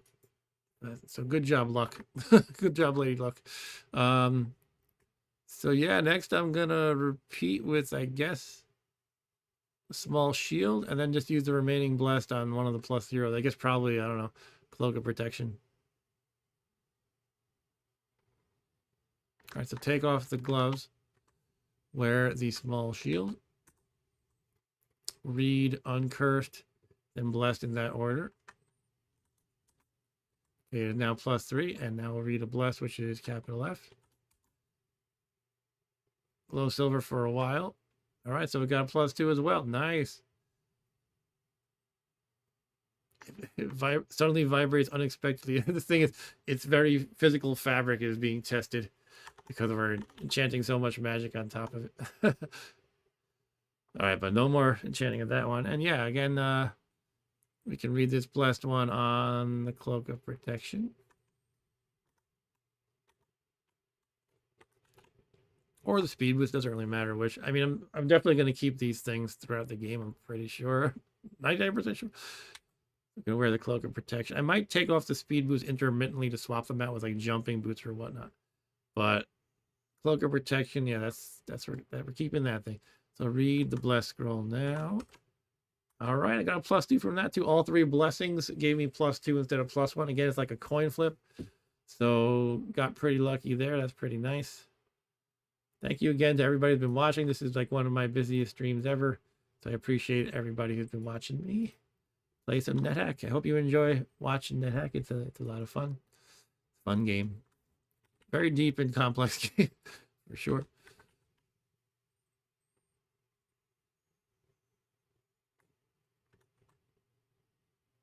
Okay, let's take off the cloak so I can put on the Hawaiian shirt like Weird Al Yankovic. Then put on Bless +5 Silver Dragon Scale Mail, followed by the Cloak of Protection, followed by the Blessed Greased Rustproof +5 Helm of Brilliance, and then the +0 Speed Boost, and lastly the +5 Shield. Look at that armor class, -37, baby. Wow, that's really cool. Oh yeah. Okay. Now you have to make some tough decisions. I guess Lembas wafer is a great thing to have. I mean, I'm not really having food problems, but I can always toss other things in favor of that. It's a very efficient food. Yeah, this is where I have to get my weight down. Not my body weight. I'm not fat. But I have to get the weight carried down. I don't want to progress being burdened, especially in the intense areas like I'm about to face. How's my prayer timeout going? And actually, I might get there pretty soon. Once I get to turn 47,046, probably less really, because I did sacrifice and get the prayer timeout knocked down to some unknown degree. Anyway, basically when I get to this, I'm gonna pray, and I'm almost there. It's basically 200 turns. It's pretty close. Turns go by fast. So I might want to just wait it out before entering Gehenna, where you can't pray. And just to be clear, the Valley of the Dead, which is the next level, is the first level of Gehenna. So, yeah. Why don't I have the Amulet of Life Saving on? Let's put that thing on. Jeez. Imagine I died unexpectedly just now just because I wasn't wearing that. Like, what? What? No. Put things into the bag of holding. Oh, God, I gotta be... This is where I screwed up that last time. I'm really tired. I'm shuffling inventory around. Put a bag of holding into the other one. Game over, essentially. All right, let's put in the... We're gonna be super careful. Let's put in the gold detection scrolls. Scrolls of magic mapping. Oh, I wanted to quaff the other gain ability, so I might as well just do that, get it out of the way. This will just give me charisma at this point, but that's fine. Okay, look at that. You're already as strong as you can get, already as smart as you can get, already as wise as you can get, already as agile as you can get, already as tough as you can get. You feel charismatic, though. Pretty funny. All right, so yeah, this is the challenge. This is going to be like... It's going to be challenging. Actually, you know what? I did want to make that stash, right? Of gems and stuff, since I don't need them that much. Why don't I do that? And then I can also... Part of that process will be dumping the second bag of holding. Then I don't have to worry about it anymore. I think I wanted to bless that one. Just to have it blessed. The idea is when I leave the dungeon eventually, I will pick up the bag of holding on my way out. Where can I find it here? Yes, it's an empty, uncursed bag of holding right now. So I'm going to dip that into holy water. Part of me wonders if that's wasteful, but let's just do it. Okay. Hopefully I don't do anything stupid. Dip the uncursed empty bag of holding into the holy water. It is capital P, empty, uncursed bag of holding, into the holy water. All right. Now we're going to put... This is the action that messed me up. Okay. So first, take out all the money and gems. As much as I can carry on my person. There's a limit. Okay. Apply capital Y. Put in coins only. Okay. I'm already messing up, but not in the terrible way. I'm putting them in my first bag of holding. Take out the money again. I think I'm just psyching myself out so bad. All right. I'm going to put stuff in capital P. Apply capital P. Put something in. Coins only. Enter. Money. Okay. Apply capital P. Put in. Types gem/stones only. Enter. All right. Now we select all of them except the luck stone.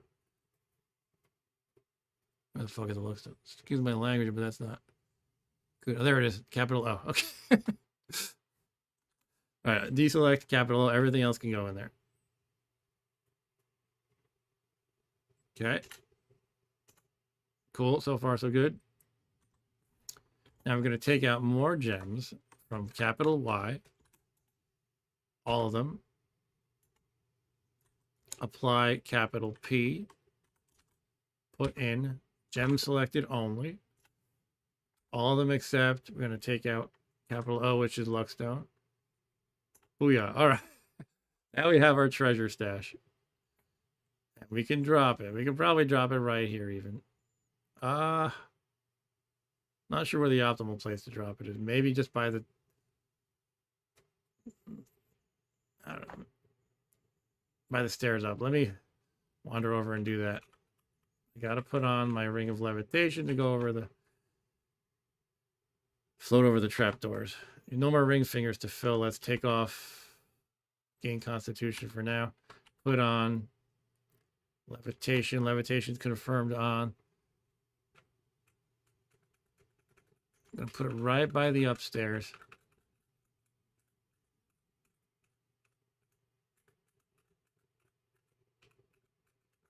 Game makes a man paranoid.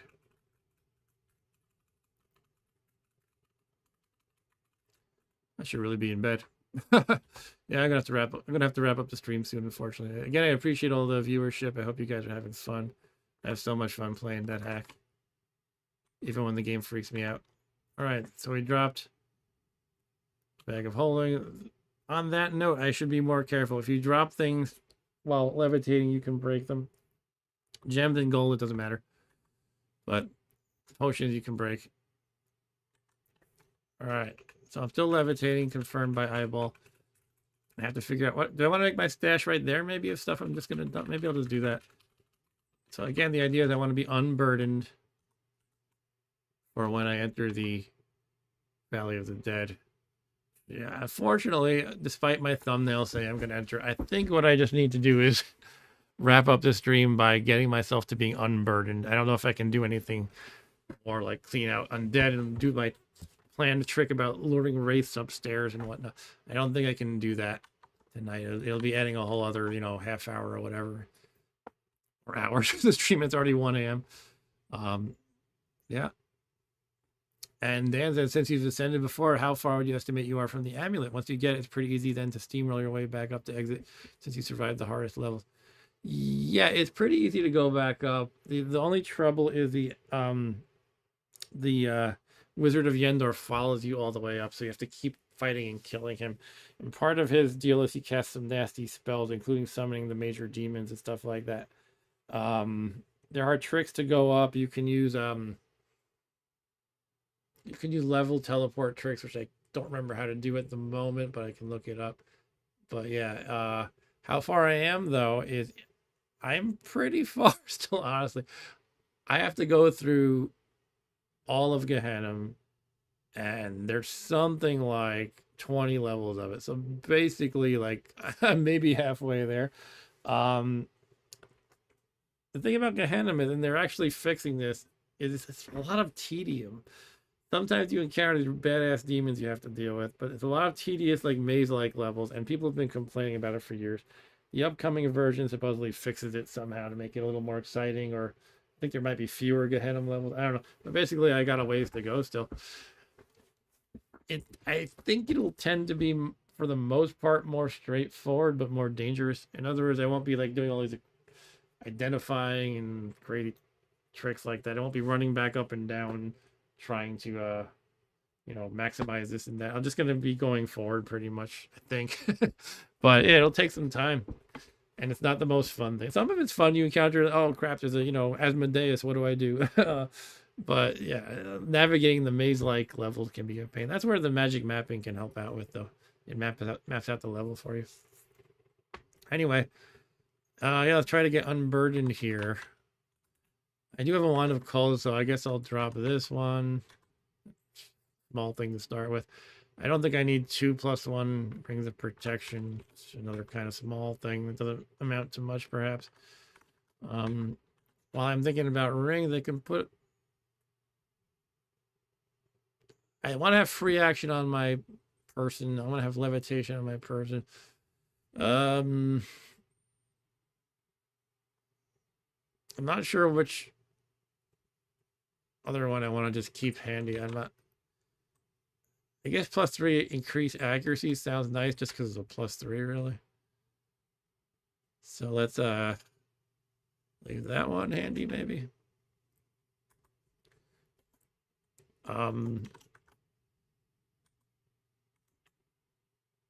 Honestly, I might just need to bite the bullet and put the daggers in. They can weigh a lot. That's why I have 5. I started out with like a dozen or so, and gradually I started putting them into my bag of holding because they do weigh a lot, and they add up. I could put in the oil lamp, maybe. I think I have multiple oil lamps. It's not necessarily a bad thing, but got 3. Dump 1, maybe.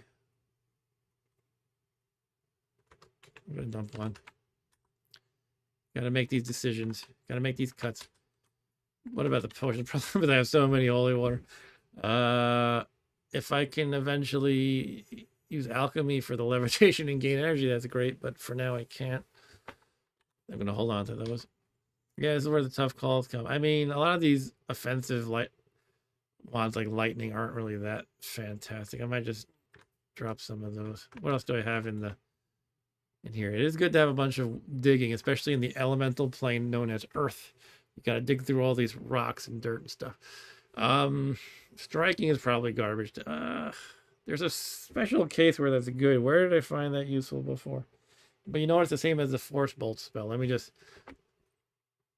I'll just dump striking. Okay, undead turning might be useful. I'm about to hit a bunch of undead.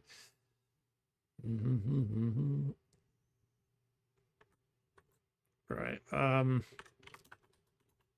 keep doing it. I might just call it stream like about now. I'm starting to run out of steam here. But it would be good to finish it with becoming unburdened if possible. I have so much food, really. How much did tins weigh? It'd be nice if the game actually told you the weight of objects. I know some of the variants of Nethack do that because it's just such a help in this inventory management crap, which is not. It's actually one of the least fun parts of the game. Like, oh, let me get myself down to unencumbered. Tins only weigh 10. What about the other foods I have? Cram ration. Cram rations weigh 15. They're good though. They give you 600 nutrition, 700 for dwarves. I'm mostly going with K rations as my main thing to store up.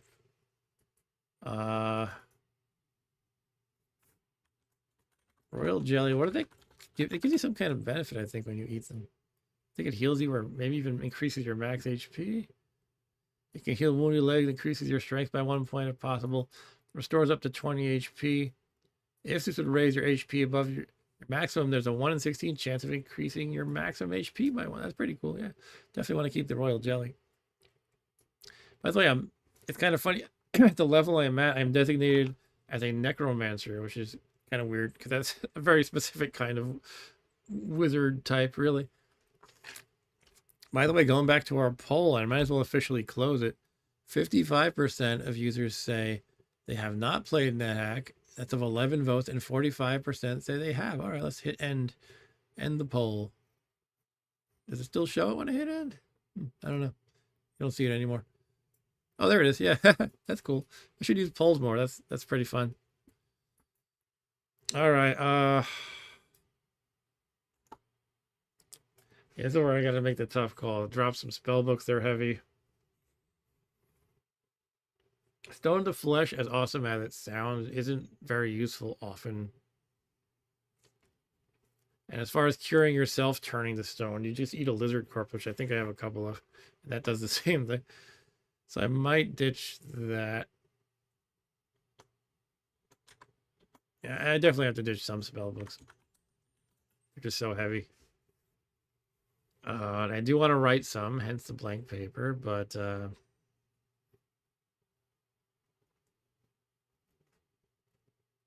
next poll, how many of you participate in poll, says Dan. I guess I'll ditch stone to flesh. And then, they can always be recovered. I mean, if I do have a need for it, I'm going to need it in a desperate pinch, so I don't know if that's good logic, but whatever, I'm making the call. Healing, it sounds so great to have, but it's the basic healing, not extra, so it's so little. So I will drop that, I think. Oh, I'm now uncovered. That's it. That's all I needed to do. Yeah, so spellbooks, they're really heavy. Should we have a little peek into the Valley of the Dead, even if I don't play it through? What do you guys think? Should that be my next poll?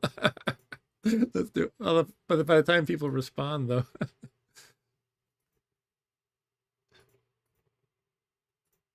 Okay, I'm going to do it. Should Mark take a peek into the Valley of the Dead right now? Before calling it a night. I don't know why I'm doing this. Everybody knows I want to do it. I want to take the peek. All right. But you can vote.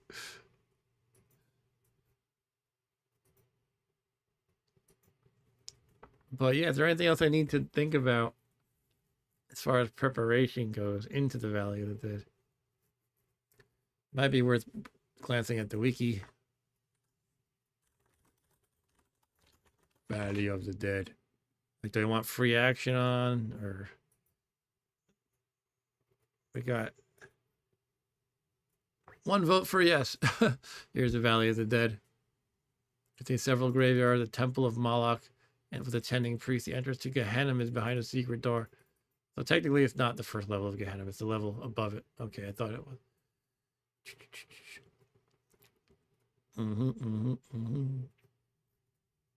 All right.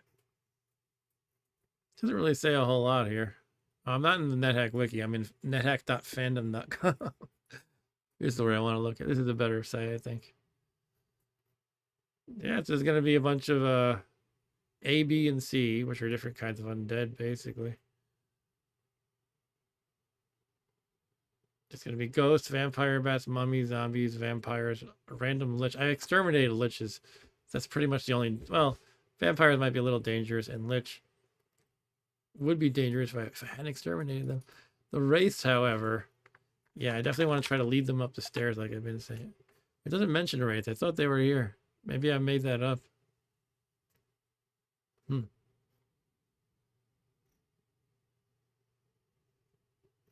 Well, I guess we can check it out. How do you go back upstairs, though?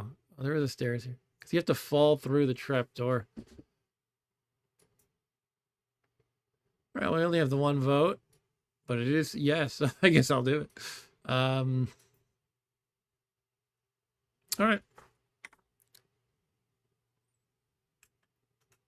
Yep, Dan the man. You're the man, Dan. You participate in polls. I'm actually kind of curious about how people are watching. Again, this is so atypical for my channel. It's actually been taking off quite a bit since I did the Commodore 64 ultimate unboxing stream. It's like the streams have been quite busy, but I'm like wondering, are people like just not interested in the chat, or they're watching on their TVs, or I don't know what the deal is. Nothing wrong with however you're doing. I appreciate that you're viewing it all, guys. Anyway, I'm levitating, and the idea is I can fall into one of these trap doors and I'll wind up in Gehenna. Is there any of the junk I want to pick up from that poly pile, like scrolls and stuff? I don't know if it's worth looking at again. What's this number for? Another dragon. What is it? Where are all these baby blue dragons coming from? 12 teleport. I'll take a quick look at this stuff. Chain weapon. Yeah, I'm just gonna ditch it. All right. Actually, the Lembus. Yeah, I'm gonna get the Lembus wafer and dump something else. It's like the most, I think, weight versus nutrition efficient food. So I'll trade that for a, I don't know. I think I want slime mold, perhaps.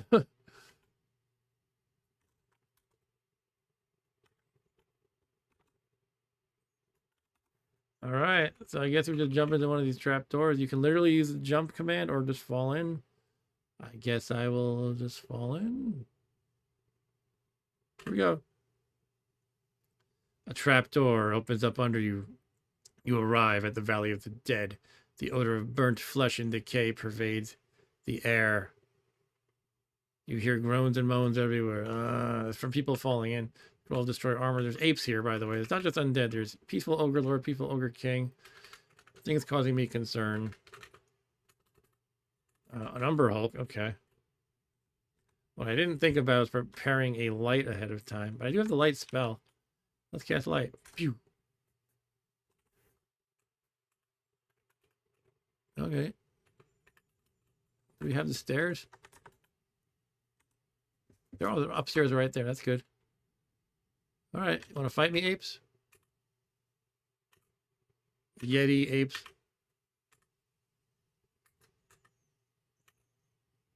So far, no actual undead. These ogres are peaceful, right? Ogre lord. We got a vampire bat here. That could actually be a true vampire. Might want to be very careful about that. This one, a vampire bat too. Yeah. All right. All right, let's magic missile that one.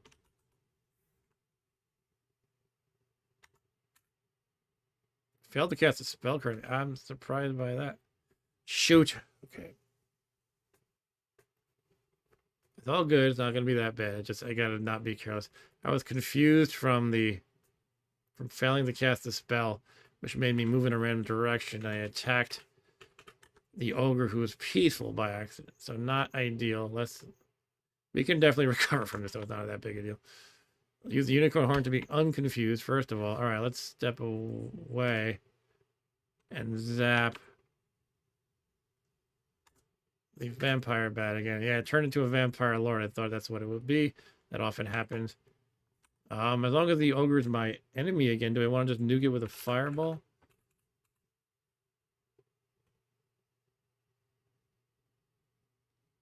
I could get the vampire and the ogre in one go. It would be a 3x3 square like so. Yeah, let's just fireball that bastard. There we go.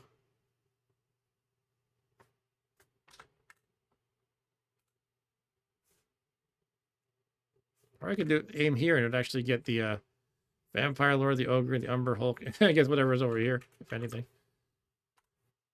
Sweet. Umber Hulk is caught in the fireball. The Umber Hulk scrolls teleportation, catches fire and burns.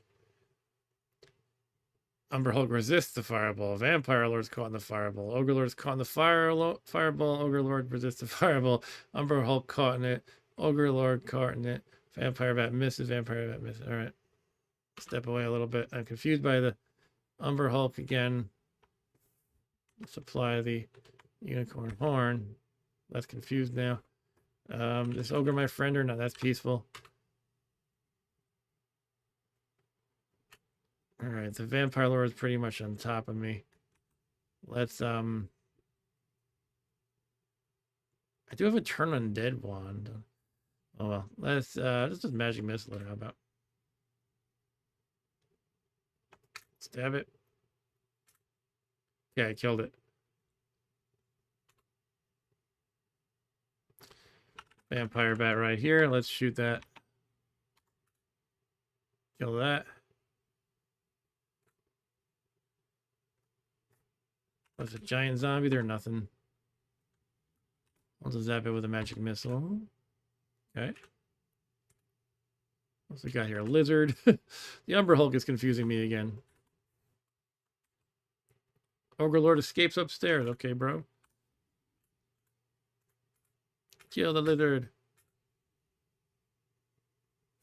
Do I have a lizard corpse? I'm pretty sure I do. Yeah, I got one. That saves you from petrification. It's kind of interesting that it works that way. Let's cast light. Okay. Well, I'm doing more than pop my head in. Should I wrap it up? I'll poke around a little more. Oh, Kenny's ghost. Okay.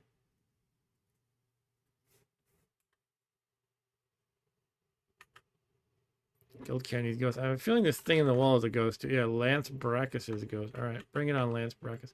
Now, ghosts are very weak in this game. They're just very slow. And they just show up as a black square. And when you die sometimes, the game generates a, what they call a bones level. And it's just a snapshot of the level you died on, where your ghost will show up for other players to deal with. But they can also get all your stuff and everything. But all your stuff is cursed, so there's that. But anyway, this Umber Hulk is annoying me with the confusion effect. Here comes a vampire bat ready to get blown up. Should I fireball it? Let's do a fireball.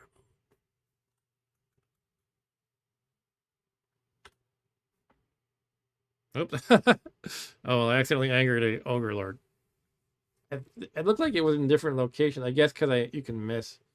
Oh, well. I mean, I'm damaging my... my luck and alignment ever so slightly. I guess it went down by 2, but I'll get him back. It's fine. I gotta be more careful about that, though. If there's peaceful stuff around, I shouldn't be flinging fireballs around. I think I forgot you could miss, and it would be aimed in different locations. Okay, I deconfused myself again. Let's just kill the stupid Umber Hulk. This time I confused it. Look at that. That's fun. With Magic Bane, it confused it. What's that 3? Oh, it's another ghost. Lance Brackus' ghost. So far, this is a cakewalk. Is that a... Oh, it's an unknown wand. Interesting. I thought it was a throne for a second, but that would be a backslash.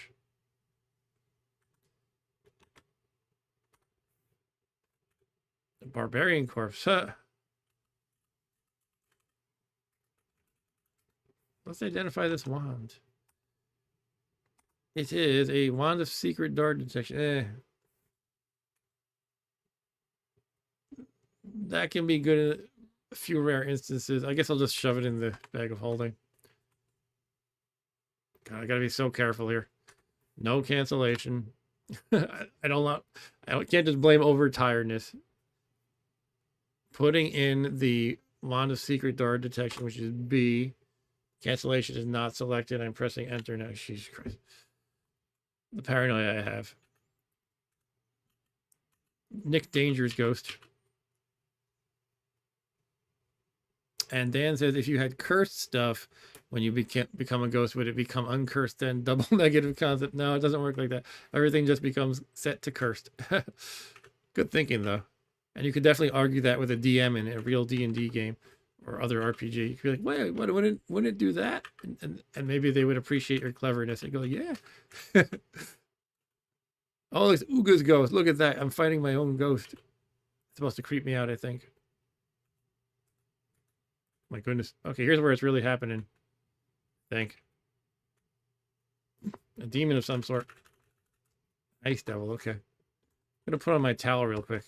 Okay, oh wow. Oh wow, wraiths. Oh my goodness. There are certainly wraiths here.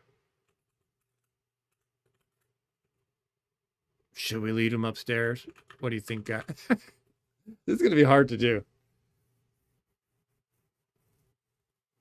What if I tame them and put them on a leash and then lead them up and then kill them?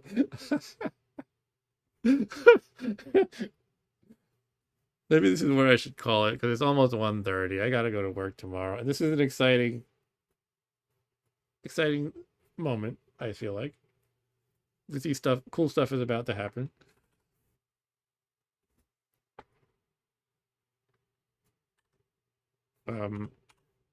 What are the red demons? Those are Hezros. Okay. Every time I see an Emperor's Hand, it's instinctively kind of scary, but these guys should be no problem. Oh, Succubus. If I play my cards right, if I clear the level, so there's basically no danger, then I can let the Succubus seduce me. And I can, like, gain levels that way. But as it is with these wraiths, my understanding is there's only a 1 in 9 chance of each of these leaving a corpse. So how many wraiths are there? 1, 2, 3, 4, 5, 6, 7, 8, 9. There's probably about 25 or so, I would guess. I don't want to count them all. 20 to 25. So I might, if I just kill them all here, I might only get like 1 or 2 wraith corpses. Or 1 or 2 or 3 perhaps. But if I can lead them one by one upstairs and then up through the castle to the previous level, each one should give me about a 50-50 chance of leaving a corpse. Basically, if I play my cards right, I think I could potentially max my level up to 30 from these wraiths, and that's it. I'm at the maximum. But I think it's definitely time to call it an evening, sadly. So yeah, that was the end of part 12 of the Nethack series I've been doing with this wizard character named Uga. Part 12, take 2, because last time I fat fingered and blew up all my stuff and I recovered from a save file to try again later. And that later is right now. Anyway, I'm glad it didn't end in the same tragedy. I'm glad I'm in the Valley of the Dead this time. It was fun checking it out, fun hanging out, fun seeing so many viewers tonight and chatting with you nice folks such as Dan the Man and Television Gamer and Verdant Sun and Podesta and Stu of Stu's Game Reviews and Mustang McCracken. And did I miss anybody? Earlier we had Ryan. He usually bails pretty early. We have Eric. I don't know if you're still here, Eric, but thanks again for joining as always. We had Andy Ang early. I know Andy's in bed by now. He's not quite a night owl. Sorry if I missed anybody else. And make sure you like and subscribe if you like what I'm doing here. If you don't like what I'm doing here, I don't know why 37 of you are still watching and there was like 64 before, but that's okay. You don't have to like if you don't want to. But yeah, thanks again, everyone. I will, I don't know what I'm streaming next this Saturday. I'm probably going to stream something with my son Rob Bob. We have the Dawn of the Dead board game out on my table, my desk right here. It's still out. We got to finish that. Next old game stream next week. I've been kind of doing this oscillation between playing with my Commodore 64 Ultimate and playing this very game here in Nethack. So I'm thinking I'm probably going to do the Commodore 64 Ultimate next week, but you know, I might change my mind. Yeah, thanks again, everyone. I'll see you all next time. Take care.